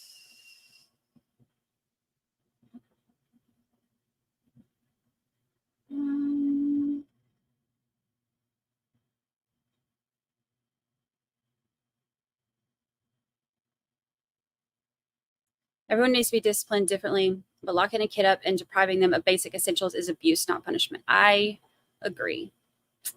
I agree.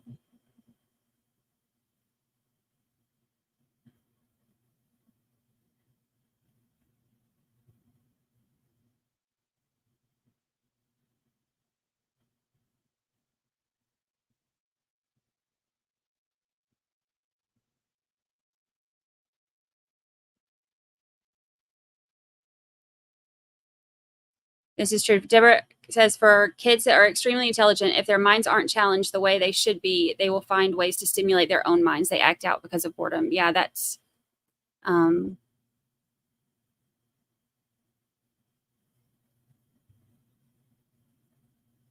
you hear that especially a lot with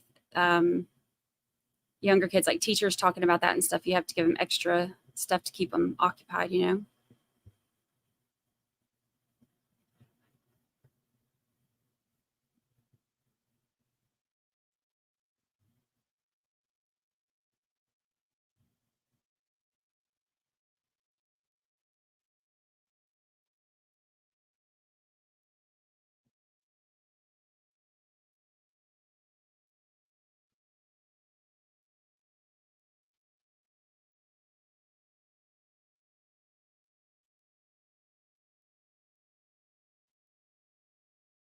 I'm not sure about, I haven't looked up her stuff.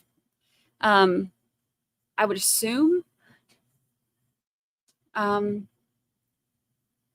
same, but I'm not sure. I want to look up when her date is too.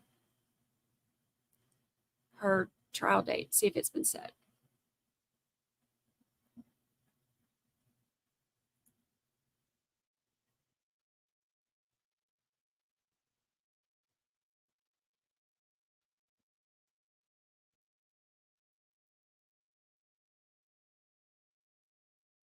Melissa Ann, same. If I get real quiet, like I can't even talk.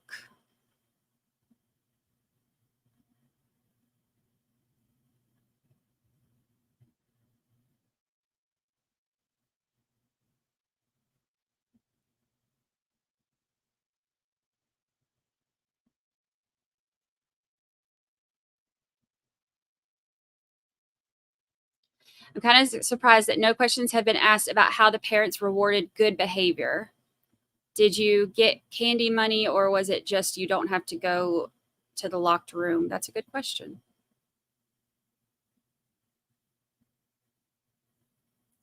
Hi, Miss Kitty. Hello, hello.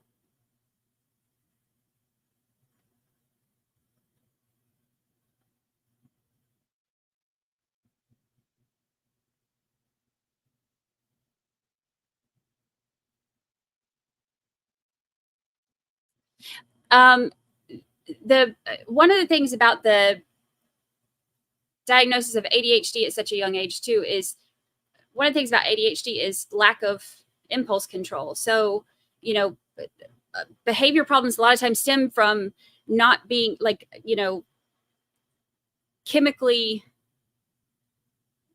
hindrance of being able to control your impulses. So, with him being, you know, diagnosed early, I mean, that's one thing right there that tells you, you know, lack of where, you know, like, okay, you might have the impulse to, you know, flip out on somebody who's, you know, making you angry, but you're not going to do it because you have impulse control. Like earlier, I wanted him to fall out of his chair, but I wouldn't have like kicked out his chair from under him. But if I was there and I didn't have impulse control, then, you know, maybe I'd be more likely to. But that's one thing that's common in kids that are diagnosed that young. Well, I mean, not even diagnosed that young. That impulse control is, I mean, no matter what age you're diagnosed with that at. All right. Coakley, can we get the witness back in here?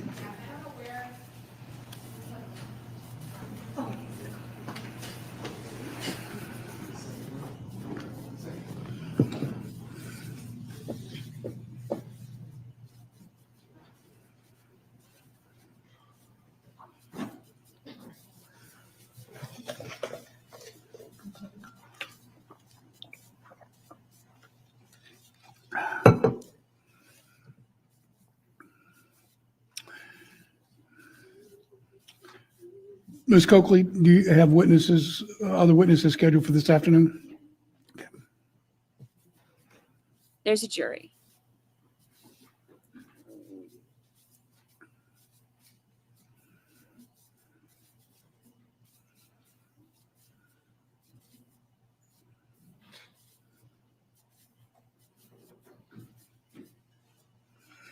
so too. I hope he's doing well.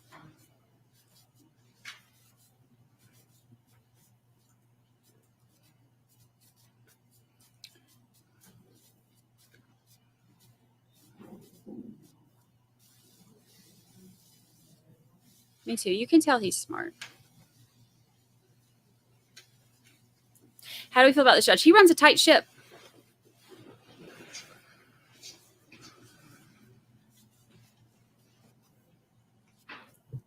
I think he's done a great job.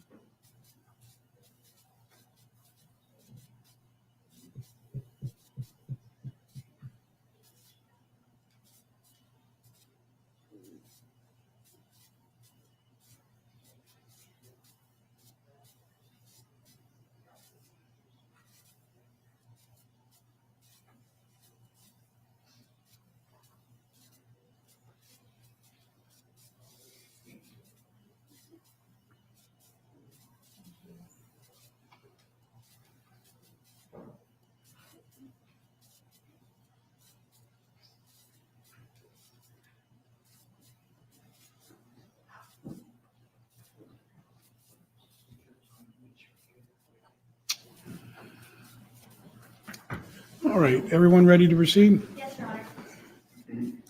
All right, you may go ahead and have the jurors brought back in.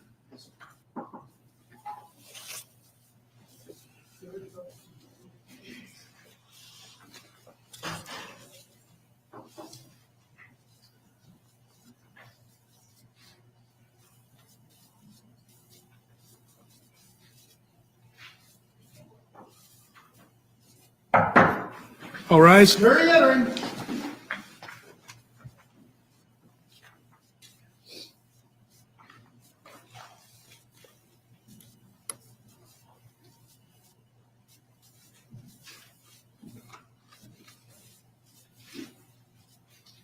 Yes. All right, everyone Daniel may be Kelly. seated. Ms. Murad, you may continue with your cross.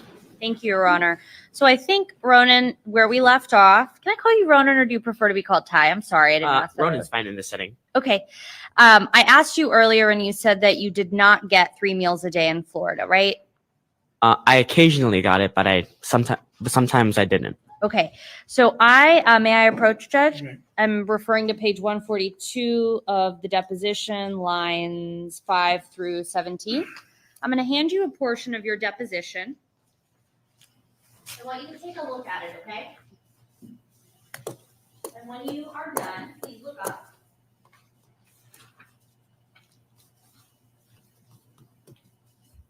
up. You were referring to It's about lines 5 through 17, I think. I'm sorry? 11 through 14. Are you referring to Arizona or Florida? Florida. Florida, I got all 3 meals. Okay. Thank you. So in Florida, your mom made you breakfast, lunch, and dinner, right? Yes. And for lunch, she would pack you lunch. Yes. You would get a water bottle, like an empty water bottle that you could fill up at school. I do recall having a water bottle at one point, but I think I lost it. But she intended to give you the water bottle before you lost it, right? Yeah. Okay. And you got a sandwich? Yes. Chips? Occasionally, yes. And a piece of fruit? Yes. You also, you mentioned that your mom got you bread with peanut butter and bananas for breakfast, right? Yes. At that time, you were vegetarian or vegan? Pescatarian. Pescatarian. Okay. So you were getting like a pescatarian breakfast at the time. Yeah. We talked a little bit, or you talked in direct examination about sort of the snacks that you wanted, right? Yes. So do you recall going to a pediatrician and the pediatrician not, saying less sugar is way better for you? I'm sorry, let her finish the question so I can then hear the objection. So I lost the question in the middle of the objection. So restate the question and then make your objection and I'll rule. Thank you. Do you recall a pediatrician telling you that, or your mom, that sugary snacks might be bad for you? All right, sustain. It goes to effect on the listener. You can rephrase it in a way that doesn't require hearsay. So Okay, I'm sustaining so- the objection. Is it fair to say that in general, Tracy and Tim wouldn't allow treats and sugary snacks like that for any of the kids for the most part, right? The girls got snacks like that, sugary snacks like that, but I didn't. Okay, and they got it as treats, right? They had that as easy access. They could access it whenever they wanted. It wasn't necessarily an incentive to get that, but it could, if they wanted candy, it could spontaneously happen. And you weren't allowed to have things like candy, Oreos, Funyuns. Those are the kind of snacks you wanted, right? Yeah. Okay. When they removed sugar from your diet, do you remember feeling a lot better and less hyper? No. Do you remember telling that to a doctor? A Dr. Martin? Is he bald? I don't know if Dr. Kathleen Martin is bald. I'm sorry. No, I don't. Sorry, I don't remember. Okay. Would it refresh your recollection to maybe look at that medical record? Yeah. Okay, just give me one moment. Pescatarian eats fish.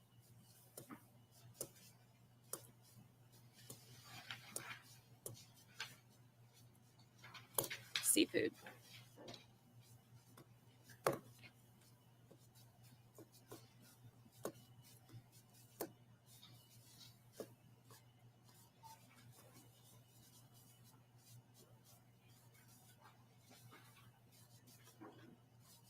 I'm gonna have my colleague get that, okay? All right. And then we'll look at it. Your mom would do your laundry? At a point where I would, we would alternate times doing laundries. Like I would do the clothes, she would do the clothes, then the next day I would do the clothes. Yeah. But okay, so it was like a rotation of everyone doing laundry. Is that fair to say? Just me and my mom and occasionally Fiona. Okay. So you, your mom, and Fiona would sort of rotate who does the laundry. Yes. Fair? Okay. Yes. So that was a chore that everybody shared. Not everybody. Okay. That was a chore that the three of you shared. Yes. Okay. You stated in direct examination that sometimes well, let me put it this way. You said in Florida you got 3 meals a day. You'd never feel hungry, right? I felt hungry, yeah. Do you recall a conversation that you had with Detective Sharp? Yeah.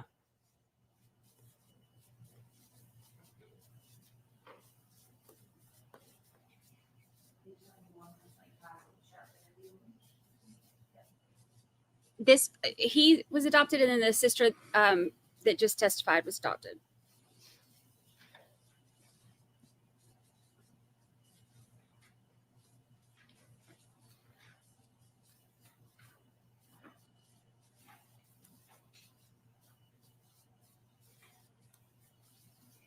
I know, that's right. Mine ate me out of house and home. So I'm glad he lives on his own now. His own grocery bill. Approach.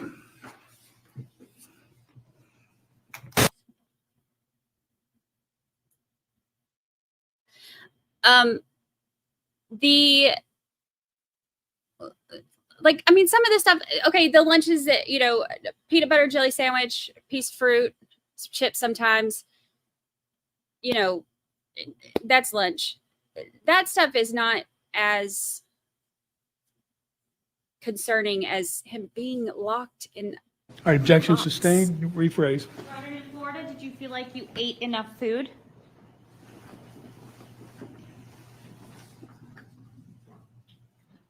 Yes and no. Okay. Do you remember? So your answer is yes and no? I want to say I don't fully recall. Okay. Would it refresh your recollection to look at a conversation that you had with a detective? Yes. Okay. I'm going to direct you to page 71 of a transcript of your interview with Detective Sharp, and it's towards the bottom, okay? Let me know when you're done reading. Just please look up.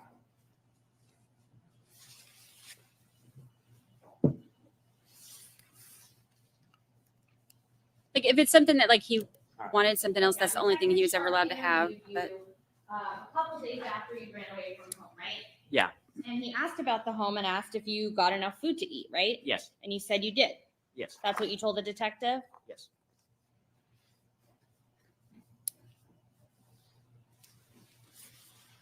Yeah, he's in there.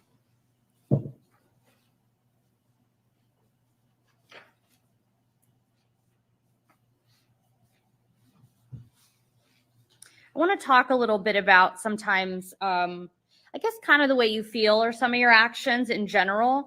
Is it fair to say that you get angry sometimes impulsively? Yes. Sustained. Can I approach, Judge? You can approach.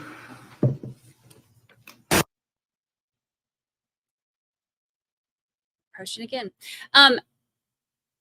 My kid ate those Crustables like every day for lunch for a year. Of course, he also ate a ton more.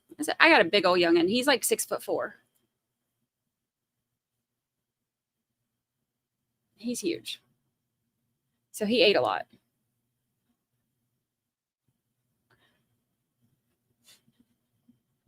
Uncrustables. Uncrustables. What did I say? Crustables? I don't know. It's been a minute. I'm old. I forget things. Who reported the parents? I believe he had said some stuff to the school and then he ran away.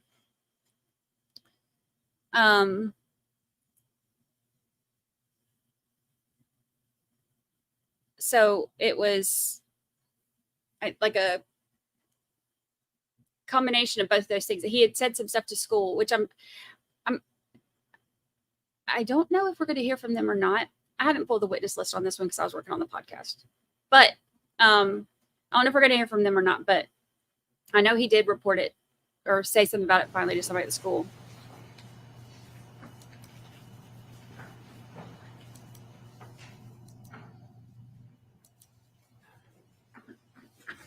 All right, the objection sustained. Ms. Murad, The you may contractor continue. did too, yeah. Contractor came forward about that box he had to build.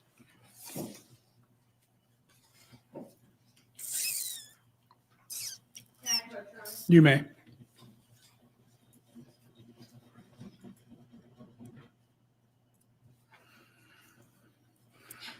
No court date yet for Tupac. I need to go to Vegas for that, y'all. But the arraignment is going to be October 19th. There won't be a court date set yet. I'll go say hi to Thommy while I'm there.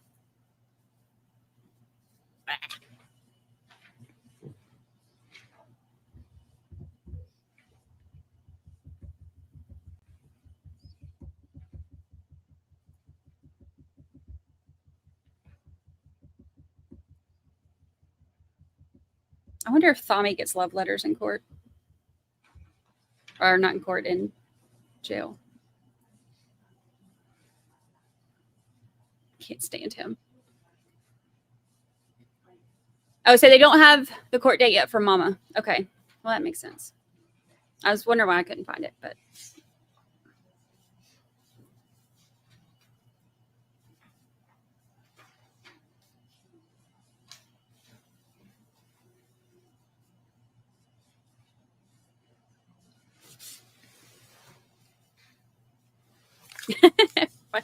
Everybody's like grossed out now because I said, I'll go visit Thommy.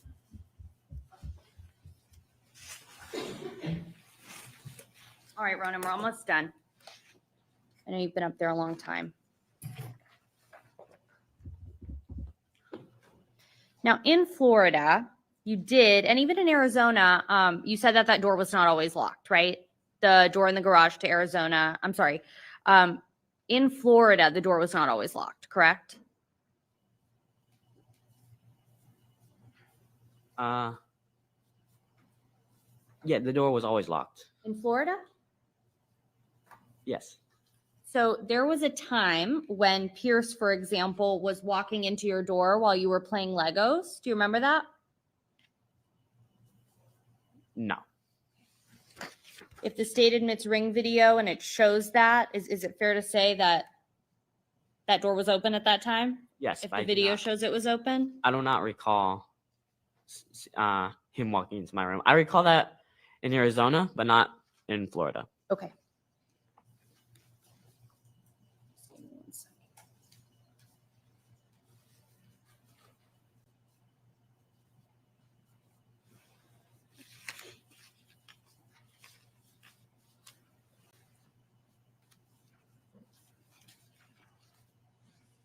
All right, so you just testified that in Florida, the door was always locked, right?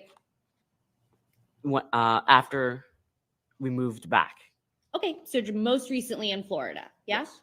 State, I'm referring to pages 164, lines 25 to 165, line 1 and 2.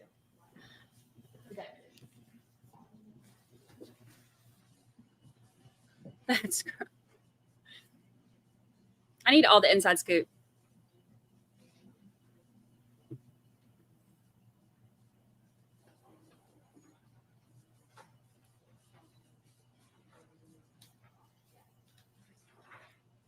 Ugh.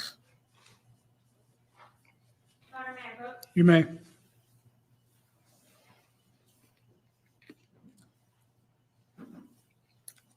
Ronan, so we talked about a deposition that you gave. You remember that, right? Yes. And that was, you don't have to say where, but it was in a little room, and I was there. Ms. Coakley was there, right? Yes. And you were under oath to tell the truth? Yes. Okay. I'm going to hand you 2 pages of that deposition. I'm going to point you to the bottom of page 164, starting on line 17, all the way to 165, line 4. Can you take a look at that for me and look up when you're done?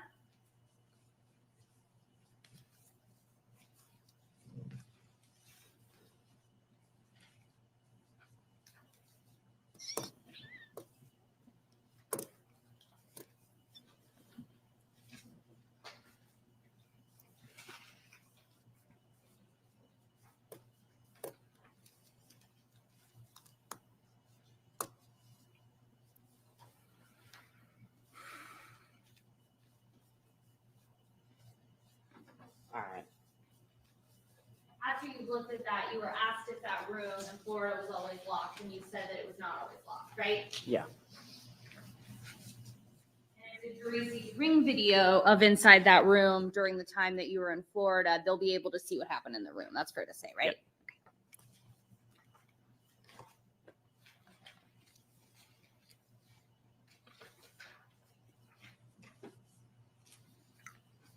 He said that he had tried to pick it before. When we talked about a lot of those behaviors, is it fair to say that sometimes you can't control your impulses? Sustained. Is it fair to say that sometimes those things, those specific things that we talk about, they can cause harm to other people? Sustained. When you do something like ride a bike really quickly and your brother gets hurt in the face, that causes harm to him, right? Yes. Okay. And when you do something like hit another student, that causes harm to them, right? I do not. What's your? Yeah, hitting a student causes harm, but I do not recall hitting a student. Okay. You remember we were just talking and you said that you put your finger and your finger and your thumb on a student's throat at one time? That was horse playing, and it was not intentional for them to be harmed. Okay. But it is something that could hurt somebody, right? Yes.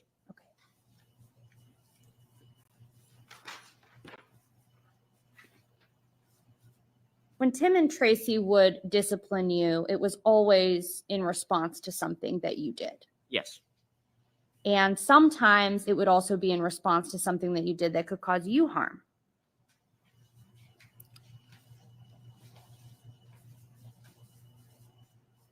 Give me an example, please. Do you remember almost starting an electrical fire in Arizona? Like playing with the outlet? Yeah. And that did almost cause an electrical fire? No. Okay. It didn't. I know how to prevent one. I'm sorry? He said, I know how to prevent one.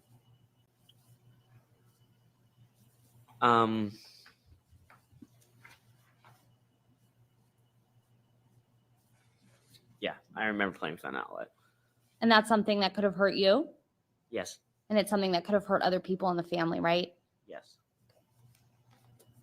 May I have one moment, Judge? You may.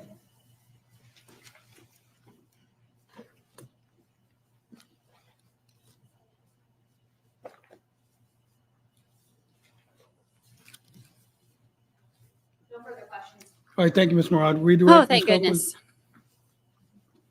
In that incident with playing Was that in Arizona? Yes. Was that in the first room in Arizona inside the house? No. So in the time frame in Arizona, were you doing that to try and get out of the room? Not exactly. I was just trying to, I was a curious mind at that age, so You were I didn't know what curious? I was doing. Were you bored? Yeah. Did you not have a lot to do? Overruled. You can answer. Was there a lot of stuff to do in that room? No. Now, you talked about the situation that happened with Pierce when Pierce fell off the bike. Yeah. Was that an intentional act by you Nah, I was just playing too roughly. with him? Was that in Arizona? That was in Arizona, yes. Okay. Was Pierce on a bike? Yes. And what were you doing? I was pushing him around on the little tricycle. Okay. So you're pushing your little brother on the tricycle? Yeah. Were you going kind of fast? Yeah. Was your little brother, what was his reaction while you were pushing He him? was laughing, having some fun. Okay. So were you having fun with your brother? Yeah. How did it happen that he fell and hit his face after? So I tripped on the flagstone. Then in that trip, I pushed me a little too far, and the bike fell over and pierced his face. So was that an accident? Yes. Now, I want to talk about some of the incidents, some of the things that you have told us that you did. Let's talk for a second about Immaculate Heart. What grades were you in Immaculate Heart? 4th and 5th. Okay, so you're in elementary school? Yes. So the incident that the defense asked you about that happened at Sunrise that you say you don't remember with the punching another child, is that before Immaculate Heart? Yes. So you're like in 3rd grade? Yes. Well, I was in Sunrise in 4th grade for, I'd say about around November. Okay, so 4th grade. Yeah. 4th grade is when so you're in elementary school when that happened? Yeah. And then the incident that we talked about with the pushing, you said it was rough horse playing with another kid with the hands on pressing against his neck. Is that also in elementary school when that happened? Yes, that was in 5th grade. In 5th grade, so you're like 11 years old? Yes. The incident where you went into Nola's class and made an announcement about Nola, what grade are you in then? 5th grade. So you're 11 years old? Yeah. Why were you mad at your sister? Because I couldn't get the snacks that she wanted. Well, the full story is I couldn't share food, but Nola was able to share her food with others and get the snacks that she wants, and I wasn't allowed to do that. And so did the fact that you and your sisters had different rules and abilities, is that something that caused you frustration? Yes. As a child? Yes. And at that point, in 5th grade, when you're 11 years old, are you already in the room in the garage before that happened? No, I was. Or are you not sure really when the garage happened? In relation to the 5th grade? In 5th grade, I was put in the box in 5th grade. But you're not sure this is before or after? That's the only time frame I can remember. Okay. Now, they also asked you about some things that happened at Basis, and they said a box cutter, and you started to say it wasn't really a box cutter. What was it? It was a little scalpel. That's it. A scalpel? Yeah. Like a little, just had something that had a little sharpness to it? Overruled. So something that had a little sharpness to it, was small? Yeah, it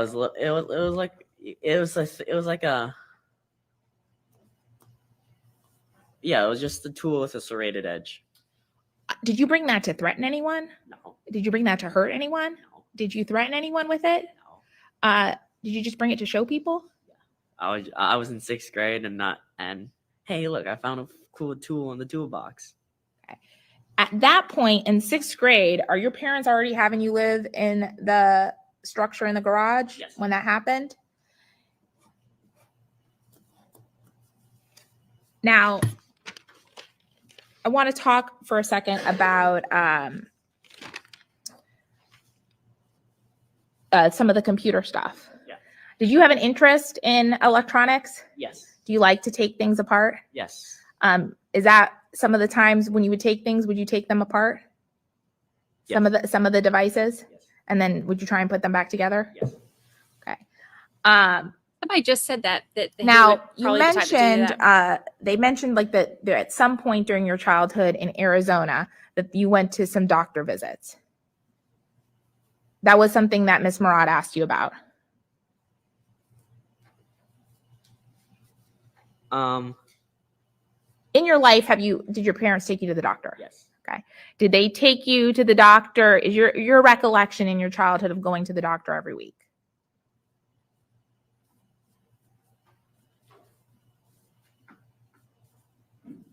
Not every week, but at least before every school year. Do you mean like a pediatrician or like a psychiatrist? Did they take you to sometimes like a therapist or a psychiatrist? I remember seeing a therapist once or twice in Florida, but not. I'm talking about but not- Arizona. Arizona, I don't think so. Okay. Now,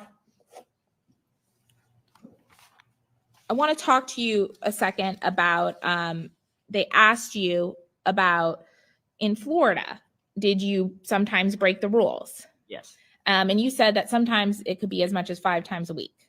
Yeah. That you would break the rules. Yeah. When we're talking about breaking the rules, are you breaking the rules in a way that hurts the physical safety of anyone that you live with? They had an AC unit. Are you hurting anyone intentionally? No. Are you hurting yourself intentionally in Florida when you're breaking the rules? Possibly. Okay. Are you doing things like stealing candy? Yeah. Okay. And not talking to your parents when they want you to answer? Yeah. Doing things like having a bad attitude? Yeah. I missed the first objection. Was it? All right, I'm going to sustain that. Rephrase. So when we're talking about breaking the rules that defense asked you about in Florida, the way that you're breaking the rules is not hurting any of your siblings intentionally, or is it hurting any of the siblings? Sustain is to the original question, overruled is to the rephrased. Is it hurting your siblings intentionally? We're talking about in Florida. No. Now, Ms. Murad asked you whether or not the punishments that your parents would do was in response to you breaking one of their rules. The type of punishment you got, did that punishment was that punishment traumatic for you?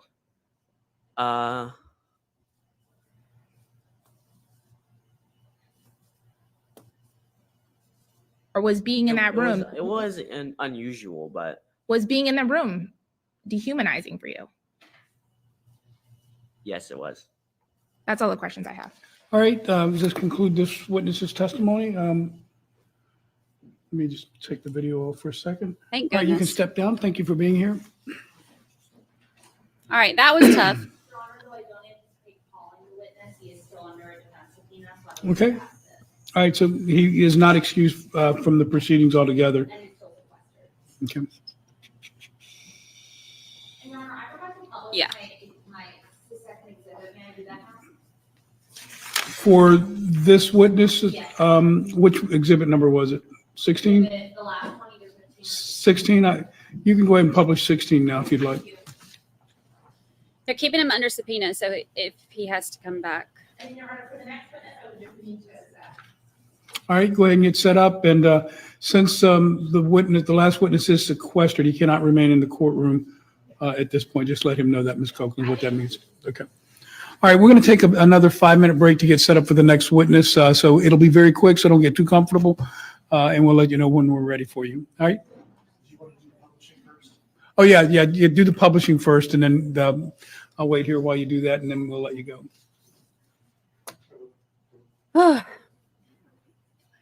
I'm glad that part's over.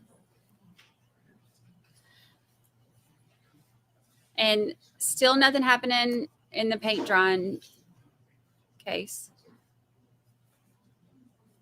Fresh paint. Okay, so the exhibit has been published at this point. All right, the jury may retire to the jury room.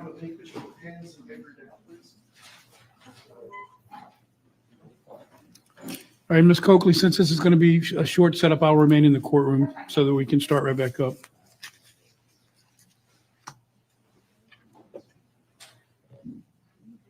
It's hard listening to the kids and, especially because he was the victim. It's hard hearing any of that. I've never denied a request like that. I read your mind.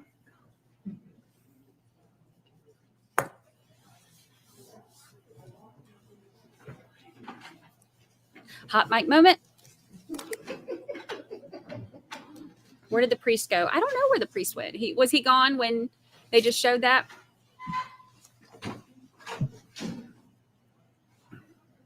Maybe he was like, this is a lot for me, y'all. This is a little bit too much for me.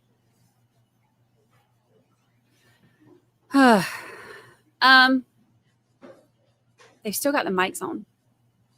Maybe we get a hot mic moment. Yeah, if you missed the sister's testimony, that one was real hard too. The hardest part about her for me was when she said that she was worried that that Dad would accidentally kill Ronan or Ty. That was hard. My stomach's been in knots this whole time. I'm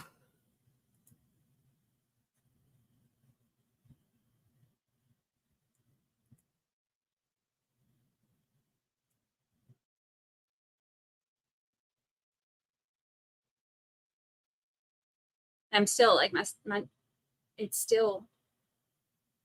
still like this. It's not easy to hear.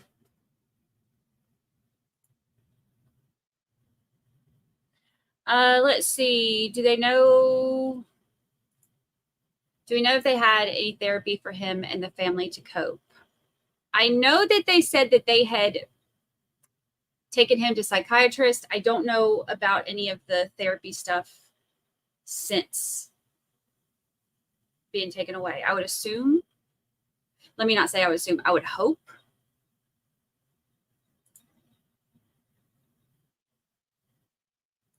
Sounds like another kid is going to testify next. I don't know. Or the videos, because we have videos that we have to see too.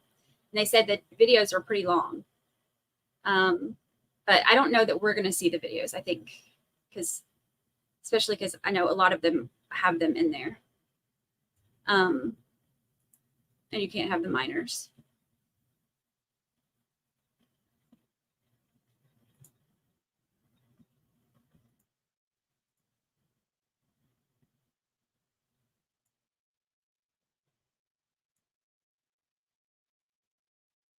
I'm guessing the therapist never disclosed to I'm guessing the parents never disclosed to the therapist their manner of discipline. Yeah. I mean, like having they had an air conditioner unit in there.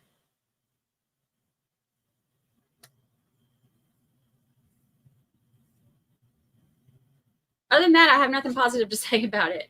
I think it's just heartbreaking. The bucket, man, giving him a bucket to have to, that's just, I don't like it. It makes my stomach hurt.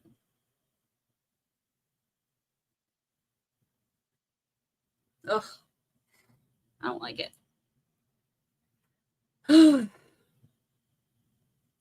I agree. Callie Dime, it's always difficult for me to hear a child being questioned in court. They always sound so nervous, like they're going to say the wrong thing. It's heartbreaking. I agree. That's hard. That's hard. Because I just want to hug them and be like, it's okay. It's all right. Whatever you say, it's fine. It's fine.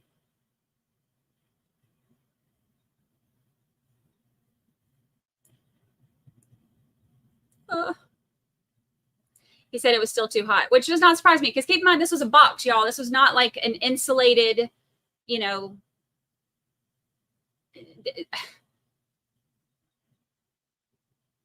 basically the air conditioner. I don't know how many of y'all been to Florida. It's hot down here, y'all. It is hot down here. And being in the garage, having the box, that's still not like going to provide you the same kind of, insulation as being in the house with regular air conditioner. Being in the box it's not the same. It's not. And if there were a fire,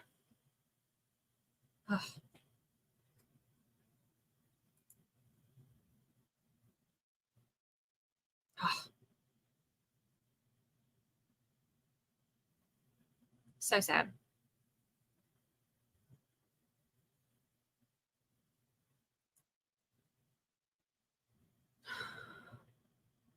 I'm still trying to like catch my breath.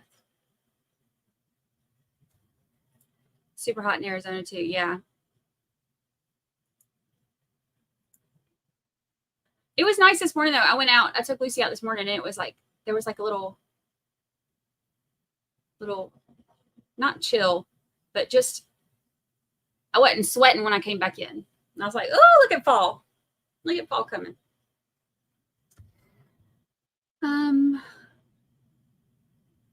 12 and a half hours delivery. Oh, for the paint dry trial. Still staring at a popcorn ceiling, y'all. Still staring at a popcorn ceiling.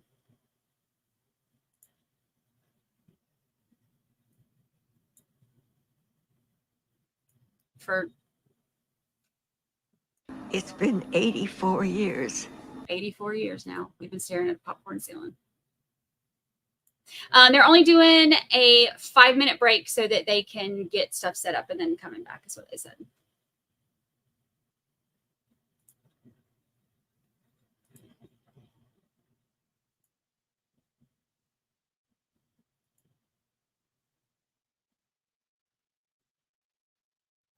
Your own number, 1 through 15 is in evidence, so 16 is the next number. That's true, Dreama. We may have a verdict on this one before. That's true.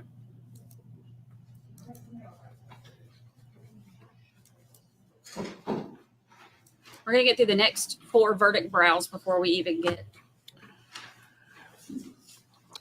All right, court is back in session. Ms. Coakley, you ready to call your next witness?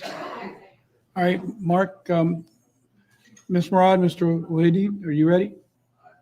All right, so let's get started. Go ahead and bring the jurors out.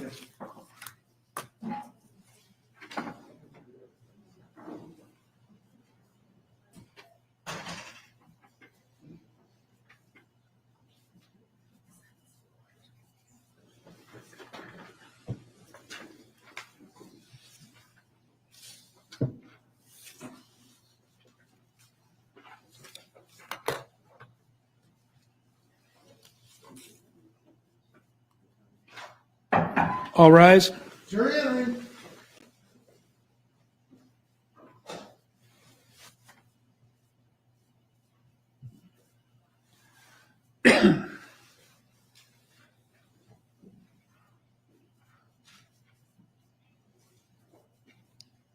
All right, everyone may be seated. Ms. Coakley, call your next witness.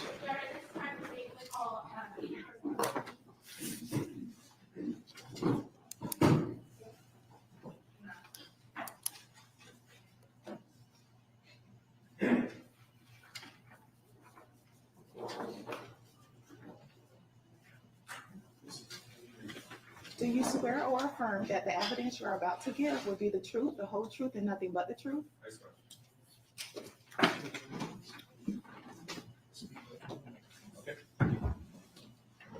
All right, Ms. Coakley, you may begin. Can you please introduce yourself to the jury and spell your last name? Yes, my name is Christopher Lowe, L-O-W-E. Who do you work for? I work for the Jupiter Police Department. And what do you do for them?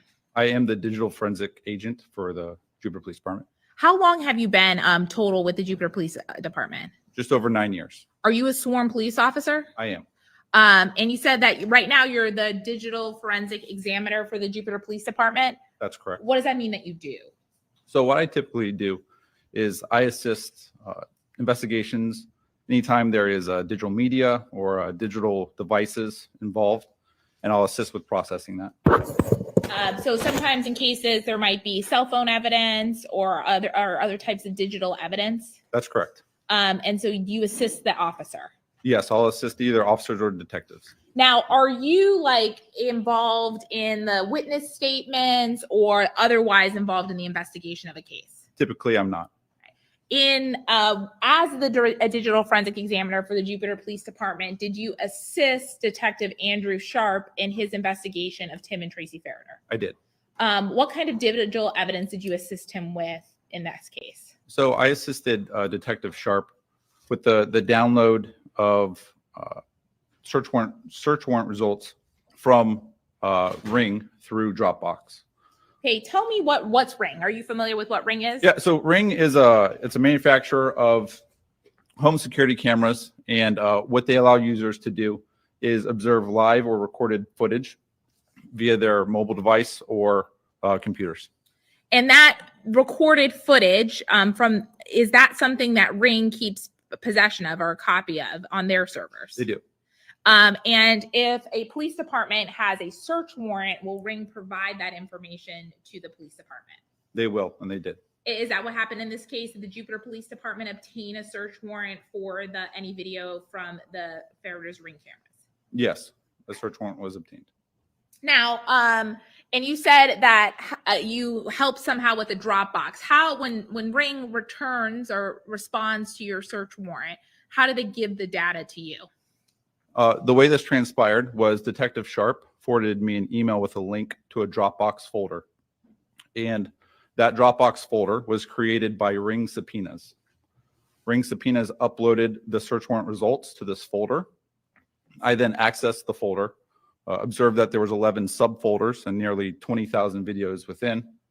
I downloaded those contents onto a physical hard drive, and that hard drive was then placed into evidence. So when Ring responds to a search warrant, do they let you as the police officer go through their servers yourself? They do not, no. Do they just provide the data to you that is responsive? They provided the data to the Dropbox folder, of which they are the owner of the folder, and I would just have permissions to view and download. You said that there are 20 files. That sounds like a lot of data. Correct. On average, the files in there, those 20,000 files, how long is each one? Each file, which in specificity, they were all video files, except for a few Excel files. They were approximately 1 minute in length. Okay. Did that make sense in the light of the type of evidence you usually get from Ring or that Ring keeps? Yeah, so in my experience, users with Ring are able to customize the length of videos that are recorded, but typically 1 minute video is the standard from Ring. So does Ring, when Ring is collecting or preserving the videos from their Ring cameras, are they preserving an entire continuous stream, or is it done a different way? No, so the majority of the videos, even when, well, let me back up. The videos are typically motion activated recordings. If the motion occurs for more than that 1 minute time period, then the video is stopped and then restarted and a new video is continued. So for example, a 5 minute interaction where there's motion would have approximately 5 videos, individual videos of approximately 1 minute. So if, for example, it was a doorbell camera and it's night and there's no movement, there's not going to be any recordings of that time frame. Is that accurate? Is it possible though, because it's motion activated, that some of the videos may capture things that have no relevance at all to the case or the investigation? Absolutely. Any videos that would record maybe someone sleeping, they toss and turn, it would record that subject moving, but then there would be a long period of time while they laid still before another recording occurred. Or a front door video camera, would that get something, maybe the neighbors moving? It could, yes. And that would activate it, but that might not necessarily be of importance to your investigation. Right. So then does it become a situation where you have to find some way to manage all of this amount of data, or go through it, organize it, categorize it? Yes. So I find personally the the technique used that I utilized in this investigation was to go through and notate timeframes and then categorize that into the appropriate folders of dates and times associated. Now, does all of the data that was returned to Ring, does all of it come to you with the information about the time frame, the time and date? Did all of the videos have that information? No, as I mentioned, there was 11 subfolders within that main folder that was provided by Ring. Of those 11 subfolders, 4 of them contained Excel spreadsheets that had timestamps associated with file names. And then the other, that would be 7, did not include that Excel spreadsheet. Again, of those 11 subfolders, 5 of them included videos that were time-stamped. Their file name was actually a version of a timestamp. So that was also another way to notate ways to categorize the videos. Now, did you were you able to see or the information that you provided, is it all, or that was provided back to Ring, were you able to tell that it's all from the Ferriter's household based on just the looks and what the content of the videos is? Yes. Is it all from one camera? It is not. Okay, tell me more about that. So of those 11 subfolders, I looked through a cursory search of the folders to understand what we had received back. And each subfolder contained, again, hundreds, if not thousands of videos, but each file had a thumbnail associated with it. And what a thumbnail is just it's a small image representation of the video that's associated with. So I was able to see through the thumbnails in each of the folders, the camera views associated with the folder. So there were approximately seven different views provided of those 11 subfolders. Now, did you ultimately locate data related to the structure in the garage where Ronan Ferriter was kept? Yes, after looking through the subfolders, if I can refer to my notes, I can provide you with the actual folder the data was contained in. You don't need to give me the folder. We don't need Okay, to go that. but yes, I was able to locate the videos associated with the camera located within the structure, the enclosure in the garage. And did you, based on looking at that folder, was that camera always in that room? No, it was not. It was originally set up in the kitchen, then moved to what I would describe as a living room, and then subsequently moved to the enclosure. And when approximately does it start recording the events that happened in that enclosure? On what date? Yeah. On January 5th.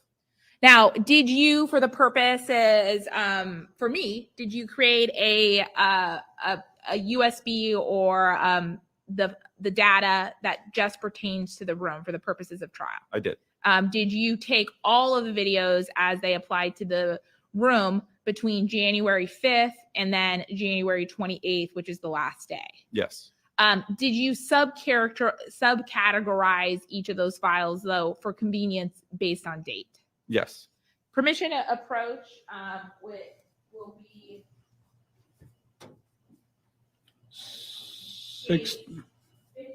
16 is your next number, yes. And permission to approach granted.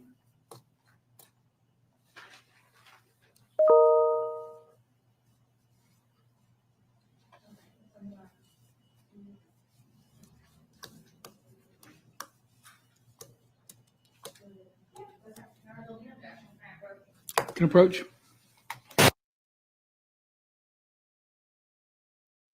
I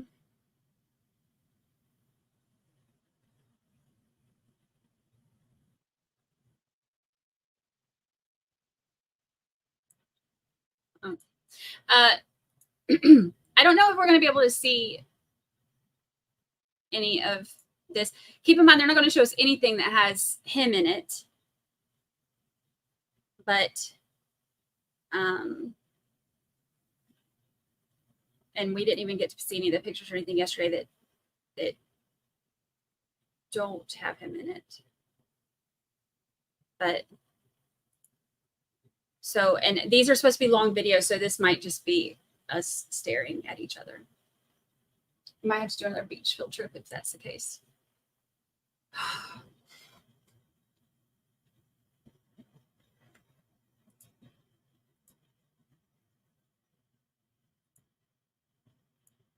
I would like to see the only pictures that I've seen. I showed some of the ones yesterday from where I found them of where they were building the box, but I haven't seen any of the ones from like when it was completed or anything. And the contractor, he had said, you know, he thought it was really weird having that because it was supposed to be an office. He was told it was going to be an office. And that's the thing too, is if you thought you weren't doing anything wrong, why would you, my back, why would you lie about what it was?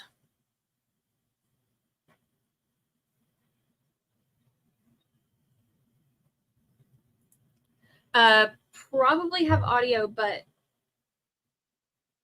I don't really know.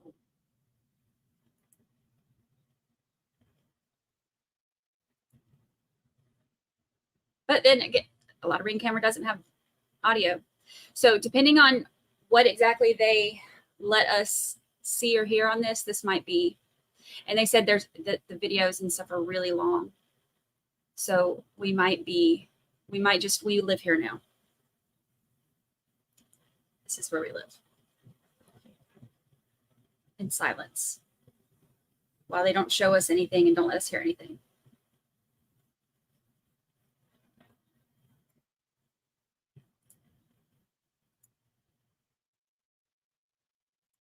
If you have to lie about something, life advice from my mom forever ago, if you have to lie about something, you probably shouldn't be doing it.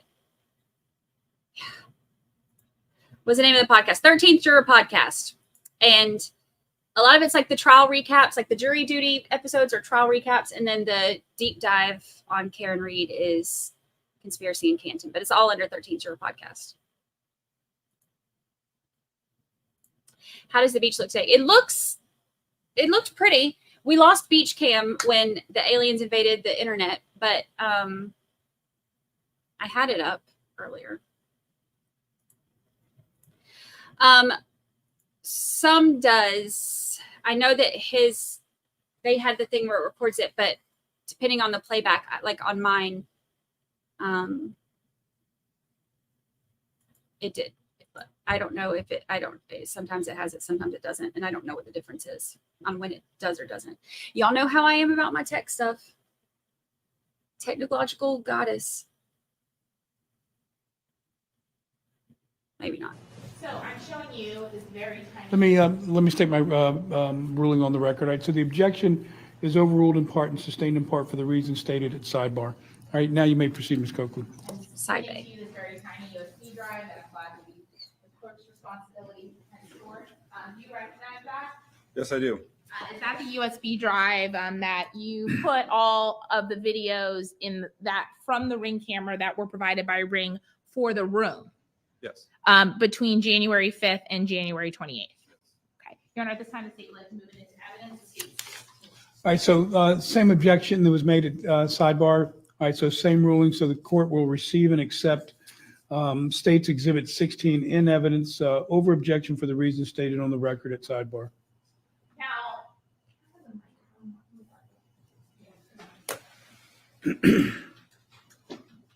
I want to just talk to you for a second so we can kind of explain to the jury how things are organized on here for their purposes if they need to look at it later. Okay. So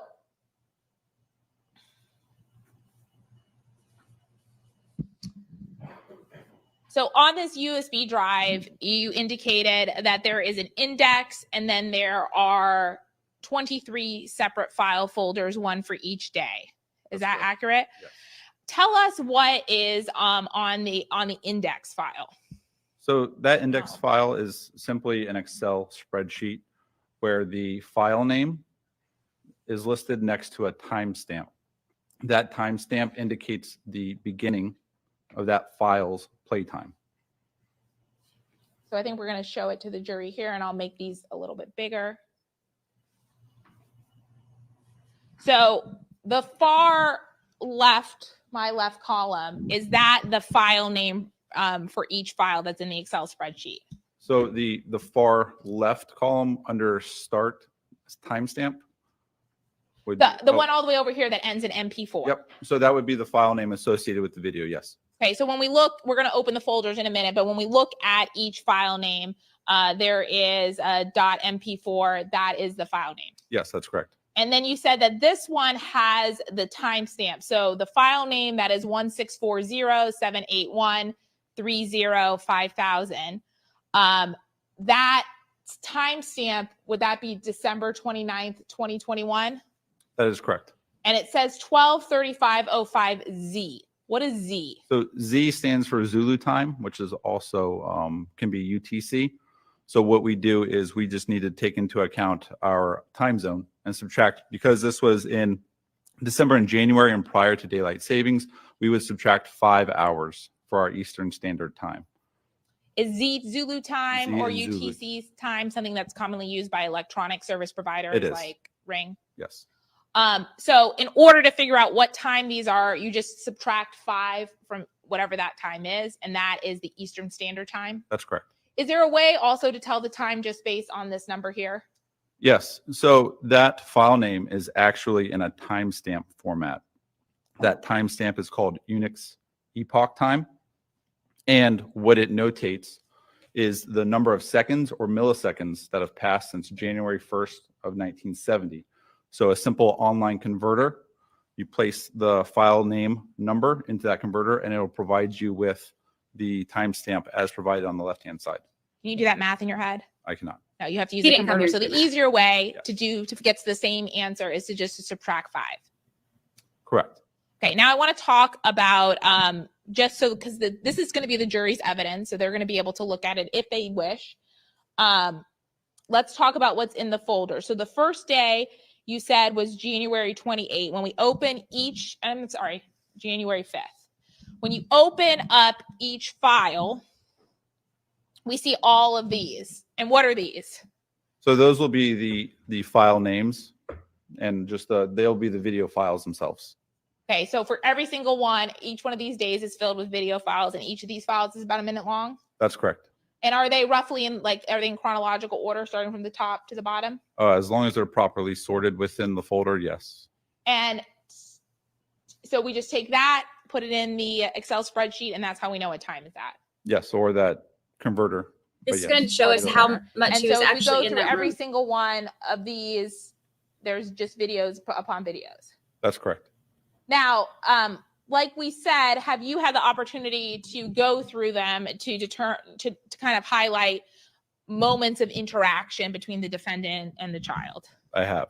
And are there vast periods recorded where maybe nothing is really happening? Yes. Like when the child is sleeping, Correct. maybe moving in their sleep, that would have recorded minute videos. That's correct. Okay. But are there also moments recorded that categorize the interactions between the child and the defendant? Yes. Were you able to observe roughly time periods of how long the child is in the room? Yes. Tell me roughly some So- of the time periods that you were. Overruled. So yes, in observation, I observed the child within the enclosure for excess of 3 hours at times during the day and more than 10 plus hours overnight. Now, did you observe periods during the day in which the child was in the enclosure without any lights on? Yes. And what was the observation of some of the time frames for that? I'm sorry. The time frames for that? The time, the durations. An estimate. Yeah, hours. Now, in order to make this much data kind of understandable, did you make some notes for yourself about when some of those interactions occurred? Yes. Yeah. And then did I then convert some of that into montages of the videos? Yes. And have you had a chance to look at that? I have. And just so that we kind of understand what we're looking at when we look at the montage, are those parts of the day in which there are interactions? They are. When he leaves and when he comes in? Yes. And then when the parents come in? Correct. And so the times in between Would it be fair to say that those times in between are times where he's like still in the room Yes. or still outside the room? Correct. Depending on if he left or came in. Yes. Okay. Now, permission to approach what will be state 17, which is that composite exhibit. You can approach. Approaching with state 17. Do you recognize that? I do. Did you have a chance to look at it? I did. Is that the composite exhibit that I'm talking about? It is. So does it include not every single one of these videos, Correct. but the videos where there is an action or an interaction? Yes. So leaving, coming in, Yes. those types of things. Yes. And one for every single day. Right. Okay. Your Honor, at this time, I'd like to move it into state 17. Any objection? All of the objections already raised, Your Honor. All right, so the same ruling with respect to 16, which means 17 will come in evidence over objection. But I want to note that with respect to 17, it is not all of the files that are in 16. It is a subset of those files representing actual interaction or Yes. contact. Okay, all right, good enough. And Your Honor, at this time, I'd like to start publishing. I'm not going to publish all of it, but start. Okay. Well, this witness number. What's the time frame that you're looking at in terms of what you have to publish? Just so I know for time I mean, purposes. I'll probably do about half an hour to 30 minutes right now, but then there's going to be a lot more. Okay, all right. This way. It's your show at this point, so you're going to publish what you're going to publish at this point. If it's in evidence, I'm fine with you publishing it. And the jury already understands what publishing means. It means actually showing you what has been received by the court in evidence. Hi, Baker.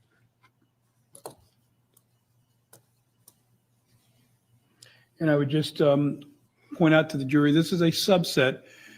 You can actually view the entirety of the videos if you like to do that as part of your deliberations. Yeah, we'll take care of that. Mr. Coakley, can you move the podium back so that there's unobstructed view? Does this does not? It does have audio, Your Honor, so we might need to. Oh, it has audio. It does have audio, so we need to mute it. No. So we don't get audio. Hi, big girl. Hi, big girl. Hi, good morning. Hi. Hi. Whoa. Oh, this is him putting it in.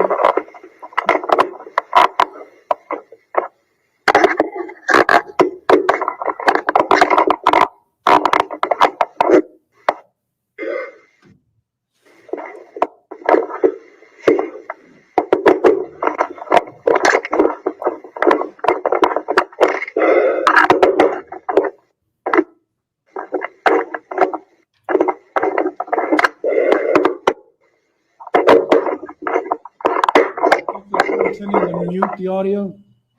All right, I just want to make sure. I thought this is what you're doing. Okay.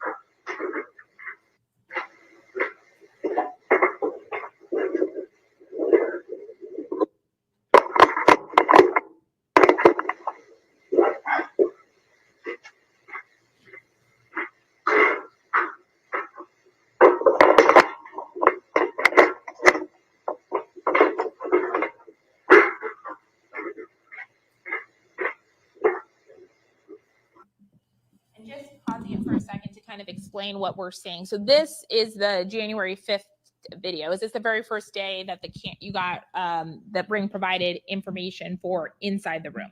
Yes. And now we're looking at some data that's displayed on the screen prior to the video. Is this the file name that we were talking about before? Each video has a file name, that first long number. It is. That's also the epoch time if we have the calculator. Yes. And then the time below is the UTC time? Yes. Or the Zulu time? Correct. And then that's the conversion? Correct. Yes. You took a look to make sure I did it right? Yes. Okay. And so that for each one is the video that then precedes it? Correct. For those 1 minute videos? Okay.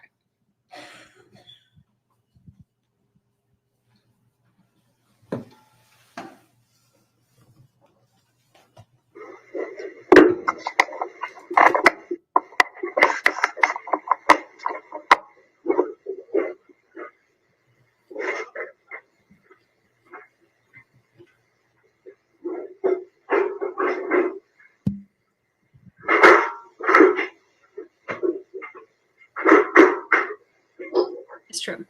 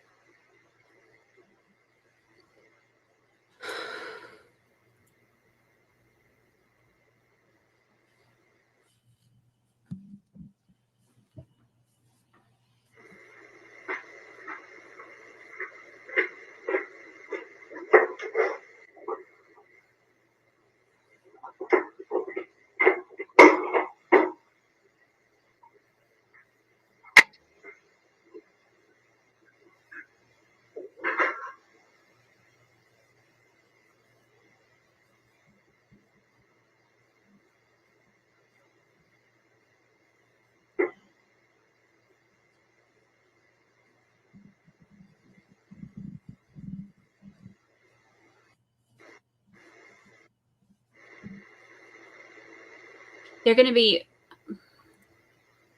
it's getting close to time too for the paint to dry, popcorn ceiling to go home. They'll be calling them in any minute.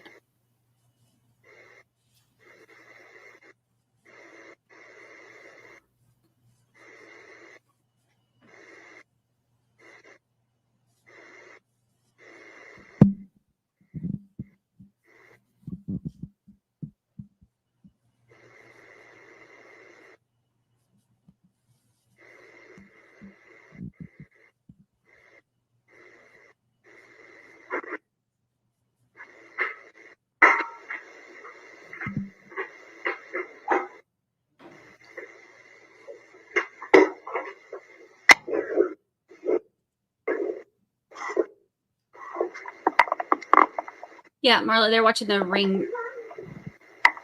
I hear kids. They're watching the Ring footage.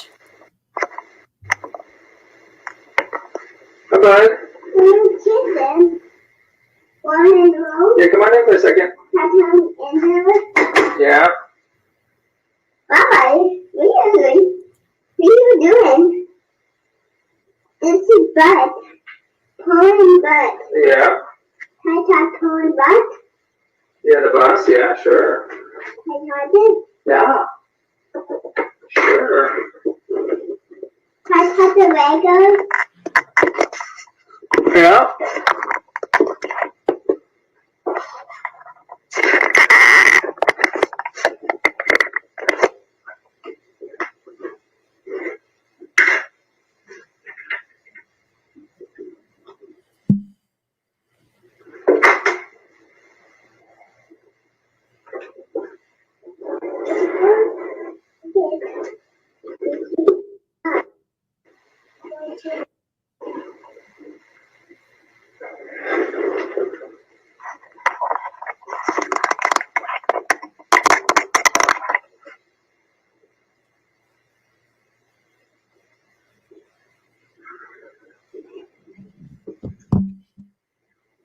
Okay, let's go. Oh.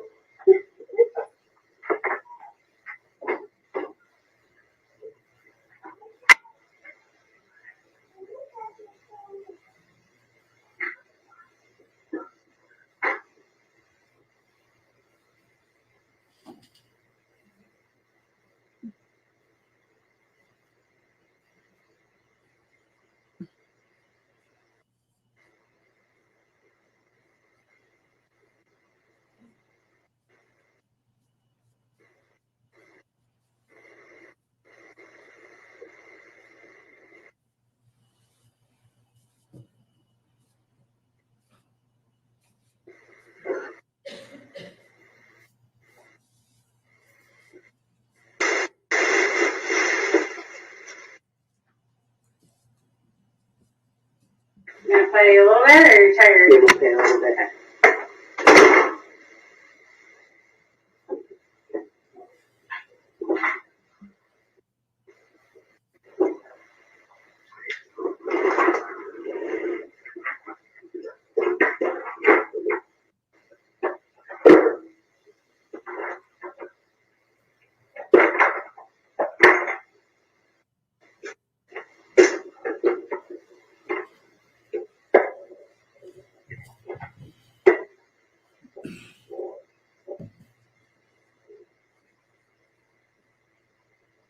Yeah, the witness looks like his face is. He's not feeling the sunshine and love today. Keep in mind, they had to sit through and watch all these, like hour upon hour of this kid in this little box room. What you hear?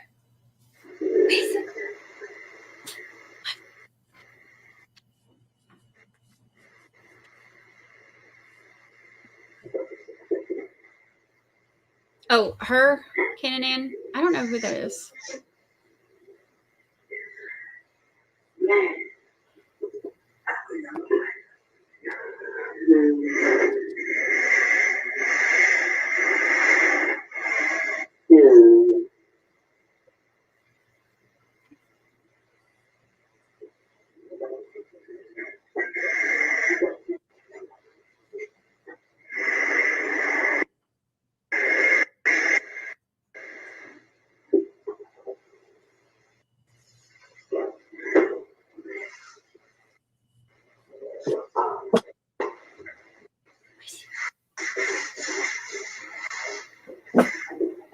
Hey, go get it.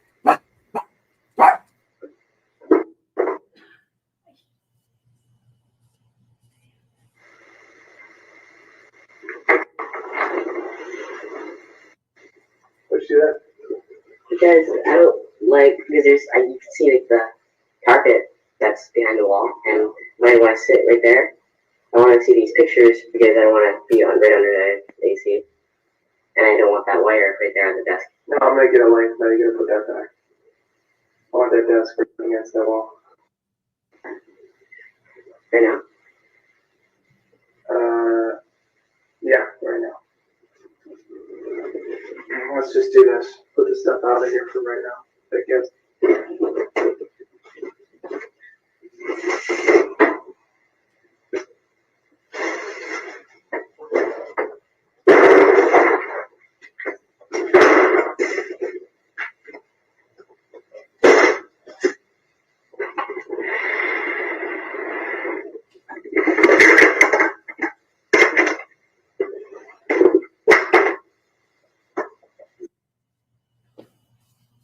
I'm assuming that was Tracy talking in the video.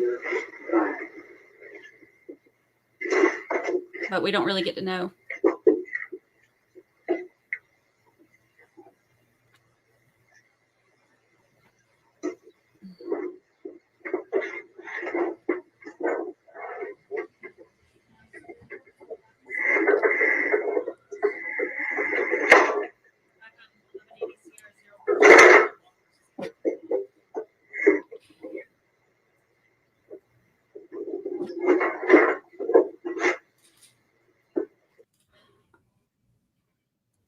We got, I'm assuming they're probably going to send them home. I doubt they have a verdict 30 minutes before they're supposed to leave.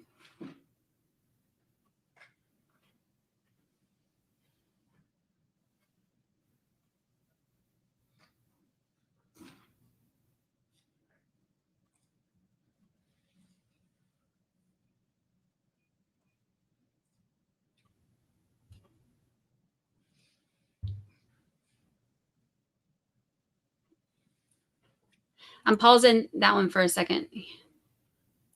Let's see. So we can watch them send them home. No more paint drying.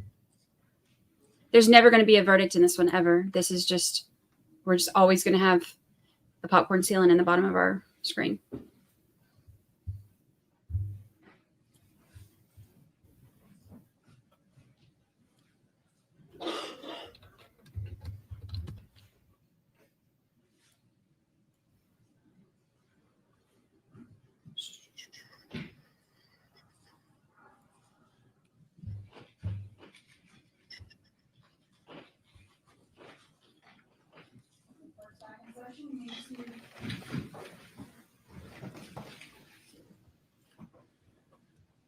Right.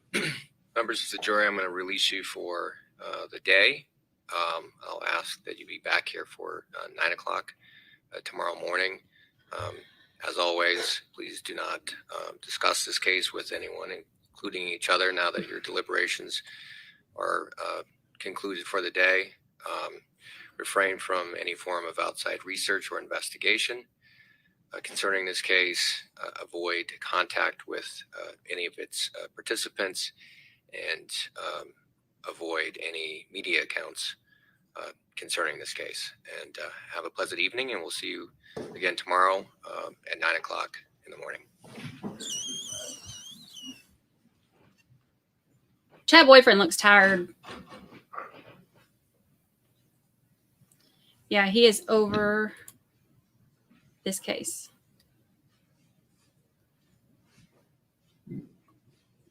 He's over it.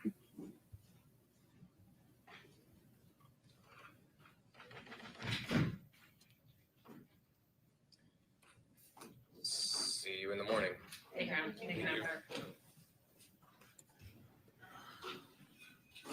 All right. So paint did not dry today. Fresh day tomorrow.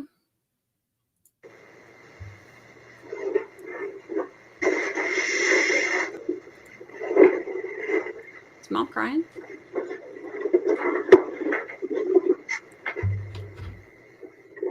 They're in 13 and a half hours deliberation right now on the second go round.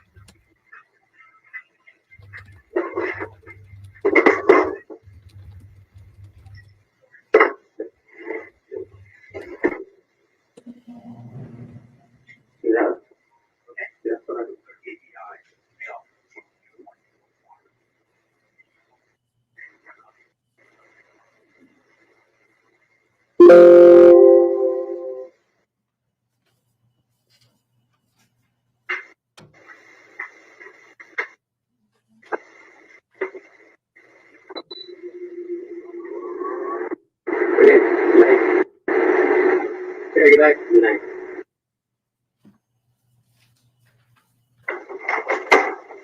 Can I tell me something? Stand up. Can I tell me something? Don't tell me what. This is your one chance. Don't look at me like an asshole. So tell me something or not? I have an accent. Yeah, from where? Blue band. Where? Green band. Excuse me? Green band. Stealing again? What the fuck is wrong with you? You're stealing? Fucking disappointing. Chocolate? And everything. You got so much stuff in your room. Fucking great.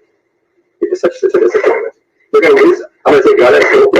You're gonna be in this year. If you're this close, because I can't trust shit you do. With an ankle bracelet back out, and then you can try to fucking run away if you want and do all the bullshit you do, and I'm gonna lock your ass down. Give me a fucking break. I'm sick of the bullshit. You're a big boy, you're gonna steal, you're gonna talk to me, I'm gonna give you a fucking real deal. Okay? You're gonna steal from our fucking house? Again? What other shit do you got in here? Because you're gonna lose it all in about 2 seconds. Lose every fucking It's thing. all gonna All be this smashed shit. real quick. I told you not to unplug that fucking thing, right? Yeah. You listen to me? Yeah. Bullshit, No, you you listen to me? didn't. To plug this in, and then you're just a liar, Ronan. Just keep lying. You lied earlier when I asked you. You can't.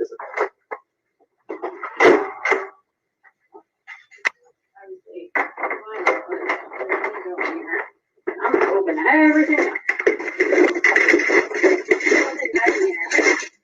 Stand up, stand in the corner.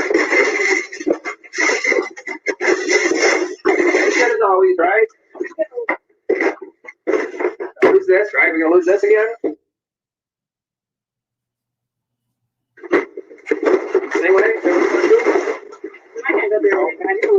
nice. I know, let's just do the basics. Why are these in here? Are these yours? No, Pierce just dumped it the other day. Why are you bringing them in there, Pierce? Why are you bringing them in there? What do you got all these things? Why? Sure there's a bunch of stuff in here. It's gonna be all. Anything else you want to tell us about before we find it? Get over there. Why do you have this in here? This is not yours. What? Where are these in here? Who are these? What are they? This like belongs to the kids or.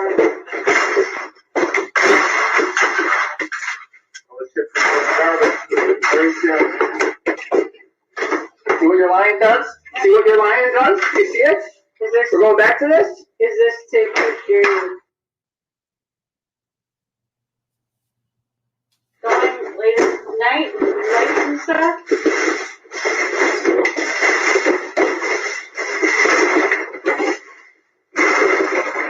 I don't know what you're doing. You just had ice cream with us, right? Why are you? I'm this close to getting you a computer to do coding. Yeah, right. Do you deserve that shit now? Fuck no. Okay, I'm just gonna take this out because obviously I can't trust Montreal. Just take this one out. Take this one out.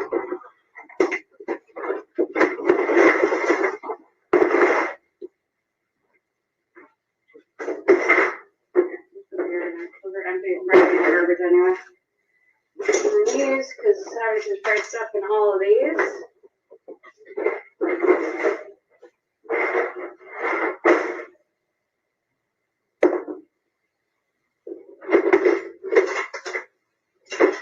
Why did you move this? Was that a big lie? Yes. You could have a hidden spot and you couldn't be seen on the camera, right? Yeah.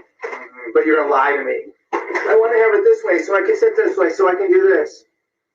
Right? Yeah. So you can access to the plug and recharge the device, right? Yeah. Why not earn stuff? Why? We said we're gonna get you a computer, we're gonna get all these things. Why? Hard to. Well, it's hard. You were gonna have every kind of thing that you'd want. You just earn it. You just had ice cream tonight, so why are you gonna steal chocolate? You're getting cookies, you're getting ice cream, you're getting all these things. So why steal when you're getting all this stuff? You go off the edge at school, you'll be done with school. You'll be in here homeschooling. I told you that's a possibility. So go ahead and test me tomorrow by going to school and misbehaving or doing any shit you shouldn't do. Test me.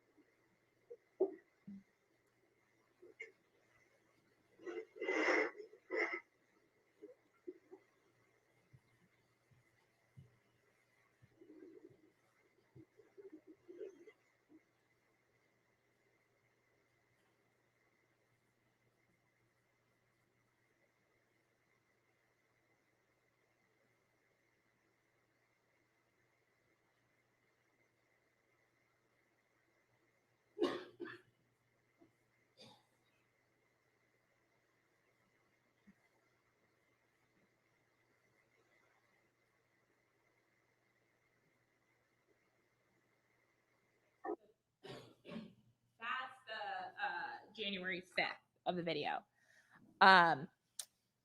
Is there a similar video for every other day of the week for the time frame that was recovered by Ring? There is. Now, we see that the Eastern Standard Time is on, is converted. Is there one video where there is not the Eastern Standard Time? Yes. Did you look at that and do the conversion for me? Yes. Okay. Let's talk about that now quickly. We are going to look at the other videos, but just so when we get there, we know, is that the last day in the room, which is January 28th? That's correct. Pull it up. the day before.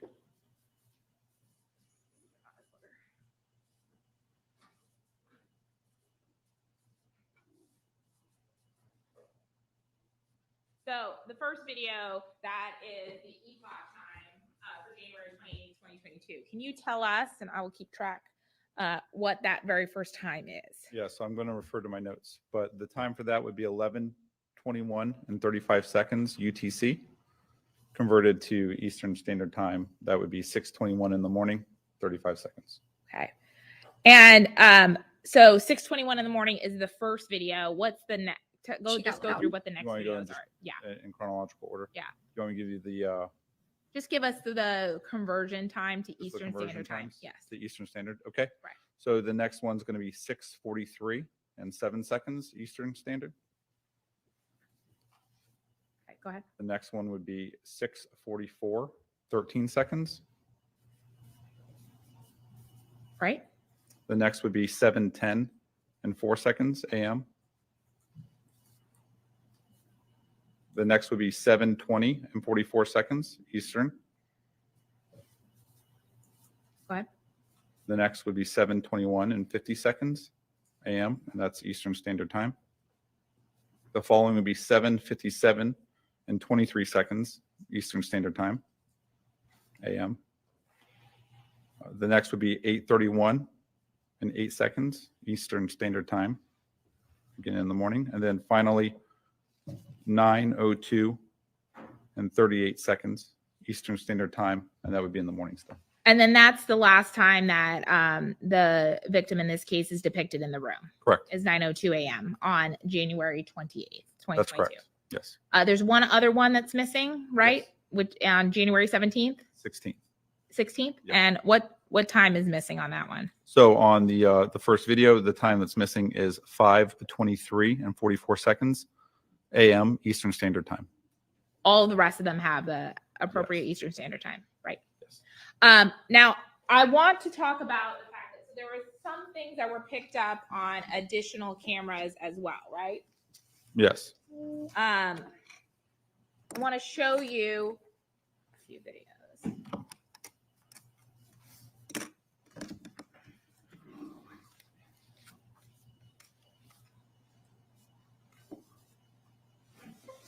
We've heard so far in this case that on occasion the victim in this case was asked to rake or pick up shells outside the home. Was some of that recorded or found on some of the ring camera videos that the return came back on?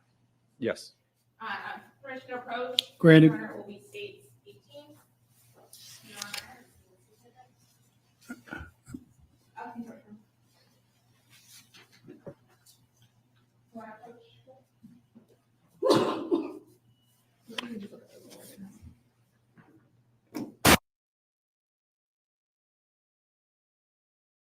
Hey.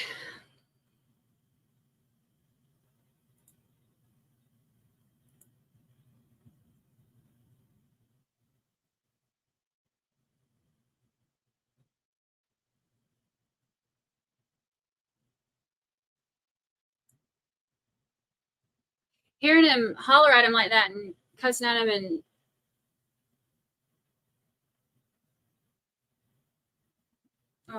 I mean, and he was 14.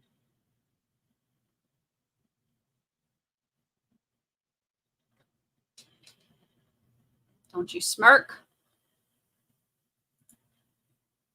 Oh.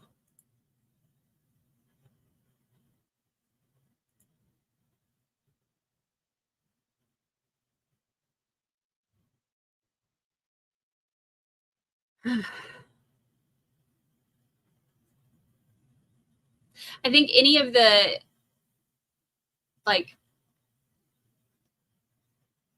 feelings of empathy that they may have been feeling for him are probably damaged after that.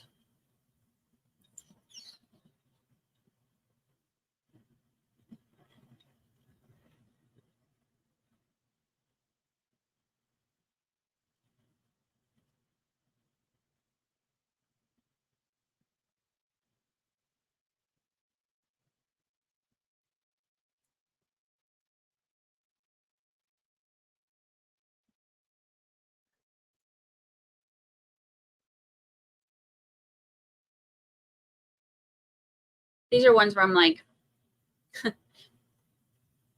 commentary is not as easy in between when you listen to stuff like that.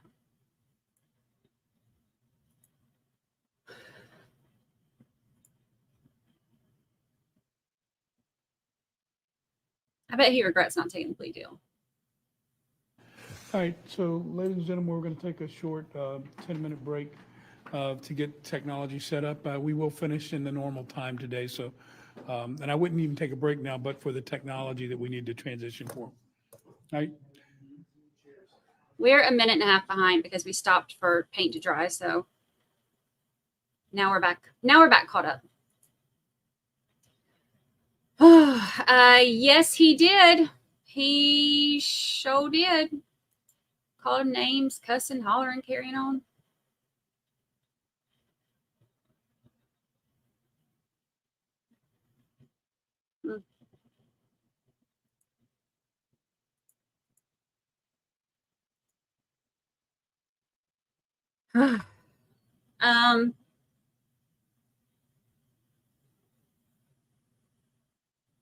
I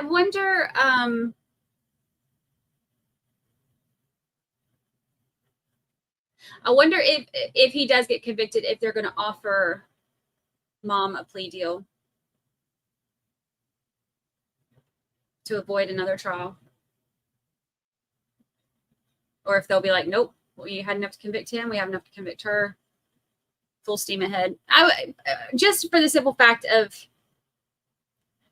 keeping the kids from having to go through it again.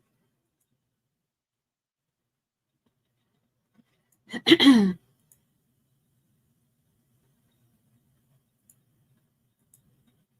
also, the testimony, they were talking about how dad is like the rule maker and the one who enforces the rules and stuff like that.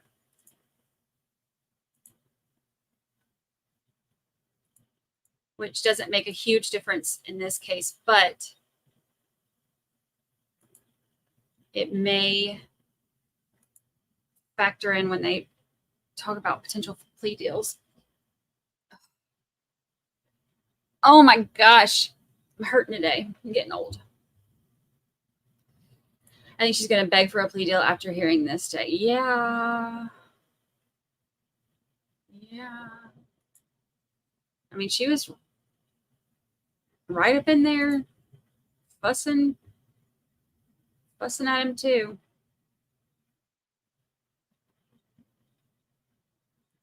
And the 2-on-1 is hard for a kid too. Like double teaming him.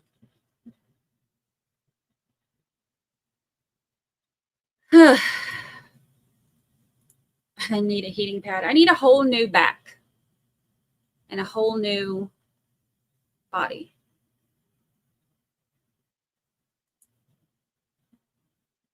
And probably to just not work quite as much.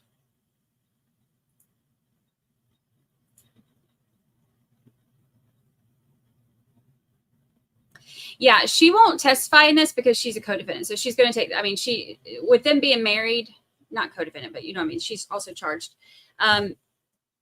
Different trial. She's also charged. So she's not going to testify in this, but which is why she can be in there. She's not testifying.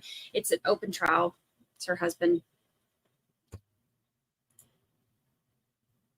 So she's allowed to be in there. Ugh.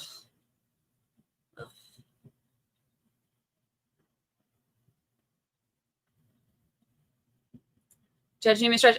Everybody take a stretch. I always say I'm going to fall out of my chair one day when I do this. Judge Newman says take a stretch. Oh, it's this. It's like this back. I don't know if I know what it is. It's just because I work too much. Sitting here hunched over all the time. Typing, researching.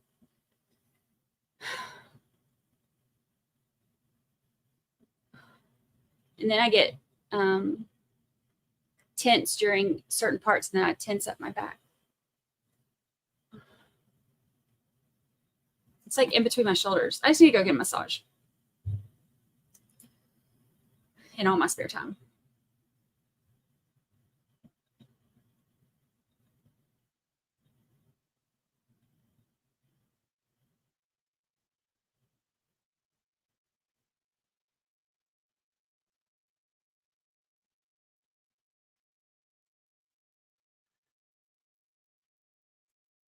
Yeah, in this case, 70 says you can testify against your spouse, but can't be compelled to. In this case, she's charged too. So they're sticking by each other. There's no way she would, she would testify against him. Plus, anything she says, can be used against her, but you don't have to testify if you're married.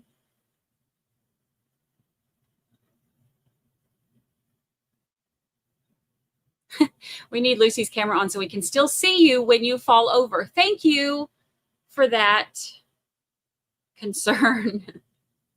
Thank you.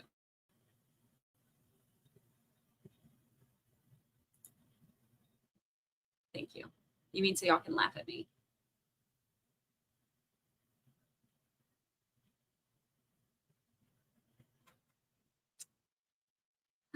Let's see. No, Salty. No Tiki Hut. I have not tried a TENS unit since I thought that, well, when they were misdiagnosing me and I was having so much back pain and didn't know that it was cancer, I tried a TENS unit then, but that's the only time I've ever tried one. Of course, it didn't help because it wasn't just back pain, it was cancer, but so it didn't do any good.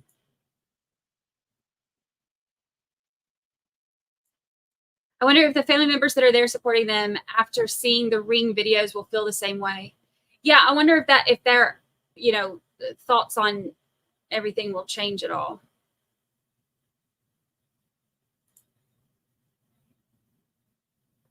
I wonder what people in their town think of them. Ugh.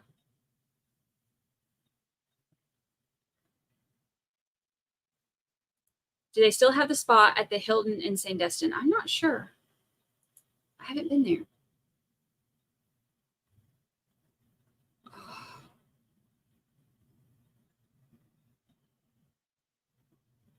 Should I not submit an application for the open forensic position? You would fit right in, honestly. All my friends are sarcastic and we all roast each other.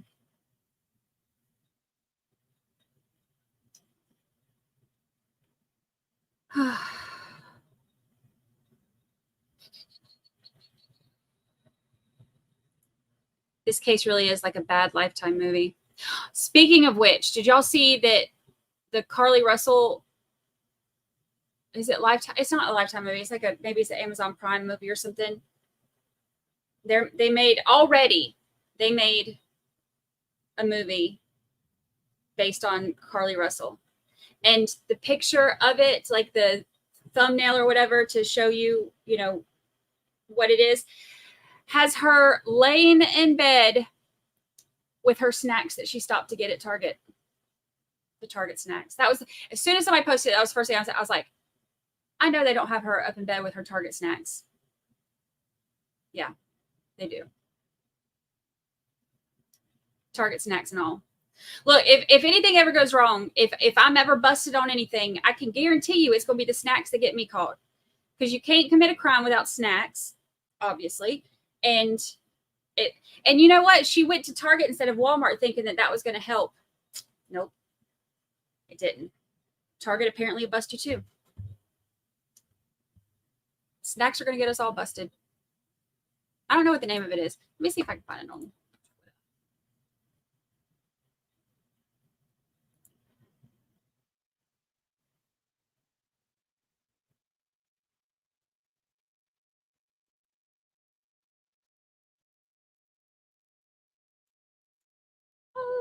Let's see.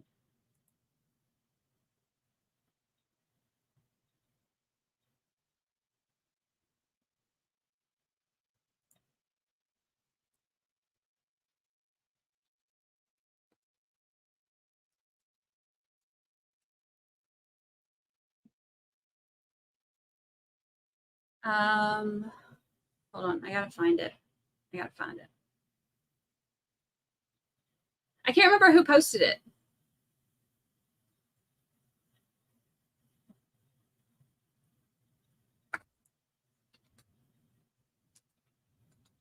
And the name was even close.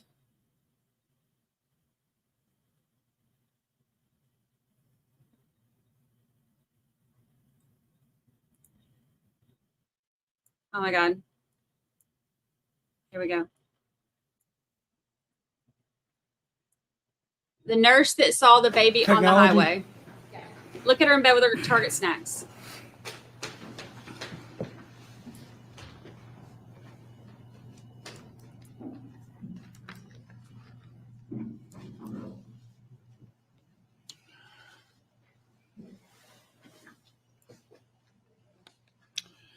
All right, we're back in session. Ms. Murad, Mr. Wahid, have you had the chance to do what you need to do? Okay. How much more time? Okay.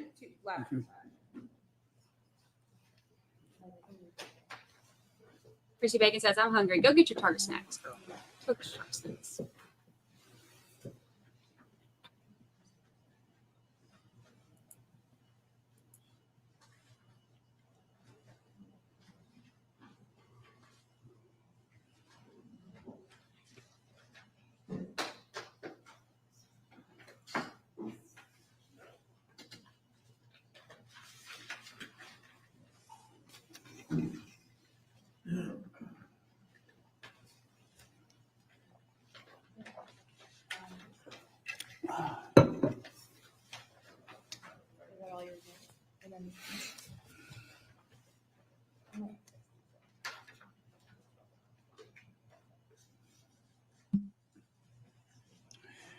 Ms. Coakley, how long is this next publishing? It's going to be short. And then this is I plan on breaking today about 5 minutes to 5, so that's the reason I'm asking. We got like 25 minutes left Mark, so that he left, he didn't in the come back. day. You didn't have to tell him he wasn't. He was persona non grata. Or he- All right. Okay. Okay. Fine.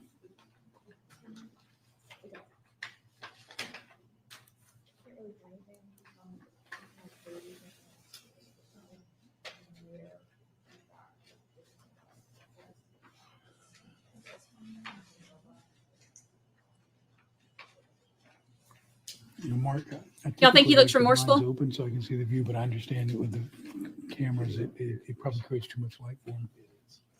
Yeah. No, it's fine. And, you know, without the cameras, I prefer to have the view. Look at the intercoastal. No. We're good? Okay, Ms. Coakley, you ready to proceed? All right, Mark, you can bring the jurors out. We'll get started. And I'm sorry, Ms. Coakley, how long did you say you think the publishing? These are like, I'm just going to show like 2 minutes. All right, so when you get around close to 10 minutes till, start to look for a stop off. I'm going to be done with direct in a minute because I'm not going to okay. publish with everything with him on the stand. Okay, all right, I'm with you. All right. Is he wearing 2 rings? I might have to call him back like tomorrow briefly, but for Or is one big ring?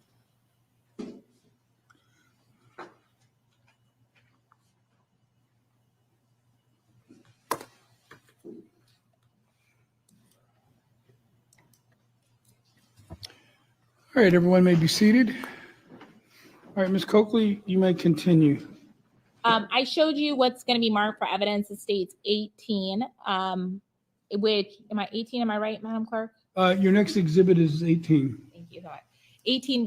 One of them was a video where I showed you 2 different USBs, correct? Correct. And did you recognize the videos in both? Yes. Are they from the doorbell angle camera from the Ferriter's home? Yes. And they're just like a selected 4 or 5 videos for each of the 2 topics, correct? Yes. And the first one that's going to be marked as states 18 involves the shells. Are those the true and accurate videos that you received from Ring? Yes. You're at this time, I'd like to move them into evidence as states 18. Okay, Ms. Murad, you're going to renew your objection made at sidebar. All right, so the court's ruling at sidebar will remain the same. So the court receives and accepts States Exhibit 18 in evidence over objection as stated at sidebar. And states 19, you reviewed as well. Does that also show a similar view, but this time the child, instead of with the shells, is raking leaves? Yes. And it also shows him trying to get in the house and it not being open. Overruled. What you want him for? Come here. Are they true and accurate depictions of the videos that you received from Ring? Yes. Now, these two video Ring cameras, we talked a lot about the date and time associated with the videos in the room. Did Ring provide the data for the date and time for these videos?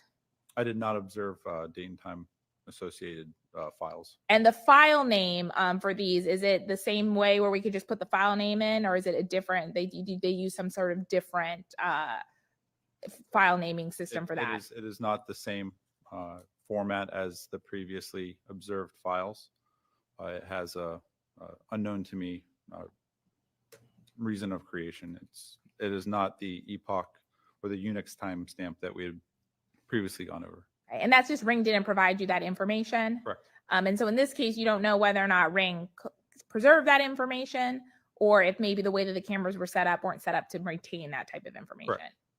Now, there's only like 4 or 5 videos on each one. Were these part of a much longer depiction of the same thing over and over? Yes. So the child, Microphone. So the child doing the rocks, that happened over a much longer. There's many more videos of him doing the same thing over and over. Yes. So these are just to illustrate. Correct. Okay. So let's go to states 18 and just take a look at one. And just for the record, I'm publishing 705-085-752 566-068-7348. For 18, right? For 8 that's on 18. And you're not at 19 yet, right? No. Okay, all right, good. All right, so you're asking for permission to publish Exhibit 18 that's received in evidence, correct? Yeah. All right, granted.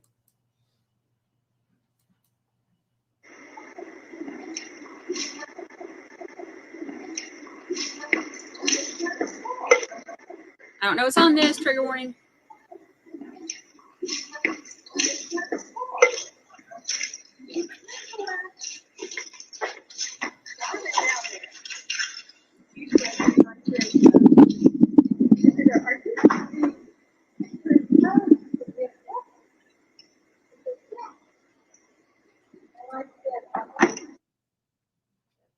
Publishing the 4th video on that file.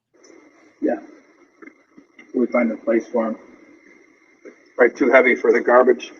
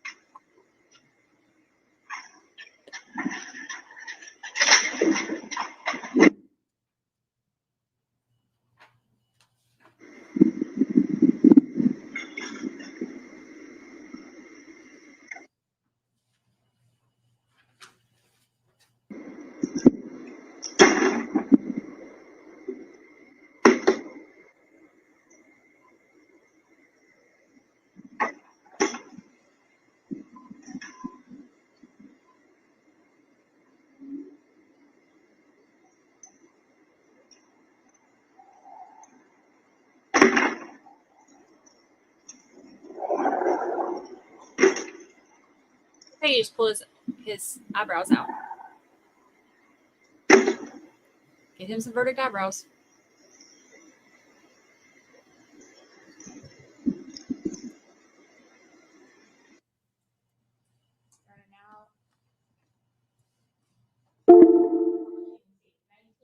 Okay. 19 is not yet in evidence.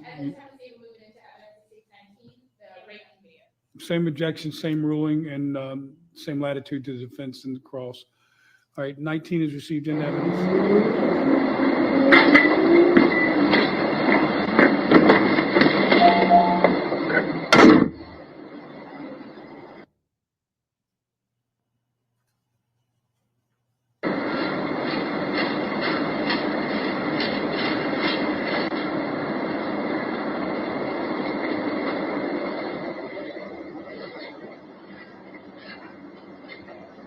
Oh my gosh.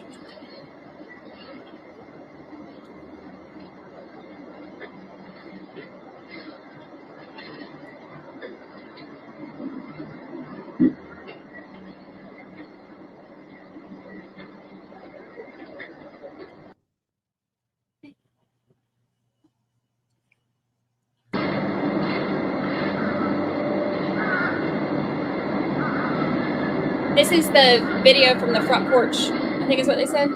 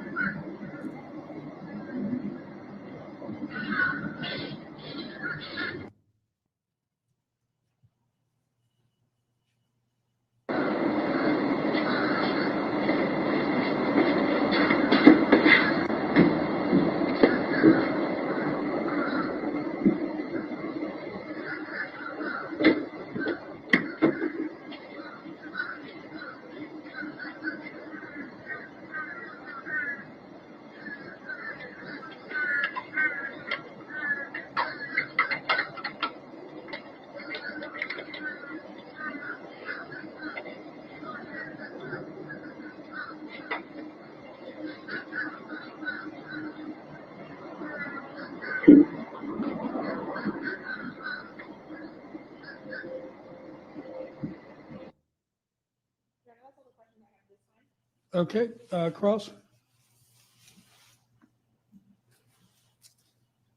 Agent Lowe, you said there were 21,000 videos that you were provided, about 21,000?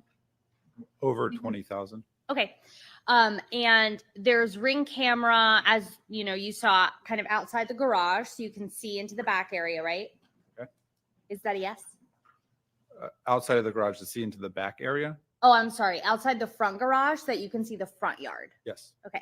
There's also a ring camera like the jury just saw on the front door. Yes. There's a ring camera in Ronan's room. Correct. There's a ring camera in the living area. Yes. So you can see Ronan walk about freely in the living room. Okay. Is that a yes? There's one in the living room, yes. Okay. And you've reviewed all the videos. I've reviewed videos of the camera placed in the enclosure. Okay, so you have not reviewed any of the other videos. Is that right? I spot checked a few of the videos in other folders when determining where the videos for the enclosure were located. Understood. There's also a ring camera sort of on the back patio of the home so that you can see, I mean, it's really like a back patio, backyard area. Is Yes. that fair? Correct. And then I think there's one or two other cameras, correct? Yes. And of course, the state hasn't presented all of that to the jury. They've only presented. Sustain, rephrase the question, Ms. At Morales. this point, what you've seen is not all of those videos that have been presented to the jury, right? Overruled. Correct. Okay. Those are all the questions I have, Judge. I have this witness under a defense subpoena to admit my own video. All right, so he's not excused at this point, That's but there, right. is there any redirect? He's sequestered. All right, there is some redirect. All right, you may proceed, Ms. Coakley. So as we discussed, there's hours and hours of video that have nothing to do with this case that show none of even the parties in this case. Correct. And it's an amount of data that's almost unmanageable. Yes. And so the part of the crime in this case, all of that has been admitted into evidence, correct? Yes. Nothing further. Okay. That's a good point. All right, I'm going to overrule that. The jury will ultimately decide that once I read the instructions of law. All right, sir, that concludes your testimony today. However, you are not excused from all proceedings yet, so you remain under subpoena, which means that you still are sequestered, so you cannot be in the courtroom to listen to any other testimony of the witnesses until your testimony is complete. Understood. All right, thank you, sir. Have a good day. Thank you. Yes, thank you. All right, so we have just a very few minutes left before 5. Do you have another witness ready that was short, or? I don't have another witness. I do have additional videos to publish, Your Honor, but they're probably close around in the, I can look at the next one, how long it is. I was going to break around 10 minutes to 5, so that's only 5 minutes. Do you, I don't have a 5 minute video. all right. How long a video do you have? All right, so that's going to be too long. All right, that's good news for you today, because that means that we're going to break just a little bit early. We're going to follow the same schedule tomorrow as we followed today. You'll check in with the jury office at 9:15. Be up here at 9:45 to meet with Mark, and he'll bring you into the jury room. Shooting for a 10 o'clock sharp start time again tomorrow. We are still in the state's portion of the case, and they will continue to be presenting evidence as part of their case. Same instruction that I gave you last night. Go home. Most important thing is get a good night's rest, because it's going to be a long day tomorrow. Have a good dinner. don't discuss the case with each other or with anyone else. And most importantly, I shouldn't say most importantly, as importantly as any other rule I've given you, make sure that you don't inadvertently expose yourself to any media coverage tonight, either on TV or through print or any other source. Other than that, I will excuse you for the day, and I look forward to seeing you tomorrow.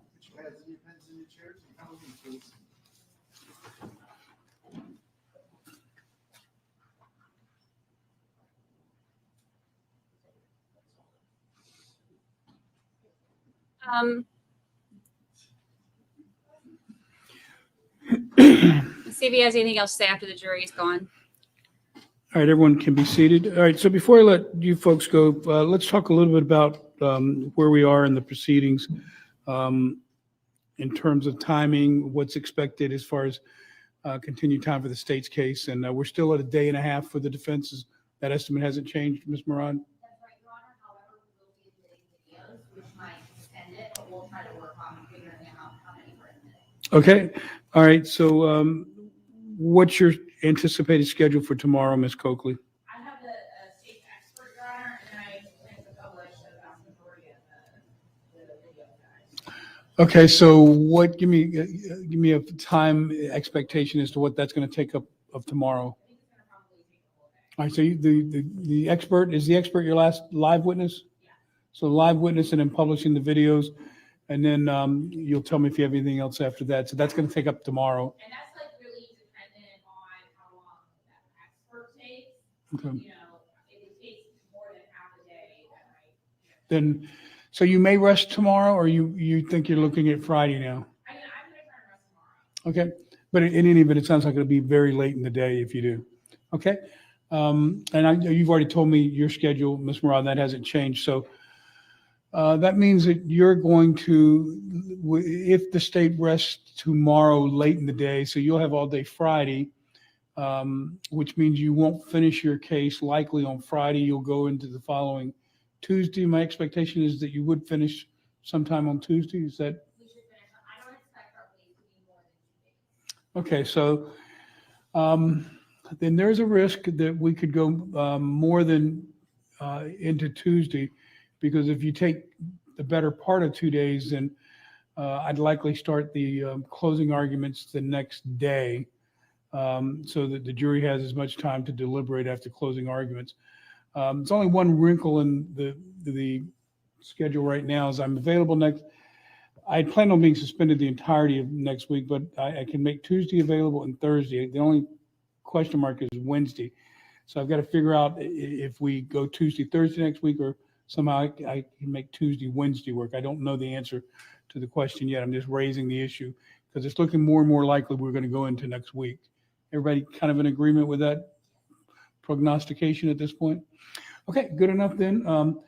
You don't really need to think about getting jury instructions to me yet until probably Friday or even Tuesday morning, because it doesn't sound like we're going to be at the point where I always need those to read them prior to the closing argument. So as we start to have better visibility as to when that's going to start, I'll give you a better idea as to when to give me the final set of jury instructions. It sounds like, Ms. Black, on the state side, you're the one working with that. So that'll be for you.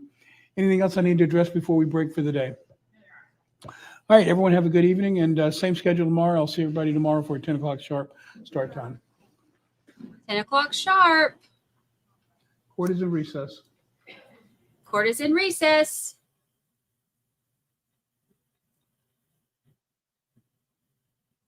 There you have it. So where's our statistician?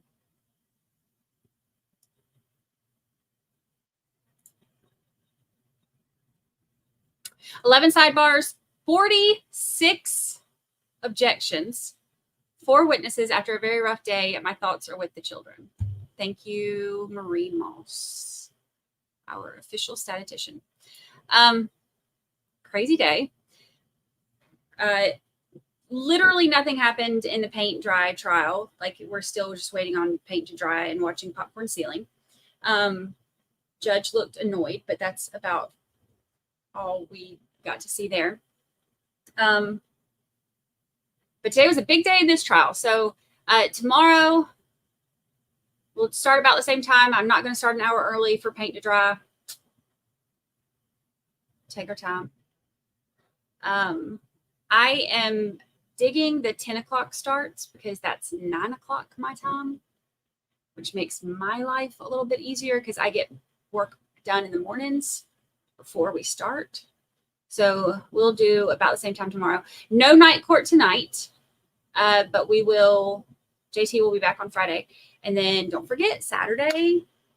No, not Saturday. Saturday's football day. Sunday, we will have our 10K stream. So, big day. Also tomorrow,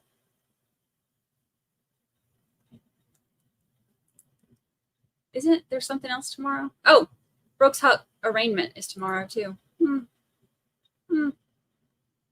All kinds of stuff happening on these true crime streets. I appreciate y'all hanging out and watching. It was a day. It was a day. Oh, and we're close to 11,000. I know. What is it at? It's like, it's kind of, we're just a growing. Yeah, we're at 10,767, which is crazy, right? So I was at CrimeCon when it hit 10,000, and now we're already at getting close to 11,000. Crazy stuff. Everybody wants to be a juror. Y'all, I appreciate you coming and hanging out with me. I will see y'all. Get your rest, get your snacks, be ready, and I will see y'all bright and early. Just a growing, yeah, just a growing. I didn't realize my grandmother used to say that when she would see me and my brother, be like, "Oh, aren't y'all just a growing?" And now I say it all the time. All right, I'm gonna get out of here. I've still got work to do tonight on the podcast, and I've got a ton of stuff to do. And I'm gonna go for a walk on the beach before I do. So,